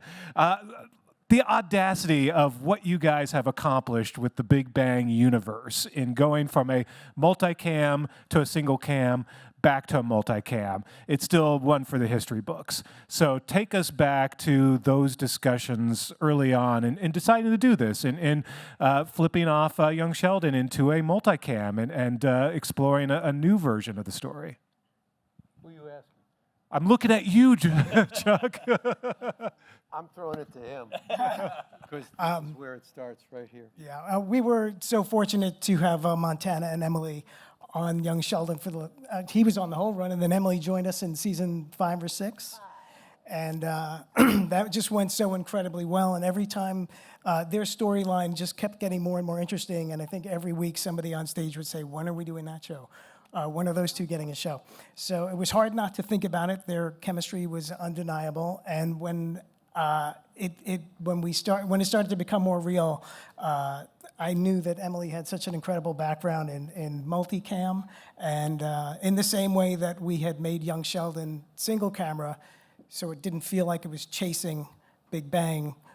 This was a way for Georgie and Mandy to not feel like it was trying to replicate what we were doing in Young Sheldon, and somehow it seems to have worked. Yeah, I knew he had the right. Steve's got it down pat. So Chuck, what were your thoughts though when you guys started talking about this idea and really expanding the universe even beyond what you did with Young Sheldon in going back to multicam and now you're sort of building this whole universe? Well, it begins with the relationship between Emily and Montana's characters, and it felt a completely natural fit to explore that relationship in front of an audience. They're small stories, and relationship stories, family stories, are perfect for a theatrical presentation. Yeah. And that's pretty much what we do. It's putting on a play every week. Yeah. I can tell you when I called Chuck and pitched him the idea that we take Georgie and Mandy, but we flip it back to a multicam. Do you remember what you said? Go ahead. He said, "You son of a bitch, I didn't want to be excited about multicam again, and now I am." I think I used harsher language, but okay. Yeah, probably. But you got to keep it alive. I mean, it is such an art form, right, Mark? I mean, this is. It's the best. I mean, what Chuck is saying with you're doing a play every week, and that's the most exciting thing, certainly from my standpoint, and working with actors too, is you don't deal with someone just for one day and maybe not see them for 3 days because of the shooting schedule. We're putting on a whole play every day. We're doing a run through at the end of the day. And there's nothing more exciting than doing that. And it's like, we're doing a performance again at the end of the day, and then we change it a little bit, they rewrite a little bit, and it makes the next day that more exciting, and to see what changes are brought in. So Emily in Montana, when did you start to hear some of these rumblings that, ooh, this could be a good spin-off? Montana. When did I start hearing about it? Well, we got a very interesting phone call. Yeah, we did. Yeah, it was what? Like, it was like Young Sheldon had just ended, and then I think you two and Steve Holland all got on the phone call with me, and they all brought it up, and I mean, I had no other answer but yes, let's do it. Chuck called my house line. I don't know how you got that, but the house line rang. Nobody calls the house line. And it was like, Chuck Lorre's here for. I was like, yeah, okay. So yes, I said yes. Yeah, yeah. Well, Steve and Chuck mentioned, Emily, you have your experience in multicam, but what did the two of you think of this? Okay, we're going to do something a little different. We're going to go a different direction, play the same characters, but a little different sort of edge to it. Yeah, I didn't know what to expect. You know, Young Sheldon was my first single cam, and this is my first multicam, but I knew I wasn't going to let them down. I was going to do everything I needed to do to get the job done. But I'm enjoying it. And, you know, one thing that I want to say is what's so great about multicam is you get the audience in there, and you can just tell how good of a time everybody's having, and the instant feedback that I mean, it's a big family at the end of the day. You know, we have 180 people in the audience, and it's a different group every time, and it's so great to just have all these different people from around the world come together and enjoy this show. It's really amazing. So how did that change your performance, feeling that energy, having an audience? How do you feel maybe you're approaching Georgie differently now? I play it the same. I mean, honestly, I didn't really change much, and I just holding for laughs now. Yeah, just holding for laughs. That's about That's about he picked it up immediately. Yeah, people were worried. Oh, will he be able to do multicam? And it took about a half a scene, I think, for him to get it the first day. That's about right. You know. Yeah, and I imagine it gets addictive too, hearing that audience reaction, the laughter, and it's a different energy now in shooting the show. Incredible. For the both of you. So, Emily, what was it like for you to switch back gears and do this in front of an audience? I absolutely love multicam. I love the schedule of multicam. I love, as Mark was saying, the family dynamic that you have when you're working with the same people every single day. And you get into such a nice groove, and because so much of our cast and crew came over from Young Sheldon, there was so much crew that came with us, and it felt like we were in season 2 or 3 already. We hit a really nice stride immediately, and it's one of the most joyful places to work I've personally ever worked. And I mean, Mark's hosting whistling contests before the show. We do dance parties. I mean, it's a riot. We have so much fun. We really, really enjoy it. Mark, what are you doing? What are you doing? Come on, Mark. Chuck's not supposed to hear this. No, it's just keeping things light. We have ping pong tables on stage. You're there all day, and it's just to keep people as a family enjoying one another and doing things together. Obviously, there was already a lot explored with Georgie and Mandy, but now in sort of focusing on their story and, of course, knowing ultimately where it goes, what's it like to sort of fill in those gaps, just like you did back with Young Sheldon, and sort of creating more of this backstory of these two characters? For either you, Chuck or Steve. Well, I thought what was really wonderful about this opportunity was this is so stacked against them. He's, how old is Georgie when this starts? 19? Yeah, about 19. Yeah, and they have a baby. They have no idea. This is doomed. Yeah. Right? And yet, the comedy is in their honest efforts to make this work, and that's a story worth telling. Yeah. No, absolutely. And watching them grow, especially Georgie, seeing Montana talk a little bit about that, and sort of as we watch Georgie grow and mature from who we saw in Young Sheldon, what's that been like, and how have you approached sort of your character's development? Yeah, I mean, there's been a lot happen. At the end of Young Sheldon, his father passed away, and he's having to deal with the mourning of his loss of his father, and newlyweds, and has a brand new child that they brought into the world, and all the struggles that come with that. And I know a little bit about that. I just had a baby myself about 11 months ago. So congratulations. Thank you very much. Appreciate it.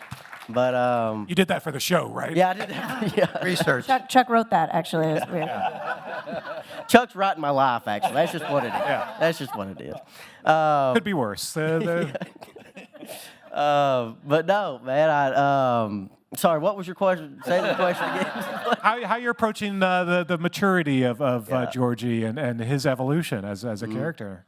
Yeah, I mean, one of the things is what's great about it is he lost his father. Not great, but he lost his father. But now we have Will Sasso playing his father-in-law, and you get to see their connection on how Will is kind of helping Georgie out and helping him through the hard times and everything. But yeah, I think one of the cool things that we discovered along the way was you would anticipate the 19-year-old high school dropout to be the big problem. No, it's her. I was just going to say, where are we going with this? No, some of the best things we did this past year, was Mandy's issues.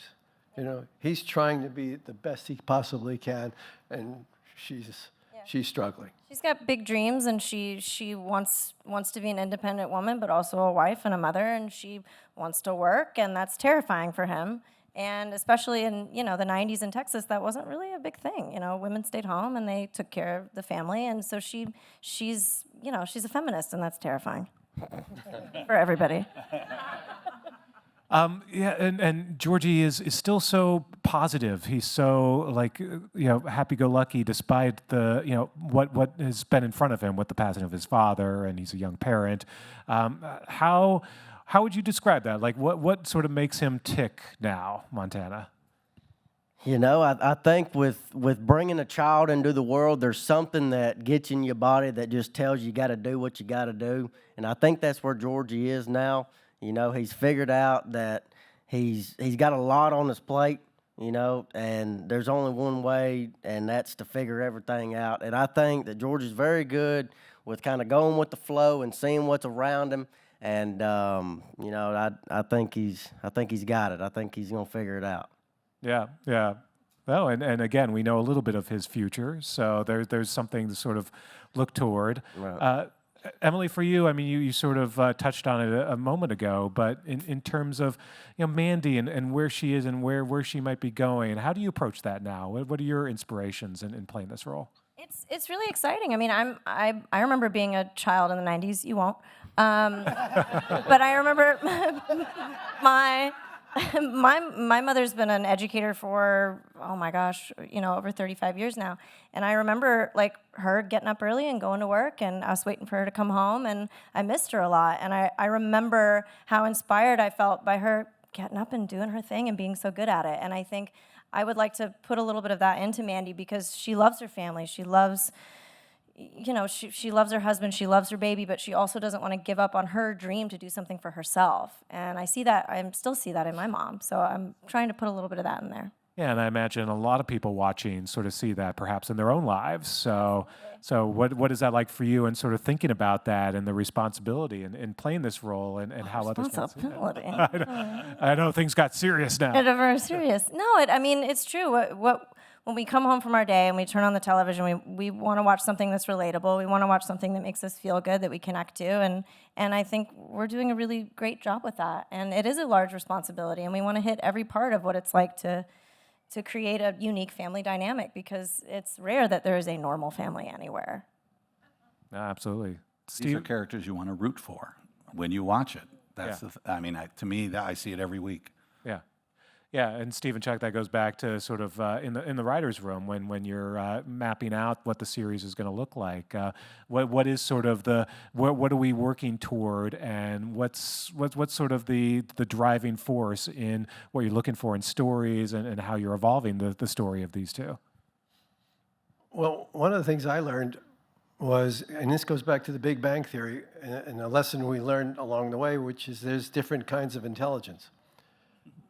And, you know, we started out with quantum physicists, and then we slowly recognized that the girl across the hall was brilliant in her own way, right? And Georgie is also, you know, a result of that learning curve for us as writers, and we actually have it in The Big Bang Theory that he becomes enormously successful. Dr. Tire, with, you know, franchise tire stores all over Texas. There's a genius to that, and it kind of starts on The Big Bang Theory, and it continues as an exploration of how there's different kinds of smart, you know, and that was something I found out along the way. I certainly didn't know that when we started. Even though Sheldon would point out Dr. Tire's not a real doctor. Yes, yes, he was not Georgie's biggest supporter, was he? And also, Dr. Tire coming to CBS in 2038. Is that around the timeline? We'll figure out how that works. That's a catheter at that point. Well, hopefully we'll all still be here. Favorite moments? Well, first off, how many episodes, Mark, did you guys all do this season? We did 22. And yeah, hey, shout out to 22 episodes. Yeah. Not the 6 or 8 that you get from streaming and stuff. And 22, and I did 20 of them. So, which is just a pleasure to be able to be consistent, to be able to understand what the writers are looking for, have a shorthand. Same thing with the actors, with what we do on stage. There's a consistency there every day, what to expect, what we can look for, and what we want to achieve, and what to do, and it's great. How many episodes of Big Bang did you direct? I think it was 250 out of the 279. He's the very best there is. The very best there is. You really are. It's just a joy to watch you work. Oh, thanks. Yeah, no, it's an amazing art form, and I'm glad you guys are keeping it alive. So looking forward to next season. Any sort of early thoughts on where things may be going? And again, you've got episodes to fill. Steve, you're looking panicked already. I mean, there's a lot of balls in the this season ends with a lot of balls in the air. I just don't know what I'm supposed to say or not say about them, but the final 2 episodes, a lot happens, and it really sets the stage to jump right in for season 2. All right, we got one clap over here. Without giving specifics, is there sort of a theme that you're looking toward for next season in terms of where their relationship is heading? Both Mandy and Georgie are growing and developing, and that causes problems. That There's causes some career conflict. moves happening. They're both very ambitious and driven, and it's inevitable that there's friction. Emily, sorry. Hey, But look to your own lives and see how that's going. That's storytelling. You got to be a little bit. Things are going well, not so funny. Not so interesting. Emily, Montana, do you have a favorite moment from season 1 that you look back on now that you're proud of, or sort of thought really just hit it out of the park? I mean, one of my favorite episodes is when Mandy was getting back into sales and Georgie jumps in and haphazardly basically just takes over the entire thing and is instantly better at it than she is. And that's very frustrating for her. But I love that episode of going door to door and just failing and failing and failing. And then this charismatic guy walks in and just crushes it. It was such a fun episode. I love that one. Yeah, see, sometimes positivity pays off. So, Montana, how about you? My favorite episode would have to be, there's an episode where we brought in an old vintage car, an old Mustang, and they're fixing it up in the show. So I love vintage cars, and that was one of my favorite episodes. Was I in that episode? No, you weren't. I feel like I want to go through life like Montana. It seems like you're having a ball right now. Just looking at you sitting there in that chair. It's good to be Montana right now. So congratulations on the show, and hopefully many more seasons to come, because you've got Dr. Tire again in about 15 years. So stay tuned for that as well.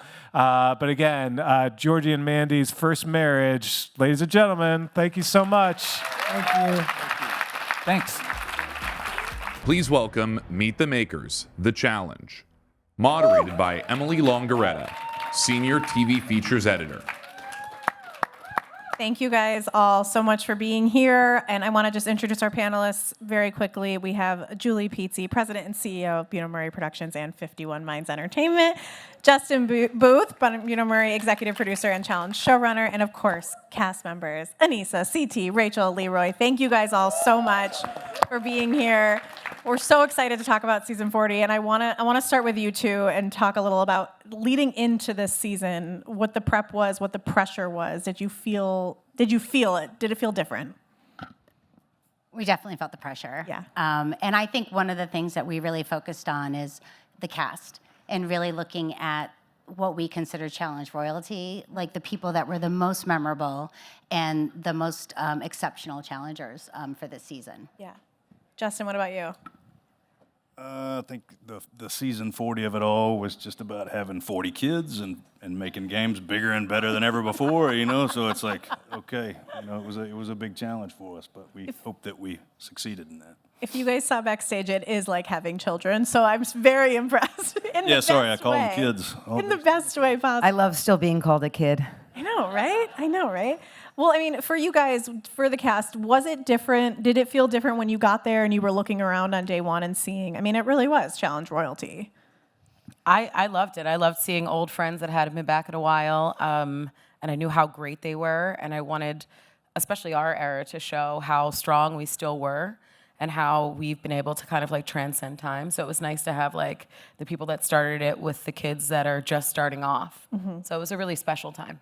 Yeah, I would say it was like real nostalgic because it's people who I haven't played the game with, like Mark Long, and then even seeing Rachel back. I think we haven't done a challenge in probably like damn near 10 years, so I loved it. I love seeing people, a lot of us that have children now, you don't get a chance to see them come back, so to have all of us there, it was fun.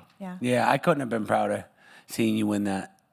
Thank you, CT. Yeah. I have to say that for me personally, I couldn't miss 40. As someone who has been a part of the franchise since pretty much the beginning, as soon as I heard that 40 was going to happen and the names that were going to be there, I knew they had something up their sleeve because I was like, how do they have so many of my personal favorite OGs on one season?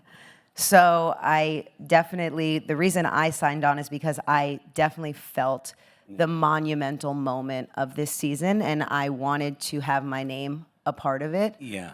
And it really lived up to, I thought the way that they designed it, the way that it really, highlighted each kind of moment in time for this entire franchise was genius. And it really all kind of came together. So I was very blessed to be part of it.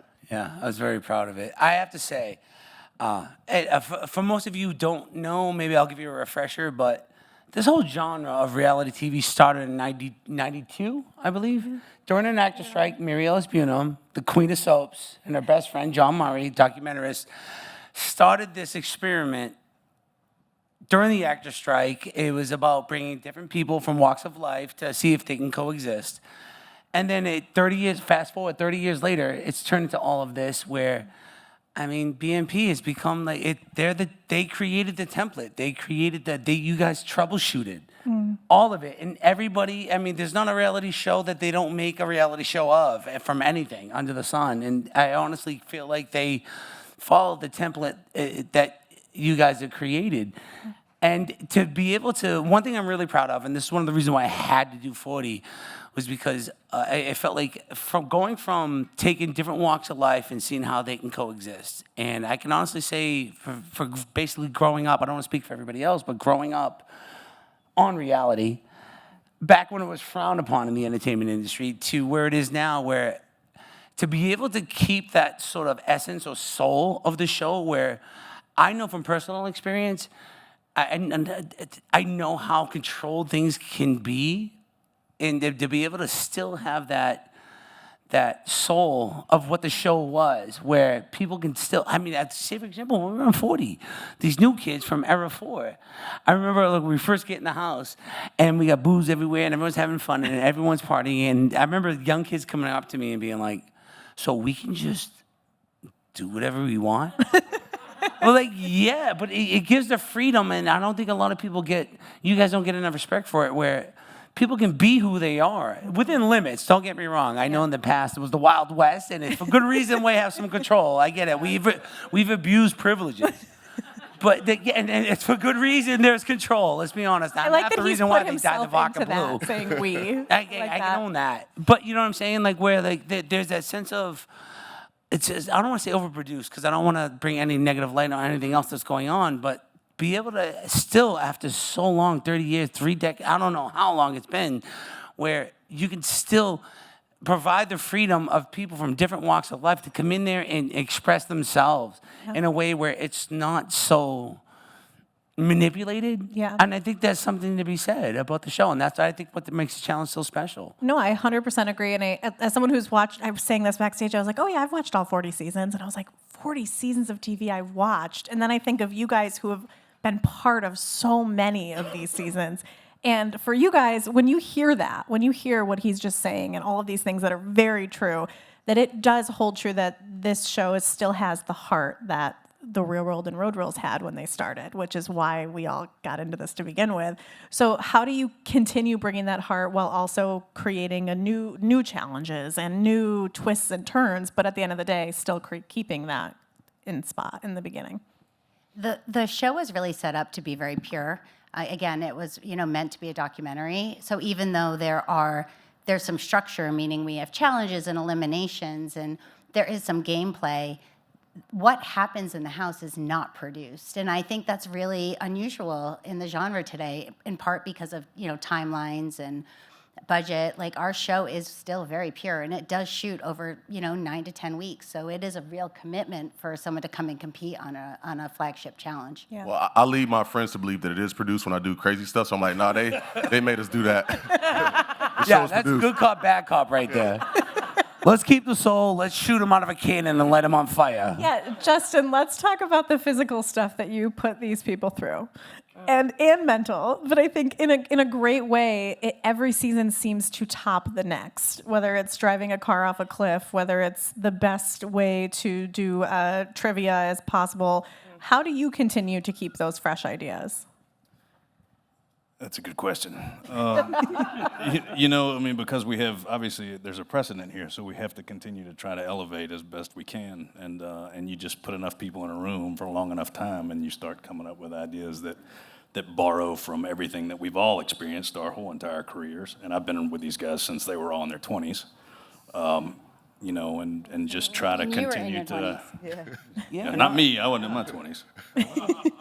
Yeah, no, we've literally grown up with you guys, for sure, absolutely. For sure. And that's also something that we benefit from that a lot of people don't in other, in other franchises, is that we all have actually grown up and evolved together. And so it gives us a leg up on coming up with ideas that can cater to what these guys can do, and then watching them do them and learn how much they are capable of, even though it seems like an impossibility at the time. Yeah. I remember asking Justin when we had a challenge, and I said, who do you think you casted? When I show up and see some of the challenges look crazy, I'm thinking, like, they have that much faith in us that we're going to do it. I'm like, how'd you even think that we would jump off a building? Because the whole time I'm like, I'm not doing this.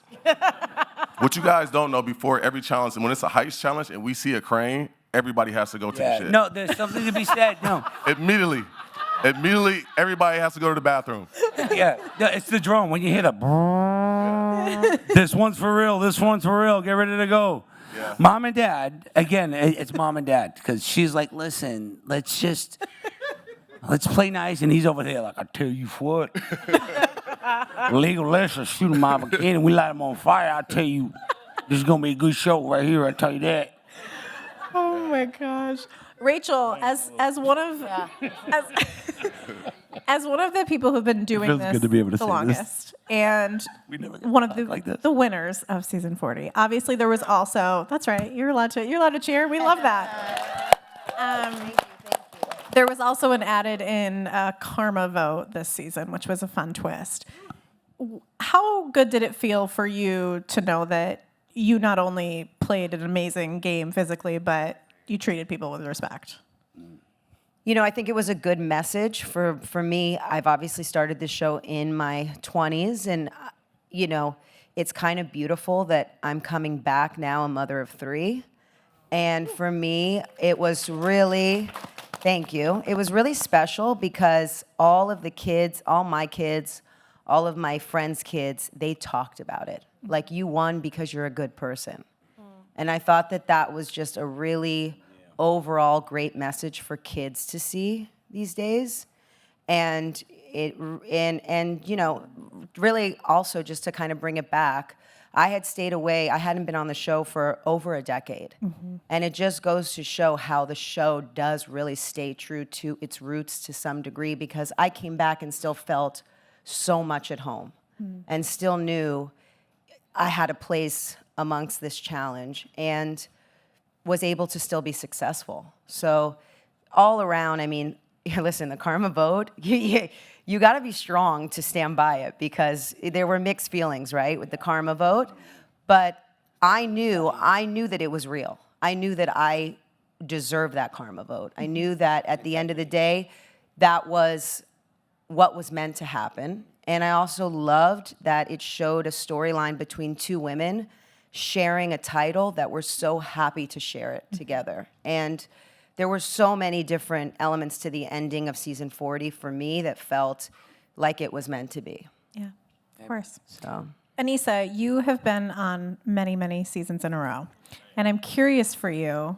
I mean, and there's a reason you're brought back. I mean, people want to see you. It's not, if they didn't, it wouldn't be happening. So for you, what is it that really makes you want to keep coming back? Is it the people? Is it the physical? Is it the mental? Like, what is it that you really can't say no to? I think at the center of it is, you know, what am I capable of?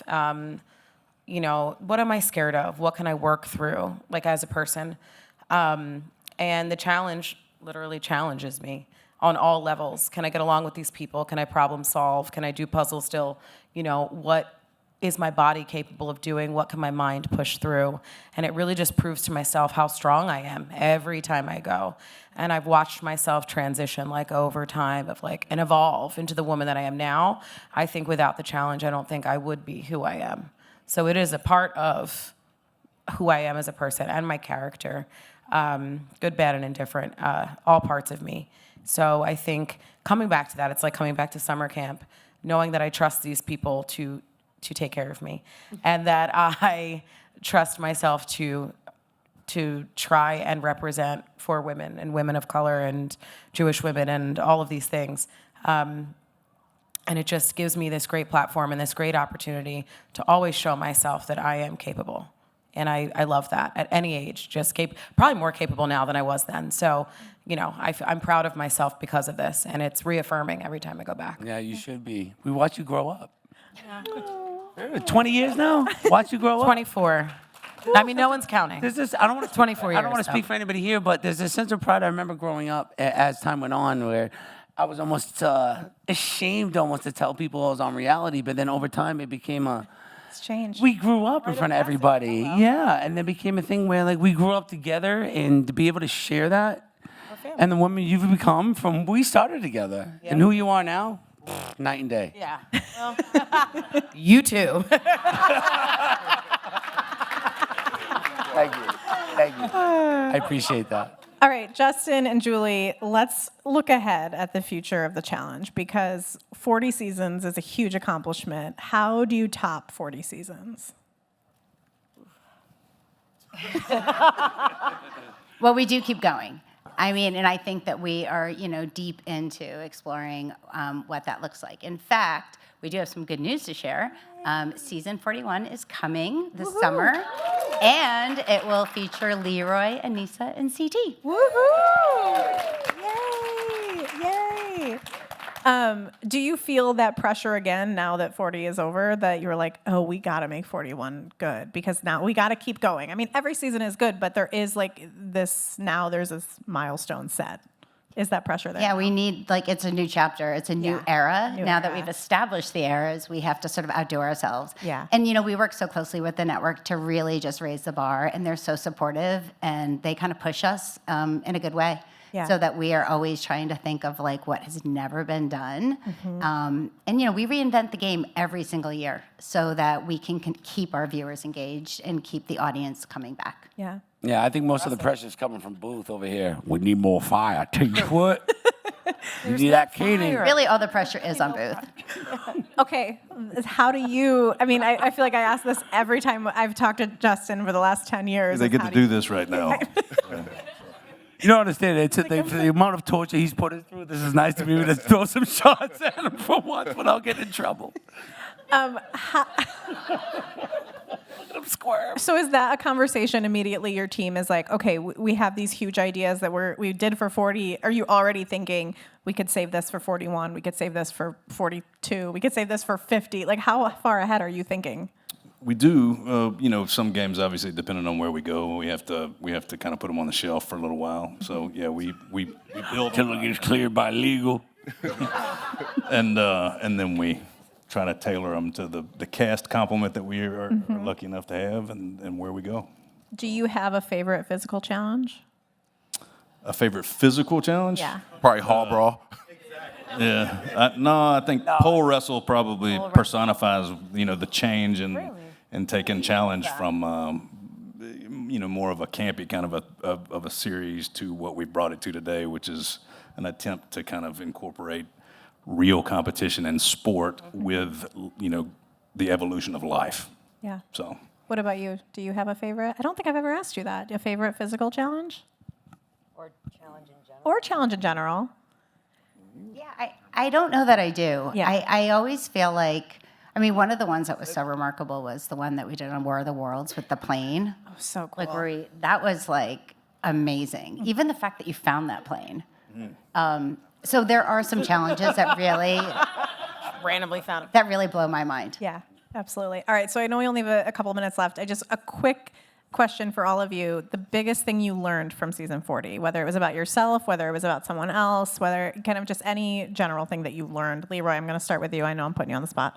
I think the biggest thing that I learned is that we are all a family, right? When I seen, first of all, it was every time I get a phone call to be on the show, I feel like honored. I'm like, damn, they still want me. And it's because even to do 40, there's a lot of cast members to choose from. So for you to get selected made me feel really good. But as I looked at it, I'm like, damn, we've been competing for a long time. And I learned that, like, these guys are truly family all the way through the production, the camera people, the whole nine. Like, we have really good relationships with them. And it's like, it's a good feeling. Even to be here and to come to do this, I learned that, you know, we're a family. Yeah, definitely. Rachel, what about you? I absolutely feel the same Leroy does. I also feel like one of the things I definitely took away from it was that you can be in any shape, in any capability. There is nothing that holds anybody back due to age. Because, you know, I showed up on season 40. I think I was 41 at the time. And I felt like I owned that show. Yeah. And for me, that was kind of really powerful because so many people didn't expect that. And so, yeah, I think that now moving forward, I think all of us are really kind of setting a new bar for age and what to expect and not letting it have limitations. Yeah. CT, what about you? I would say patience, empathy, and understanding. Yeah. Those are big ones. Yeah, I mean, it really came into, like, back what she was saying, it's don't judge a book by its cover. And I mean, shoot. Not including 40, I think the 7 out of the last 7, I won 4 out of the last 7, not including 40. And during the dad bod era, being older, washed up, you know, and all that, and working smarter, not harder. And like you said, don't count anybody out. But it was more, I really do think it's because of the understanding of, you know, growing and being a part of all this and learning. And again, patience, empathy, and understanding where working smarter, not harder. And there's a way of doing things and how to play the game. And like you were saying, like in the end, we're all a family. And and you can see it when it comes to like OGs when they're on the show, and the way we play the game when it comes to each other, where it comes to younger, I would say challengers, where they're much more cutthroat and it's ruthless. I mean, nowadays too, geez, never mind that. I mean, back in the day, like, oh my God, like it doesn't just end on the challenge. They'll take it to the streets, they'll take it to Twitter, social media. No, geez, nothing's safe. To the streets. Streets, All right, Twitter. Anissa, what about you? I'm talking too much. Yeah. I learned that I need a mattress topper every time I go. That bed was the worst thing I've ever experienced, which did show me how old I was. Right. But you know, every time, no, my back still hurts. But I'll still go back when they call. I'll still go back. I was honored to be there, and I felt like it really did, like Rachel said. Like I think people tried to count me out, and they put me in the sand, and I proved to myself every single time that you can still do it. And I'm a dog, and I'm okay That's with right. that. That's right. So, I love it. I love it all. I love to see my girls. It was so nice to be reunited with like who I started. We started Challenge 6 together, and here we are, still looking fine in our 40s. That's right. So, I personally think we look better. This has kept us young. I swear. This is our fountain of youth, and when they call, we come running. you know, I love it. Something like that. Thank you guys Julie so make much. sure he doesn't light us on fire. Thank you so much for all being Thank you, here. I really Emily. appreciate it. Thanks very much, everybody. Introducing Meet the Makers, RuPaul's Drag Race. Moderated by Jazz 10K, Senior Artisans Editor. Wait, what was it you just said, Anya? Who's entered the chat? Beyonce and J-Lo. Mi gente Latino! Hello, everyone. Hi. Hola. Everybody's really excited to see you here today. I'm very excited to be here with On Your Nerves, Season 17, winner of Drag Race, Jules Sparkles, Amy Winehouse, runner-up of Drag Race Season 17. We have editor Jamie Martin and casting director Gala Gabolte. All right, before we start, I would like to pull up a clip from this season, and then we're going to get into the conversation. Welcome to the workroom, all the parents. It's just so beautiful. And everyone at home is thanking you right now. You guys have some incredible children. We've put them through hell. And they survived. Yeah. Yes. These kids are survivors. And that is attributed to all of you and your open heart. Now we're gonna put you through hell. My queens, for this week's Maxi Challenge, your loved ones are gonna get a chance to strut a mile in your shoes. That was one of the most emotional episodes of the entire series, making over your parents, your dads, especially, you know, when you're LGBTQ, like families aren't always, you know, accepting of us. What was that like when you heard that you could make over your dads? Well, for me, it was interesting because my dad has been in prison for a long time, so I haven't always spent a lot of time with my dad, even though he is always, when he could, has been a part of my life. And doing drag, has surprisingly enough, has never been mad about it or afraid of it. He was always very supportive of me doing drag in the 4 years that I've done it, but I didn't know he supported me so much that he would come on national television and dress up as a woman. So I think a lot of the emotion that y'all saw when my dad came on was because at first I thought my mom was gonna come, and then when they said my dad's name, it was just so shocking because I knew he supported me, just like not that much. And so it was a big shock, and I was like overwhelmed with the emotion, girl. It was a lot, yeah. It was so beautiful. Jules, what about for you? I mean, I think I've seen that clip about 1,000 times, and it just never gets old to me. Like, it was such a beautiful moment. Like, at that point in the competition, you're just overwhelmed and stressed and just like we don't have contact with the outside world. Like we are literally sequestered with no phones, and you know, like it's a lot.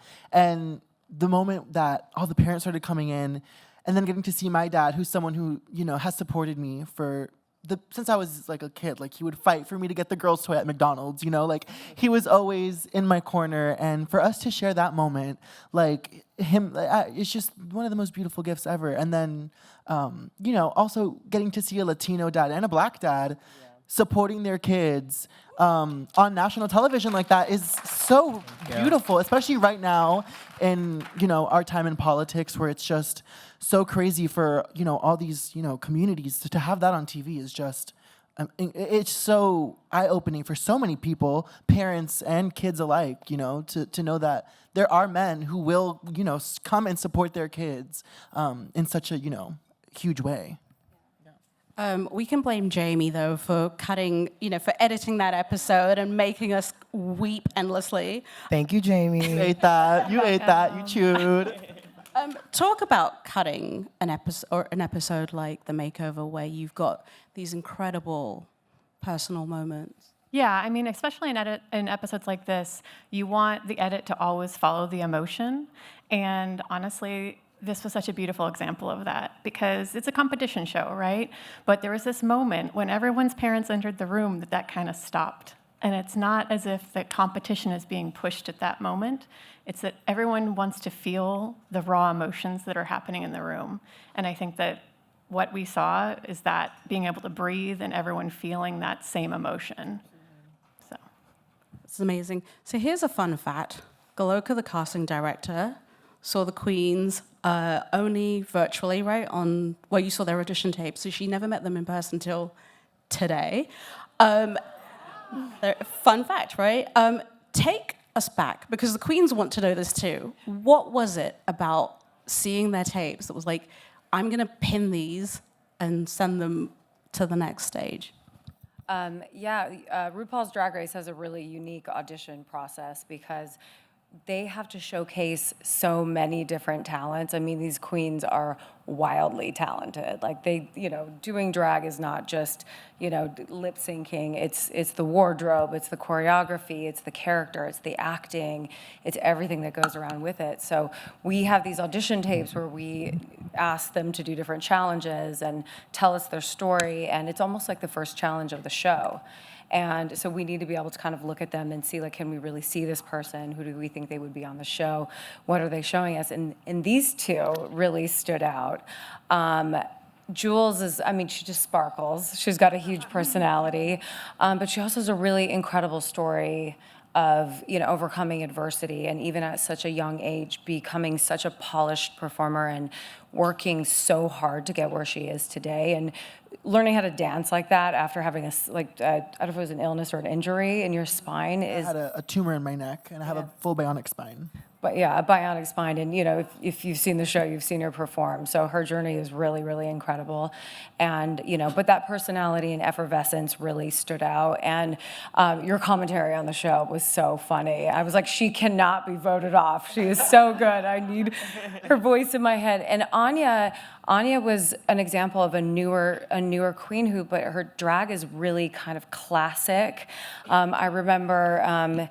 There was some Eartha Kitt in there in the video, but everyone does a Snatch Game challenge as part of their audition tape, and hers was so funny. And there were these moments, and she was just doing outtakes and just kind of talking smack and just beep and beep and beep, and I watched it over and over laughing, and I was like, I know she's a little newer to the game, but I was like, there's no way Rue doesn't love this. I was like, we have to pitch her. That's so cool. That's so cool to hear. Oh. And you made me proud. Both of you. Thanks for changing our lives, truly. Thank you. Wait, I want to know who did you do as your Snatch Game in the audition tape? I did Eddie Murphy, Eartha Kitt, and that's it, right? Yes. Yeah, that's it. But it's like sometimes people go all out, and it's like you just did a really funny interview in a diner.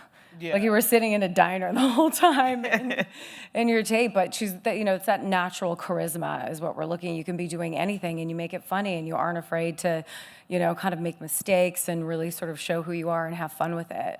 And that's what both of these incredible queens did very well in their audition. Thank you. I was going to say, with the Snatch game, I'm always curious, like, how do you decide who you want to be when it comes to the Snatch game challenge? Like, and at what point are you deciding this? For me, it was really hard to figure out who I wanted to do. I didn't film this person, but I also wanted to do Jim Carrey. But after thinking about wanting to do Jim Carrey, I realized it was because I watched a lot of Jim Carrey movies growing up. So I got to Eddie Murphy because that's also been a person that I watched my whole life. And also I've played Donkey in Shrek, the musical, like 3 times now. So it only made sense for me to do Eddie Murphy because it just made so much sense. But yeah, I think it was natural. I think the best thing about Snatch Game is that the character should find you. You shouldn't necessarily find the character. Just same with Jules, like Sasquatch, and then it works. I was like, that's crazy. Me and Jules actually have the best Snatch games. Yeah, we were top 2 for Snatch Game. We We're were. top 2 of the season. Shout out to that. My journey with Snatch Game was a little different. I had a few characters lined up, but none of them really worked with some of them had been done a few times, and then like some of them were copywritten. So I was like, well, what am I gonna do? I don't have a lot of time to really perfect a character. So then I just made something up. I was like, I'm gonna do Miss Bigfoot because, we have Bigfoot, this character we've only seen one picture of, and she's naked in the picture. What is her story? Why is there one picture of her and she's naked? So I just kind of built a whole character around that. And when I went to acting school, we had to do this thing called the 6 Steps from an Uta Hagen book. And it was like, who am I? What are my circumstances? Where did I come from? It's just everything. And I did the whole essay, and it helped a lot. It worked. It worked. Totally worked. Let's talk about the finale, because that lip sync to Lady Gaga's Abracadabra was incredible. The looks. Talk about that final lip sync and the pressure, and then also just executing it. Insane. I mean, it's overwhelming. Yeah. From getting the song that we're going to do all the way up to doing it, it's a lot. I feel like most of it is not in your control, and you really have to just go at it, just doing your best. Because all the way up into the finale, we've already won. We've already done the best we can. A lot of what y'all see is up to the drag gods and RuPaul. So when it comes to doing the final lip sync, it's just like, baby, I just gotta do my best. I gotta do my best and try to have a little bit of fun. And I think that was what was going on in my head, but yeah. Yeah. And you won, so congratulations. Oh, thank you. But yeah. It wasn't easy, bitch. But I mean, for me, I was like, okay, if I make it to the top 2, that performance, is gonna dictate the rest of your career almost. So I was on the opposite. I was overthinking everything. I was like, girl, it needs to be perfect. I need to do this. I need to do that. I was like a checklist in my mind. And yeah, I mean, it was very overwhelming, very stressful, but there was almost like a sense of peace. Yeah. Right before, I remember walking on, you held my hand and you were like, I think it's gonna be us. Right before we walked on and found out who it was gonna be, she was like, I think it's gonna be us. And I was like, okay, let's go give it, girl.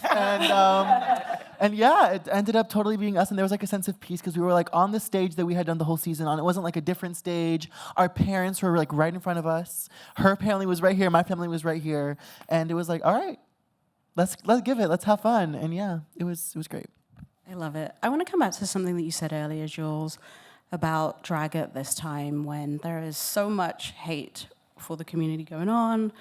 What does it mean for all of you for Drag Race to be, as popular it is, but also just hearing the stories, telling your stories, and being a part of the Drag Race community this time? Gala, can I start with you? Yeah, I mean, like you said, we all have such different stories. I think that's what's so beautiful about the casting and the show we all come, the top 4, the whole cast could not have come from more different backgrounds. You know what I mean? And getting to have all these queer people, like I from such different backgrounds, be able to be like, this is who I am, and this is what we all have in common. We all have gone through so much in such different ways, but drag is what kind of saved us all. And having that, be displayed on TV, like Anya coming from where she comes from, me coming from my surgeries and everything, it's just really beautiful to have all those backgrounds, and you really get to know people, and it's really humanizing. It's a humanizing experience to watch Drag Race and be like, oh, wait, like, these are just humans that have gone through what they've gone through, and now they're here creating fierce, fierce art. And it's really important, and it's an honor to be a part of the show right now, especially with all the politics going on. Yeah, I just think drag is, especially today, is so much more than putting on a dress and doing makeup and lip syncing. Like what we do is a testament of following your dreams, betting on yourself, not giving up, regardless of like what the world says. We live in a world that success is measured monetarily. We do this some of us 5 days a week, not even knowing how we're going to make ends meet. If that's not a testament to following your dreams and knowing that there could be 100 no's and one day there's going to be a yes, like this is what we represent. Like this is the dream, like standing up and betting on yourself. That's exactly what we do. And it's so important for kids and people that look just like us to see that, because it's so easy to go to school and be a lawyer. It's so easy to go to school and be a doctor and all those things, but it's not easy to say, I'm gonna put on a dress. I'm gonna do my makeup. Clock it. I'm gonna go to a nightclub at 12 a.m. Hello. Prance around for maybe $10 in tips in hopes that I make it on RuPaul's Drag Race. Right. Clock it, clock it, clock it, clock And it. if that's You did it. So following your dreams, I really don't know what is. So that's what I represent in today's time, and that's what we all represent. Honestly, yeah. I also Oh, thank you.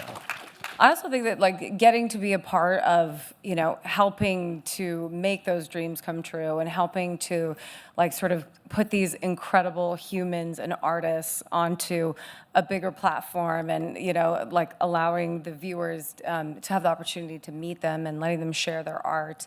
And also going even further than that, the people who watch the show are, we have a lot of young viewers. They see themselves represented. They see hope. And it's like, it's so incredibly rewarding. And I pinch myself every day that I get to do a job that like really matters to a lot of people. We do a lot of fun shows and a lot of things that are just like a good time, or you win some money, or, you go on TV, you get the notoriety. But Drag Race really makes a difference to a huge community of people. And I feel so incredibly fortunate to be even a small part of their journey. A huge part. A really huge part. So I know Eddie Murphy hasn't seen your Snatch Game yet, so we need to make sure Eddie Murphy gets to see it, right? I know if any of you know Eddie Murphy out there, tell them that there's a young black boy, young black girl. Speaking of, please introduce Eddie Murphy. I'm just joking. Yeah, Eddie Murphy needs to see this. I just want to shake his hand. He's an icon. It was so cool to imitate him and then do like a decent job in hopes that one day he could see it because of what he does. Like what I did is what he has done his entire career, is like imitating and playing all these crazy characters, and it was just cool to like step into that box of craziness. We love that. We're gonna make that happen. Sasquatch, unfortunately, I don't know. Yeah, where's my Sasquatch shout out? Am I gonna meet her? Like what? What's next for you, Queens? What are you up to? I mean, have you recovered from the season and doing the show? I think we're taking it day by day right now. It's been a whirlwind. After Drag Race, we have gone city to city and just been so blessed to be able to like be working right now in this environment. So taking it day by day and manifesting our future realities as we go. Yeah, you know me. I hope to get on Broadway soon. I hope to like be doing shows and just expanding everything that I'm already doing. You know, I'm an Ohio girl. I don't know if y'all know this, but the cost of living in Ohio is very cheap. So I'm in the process of getting a new house and yeah, just being a bigger, badder on your nerve. Hello. On that note, I want to say thank you so much. Congratulations on the season. Thank you, guys. So much. Thank you. And can we wish Goloka a happy birthday? It's her birthday today. Oh my God, you and Lingerie share a birthday. Amazing. Well, thank to you. wish her a happy birthday. Thank you very much for that incredible Drag Race conversation. Thank you for having us. And thank you, Amy, too. And thank you all. And stay tuned for the next conversation. All right. Thank you. Guys, thank you.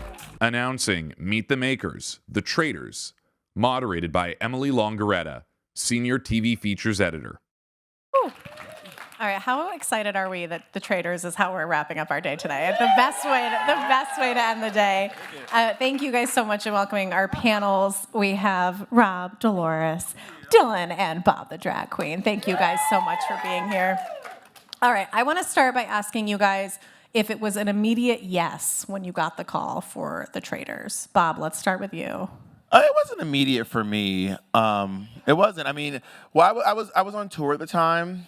I was doing the world tour with Madonna. I dropped a name. And I remember thinking to myself, like, also my life was falling apart. I was like in shambles. My house had burned down. My mother was dying. It was like crazy. I know. Trust me, I was there. And then I had a friend who had a really bad experience on Trader Season 2, Peppermint, my friend. She was first banished. Mm-hmm. And I was like, I don't know if I can do this. And I it's really funny that I say, like, I'm not really, my career path has never been to do reality TV. I'm a stand-up comedian who just happens to be on a lot of reality TV shows. I think I'm more known as a reality TV person now than I am as a stand-up comedian, which is funny because I've been doing stand-up for like 16 years. So I was like, should I do this? And then I remember thinking to myself, I will avenge the death of my sweet sister Peppermint. I mean, I didn't. I don't know if you watched the show. Spoiler alert. Spoiler alert. Sorry about that. Dylan, what about you? Was it an immediate yes? No, it wasn't. Just because a lot easier story than that. Mine was just I'd never done reality show before. Yeah. So like I've been offered some like auditions for some shows like Survivor and stuff, and like I've always turned them down. So this was the first time where I'm like, all right, I think I can do this. And so it took a little while, but I said yes. You turned down Survivor? No, I wasn't like offered Survivor. Okay. It was like, wait a it was minute. like, hey, we think you'd be good when you want to audition. Yeah. It was like stuff like that, and Yeah. like Love Islands and stuff, which I couldn't do. So then this one was like, all right, I might be ready. Okay, Dolores, did they have to twist your arm? Well, no, you're not going to even believe this, but so one of the bosses, I was doing a show, and one of the bosses had come into my dressing room, and they said, hey, I don't want to say which boss it was, by the way, because then he'll get hounded to pick somebody to be on, because everybody wants to be on Traitors. So Of course. somebody said to me, would you do Traitors? And, you know, when your boss says, would you do something like work-wise? I'm like, yeah, of course, yeah. And then when he left, I'm like, what the fuck is Traitors? Like, I don't know what that is. I'm sure you all wouldn't believe me that I wouldn't know the game at all. But so I said, yeah. And then the next day I got a call and they said, well, you know, I got a call from my manager and he's like, you start packing because you're going to Scotland. And I'm like, what am I doing? So then I had to binge watch the show. And it was like surreal to me to even like pack all these suitcases, get these clothes together. They had to be amazing. And go and binge watch on the plane before I had gotten there. Didn't know a lot about it. So that's how it happened. Checks out. We love a queen who happenstance wins a show she's never heard of. That's what I'm saying. Like, yeah, it was meant to be. It worked. All right, Rob, reality TV competition royalty. Did you say yes right away? So actually the opposite of what Bob the Drag Queen said. I have been doing reality TV for 25 years. Woo. But surprisingly, I actually did turn down the first and the second season of Traitors. And I think the reason why, like, I've been doing reality for so long is that I am, specific about what shows I actually do. Yeah. So I had to watch the first and the second season, and then after that I was like, okay, I'll do it. After it did really good. But we all know the third one did the best. I want to ask what the most difficult part was, because I think people don't know about, the living situation, and being filming a reality show is difficult in every way, not just the actual competitions. You're telling me? So what, for you guys, what was the most difficult part of it? Yeah, I'll start. Like, specifically with traders, it was the strategic part, okay? And I think it's different for all of us, but I come from a competitive reality background where I'm always trying to figure out what's the optimal move. And the thing that makes traders different from all of these other shows was the sheer number of people that you had to deal with. There are 22, 23 people on a season, and that's a lot to manage. Combined with the fact that it's shot more like a film than it is a television show, in that it's all day, all night, especially if you're a trader. You're there from 8 in the morning till sometimes 3 in the morning by the time it's over, and then wake up and do it all again.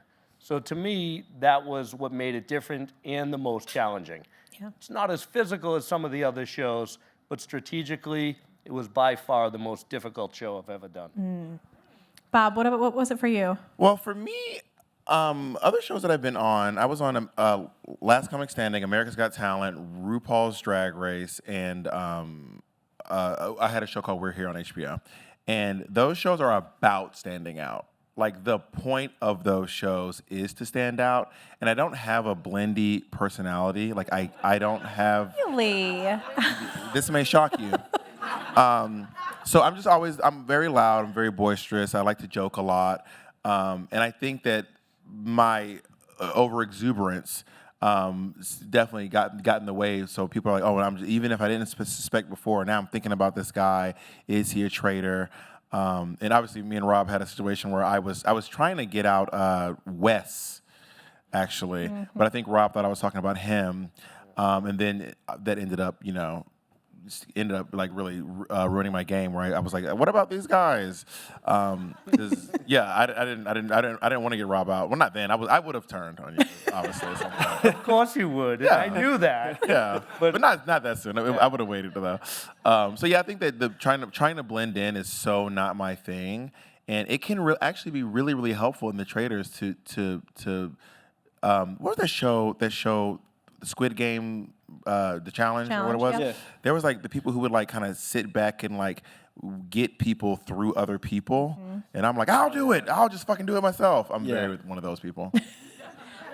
Dolores, how did this compare? What was the difficulty to the other reality shows you've done? Because it goes so against my grain to turn on somebody that you get close to all day. You understand that, right? Yeah, I Bob? mean, that's my MO. That's what you do. I literally never do that. No, I didn't know that this even existed. Like, how do I become close with somebody and that at the end of the day, look at them across the table and write their name down and say, you're a traitor, when they never admitted it to me? I just have to go by sheer, gut or whatever. So by the time I got the hang of it, I got the first traitor, and then, of course, I had to get the last traitor. But they're, literally standing in front of you saying, I swear on everything, I am not a traitor. And that, to me, when I say I swear on something, that means something to me. But I had to remember it was a game. So that was... And to me, that's a red flag. As soon as they start swearing on something, I'm like, okay, they got something to I want to hide. go back and play now that I know how to really play. And you guys... You won the game!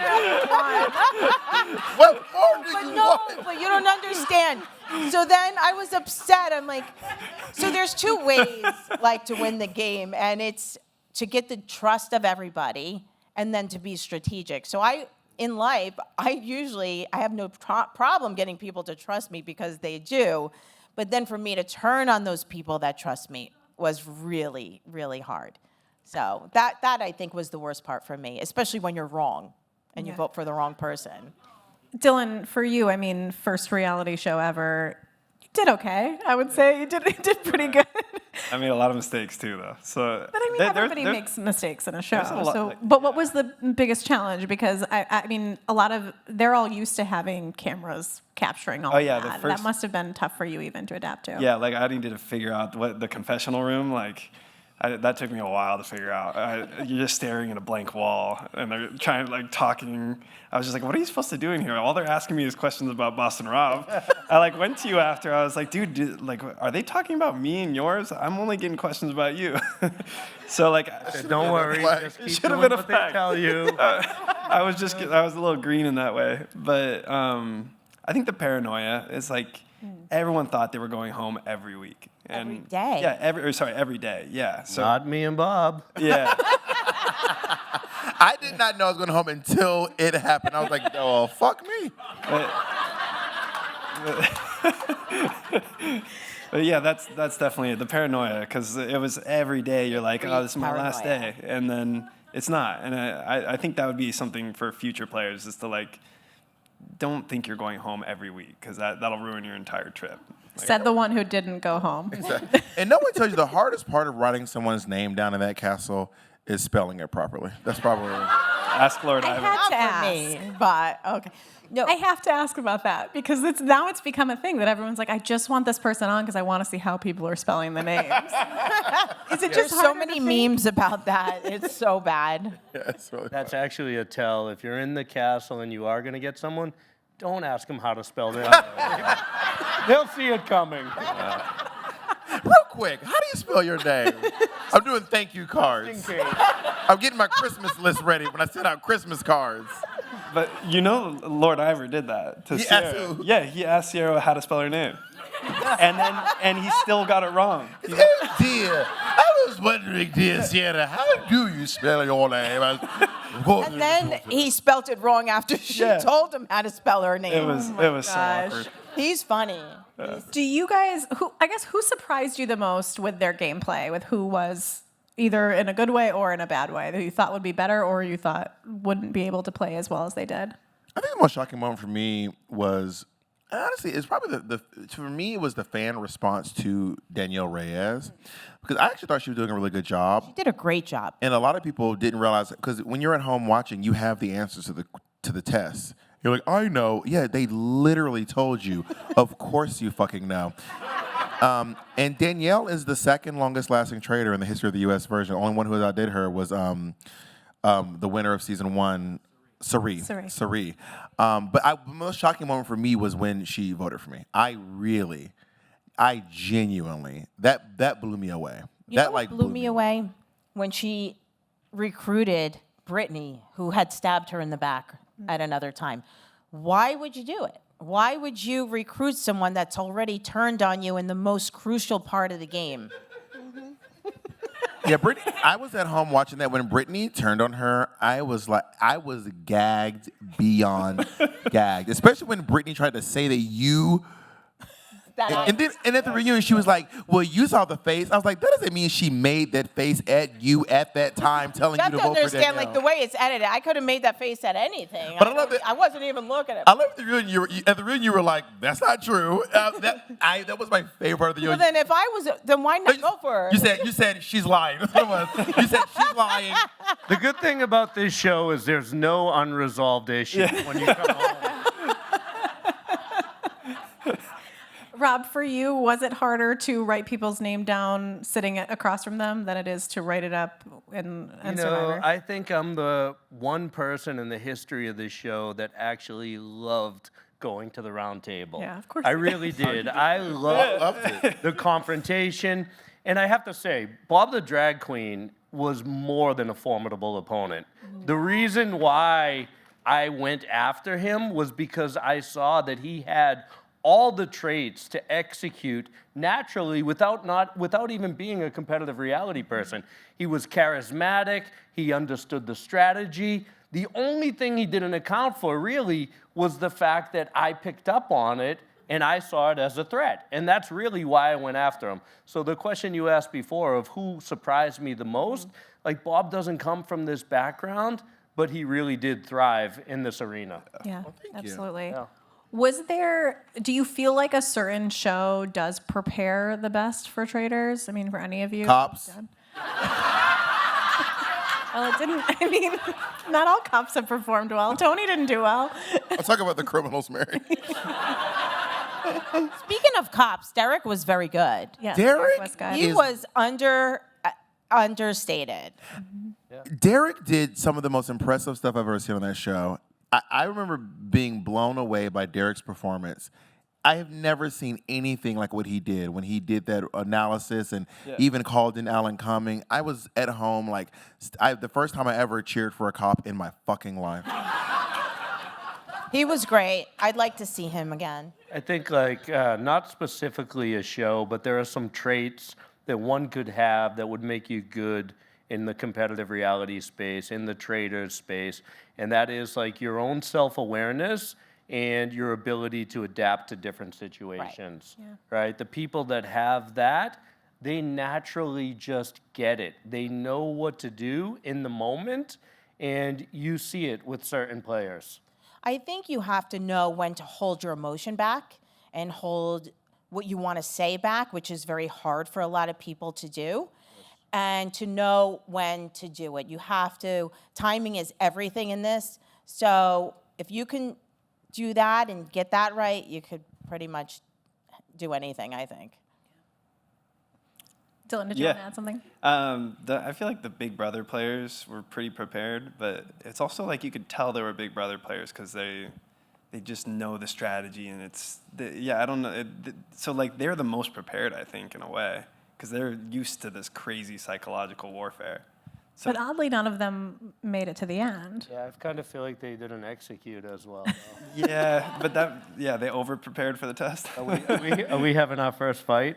I don't agree. I mean, Danielle and Brittany did make it pretty far, but they always, the Big Brothers, they always turn on each other, and that was why I kept targeting the housewives, because I kept thinking to myself, well, they have no bad blood. Like, these Big Brother people, they're all like, you crushed my dreams. Someone from Survivor's like, you stopped me from winning $1 million.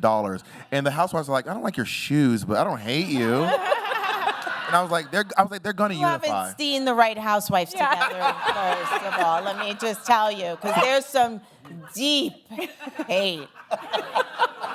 All I can say is just wait for the all-star version when your actions come back to haunt everyone, and you'll all be back in it.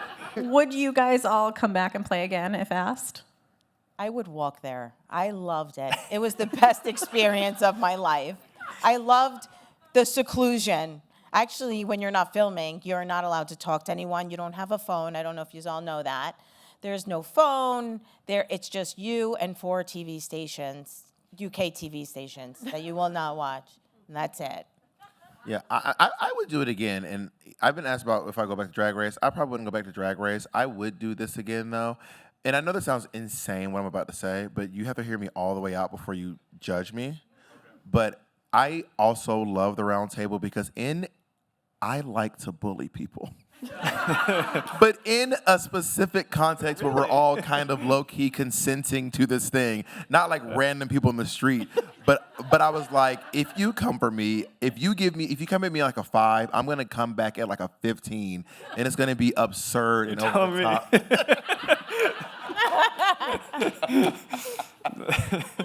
And they didn't even show me when I was getting banished. I went full scorched earth on anyone who would even breathe in my direction.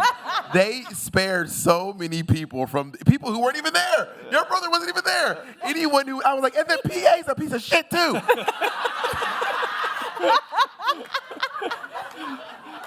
You got so much shit for that online. Zach has some really loyal fans. No, I loved it. Dylan, would you play again? Yeah, definitely. It's so much fun. Yeah. Like, what's more? It's an experience like that. It's like a sleepover on steroids. It's so fun. Oh, Great way to put it. It was so amazing. Yeah. It really was. Rob? I would say maybe.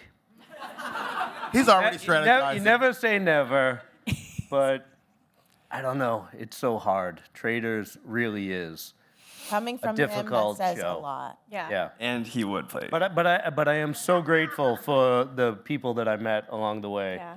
And for me, that was the best part of the show, was the other relationships and other people, specifically outside of competitive reality. Because I knew a lot of the Survivor people and the Big Brother people, but meeting these guys and other people and connecting with them was really the big win for me. You and Sierra got along really well. You helped her through Great. the bug Yeah. challenge. Yeah. You Sierra's talked her great. through that. I'm so glad I had Chriselle to pull her hand out. I do remember that also. She called me when the show aired, and she's like, "I'm so sorry." No, she texted me, and I'm like, "Are you kidding me? I couldn't thank you enough for pulling your hand out because I wouldn't have done it." So I was okay with it. But watching you talk her through it, everyone fell in love with you again. I have to say. I know everyone in this room would agree. We'd love to see all of you back on another season of The Traitors. Thank you all so much for being here. And as the last panel of the day, I just want to say thank you guys all so much for coming, and to all of our partners. Please read all of our coverage for this, and if you missed any, you will see everything up on Variety.com. So thank you guys again for being here. Thank you.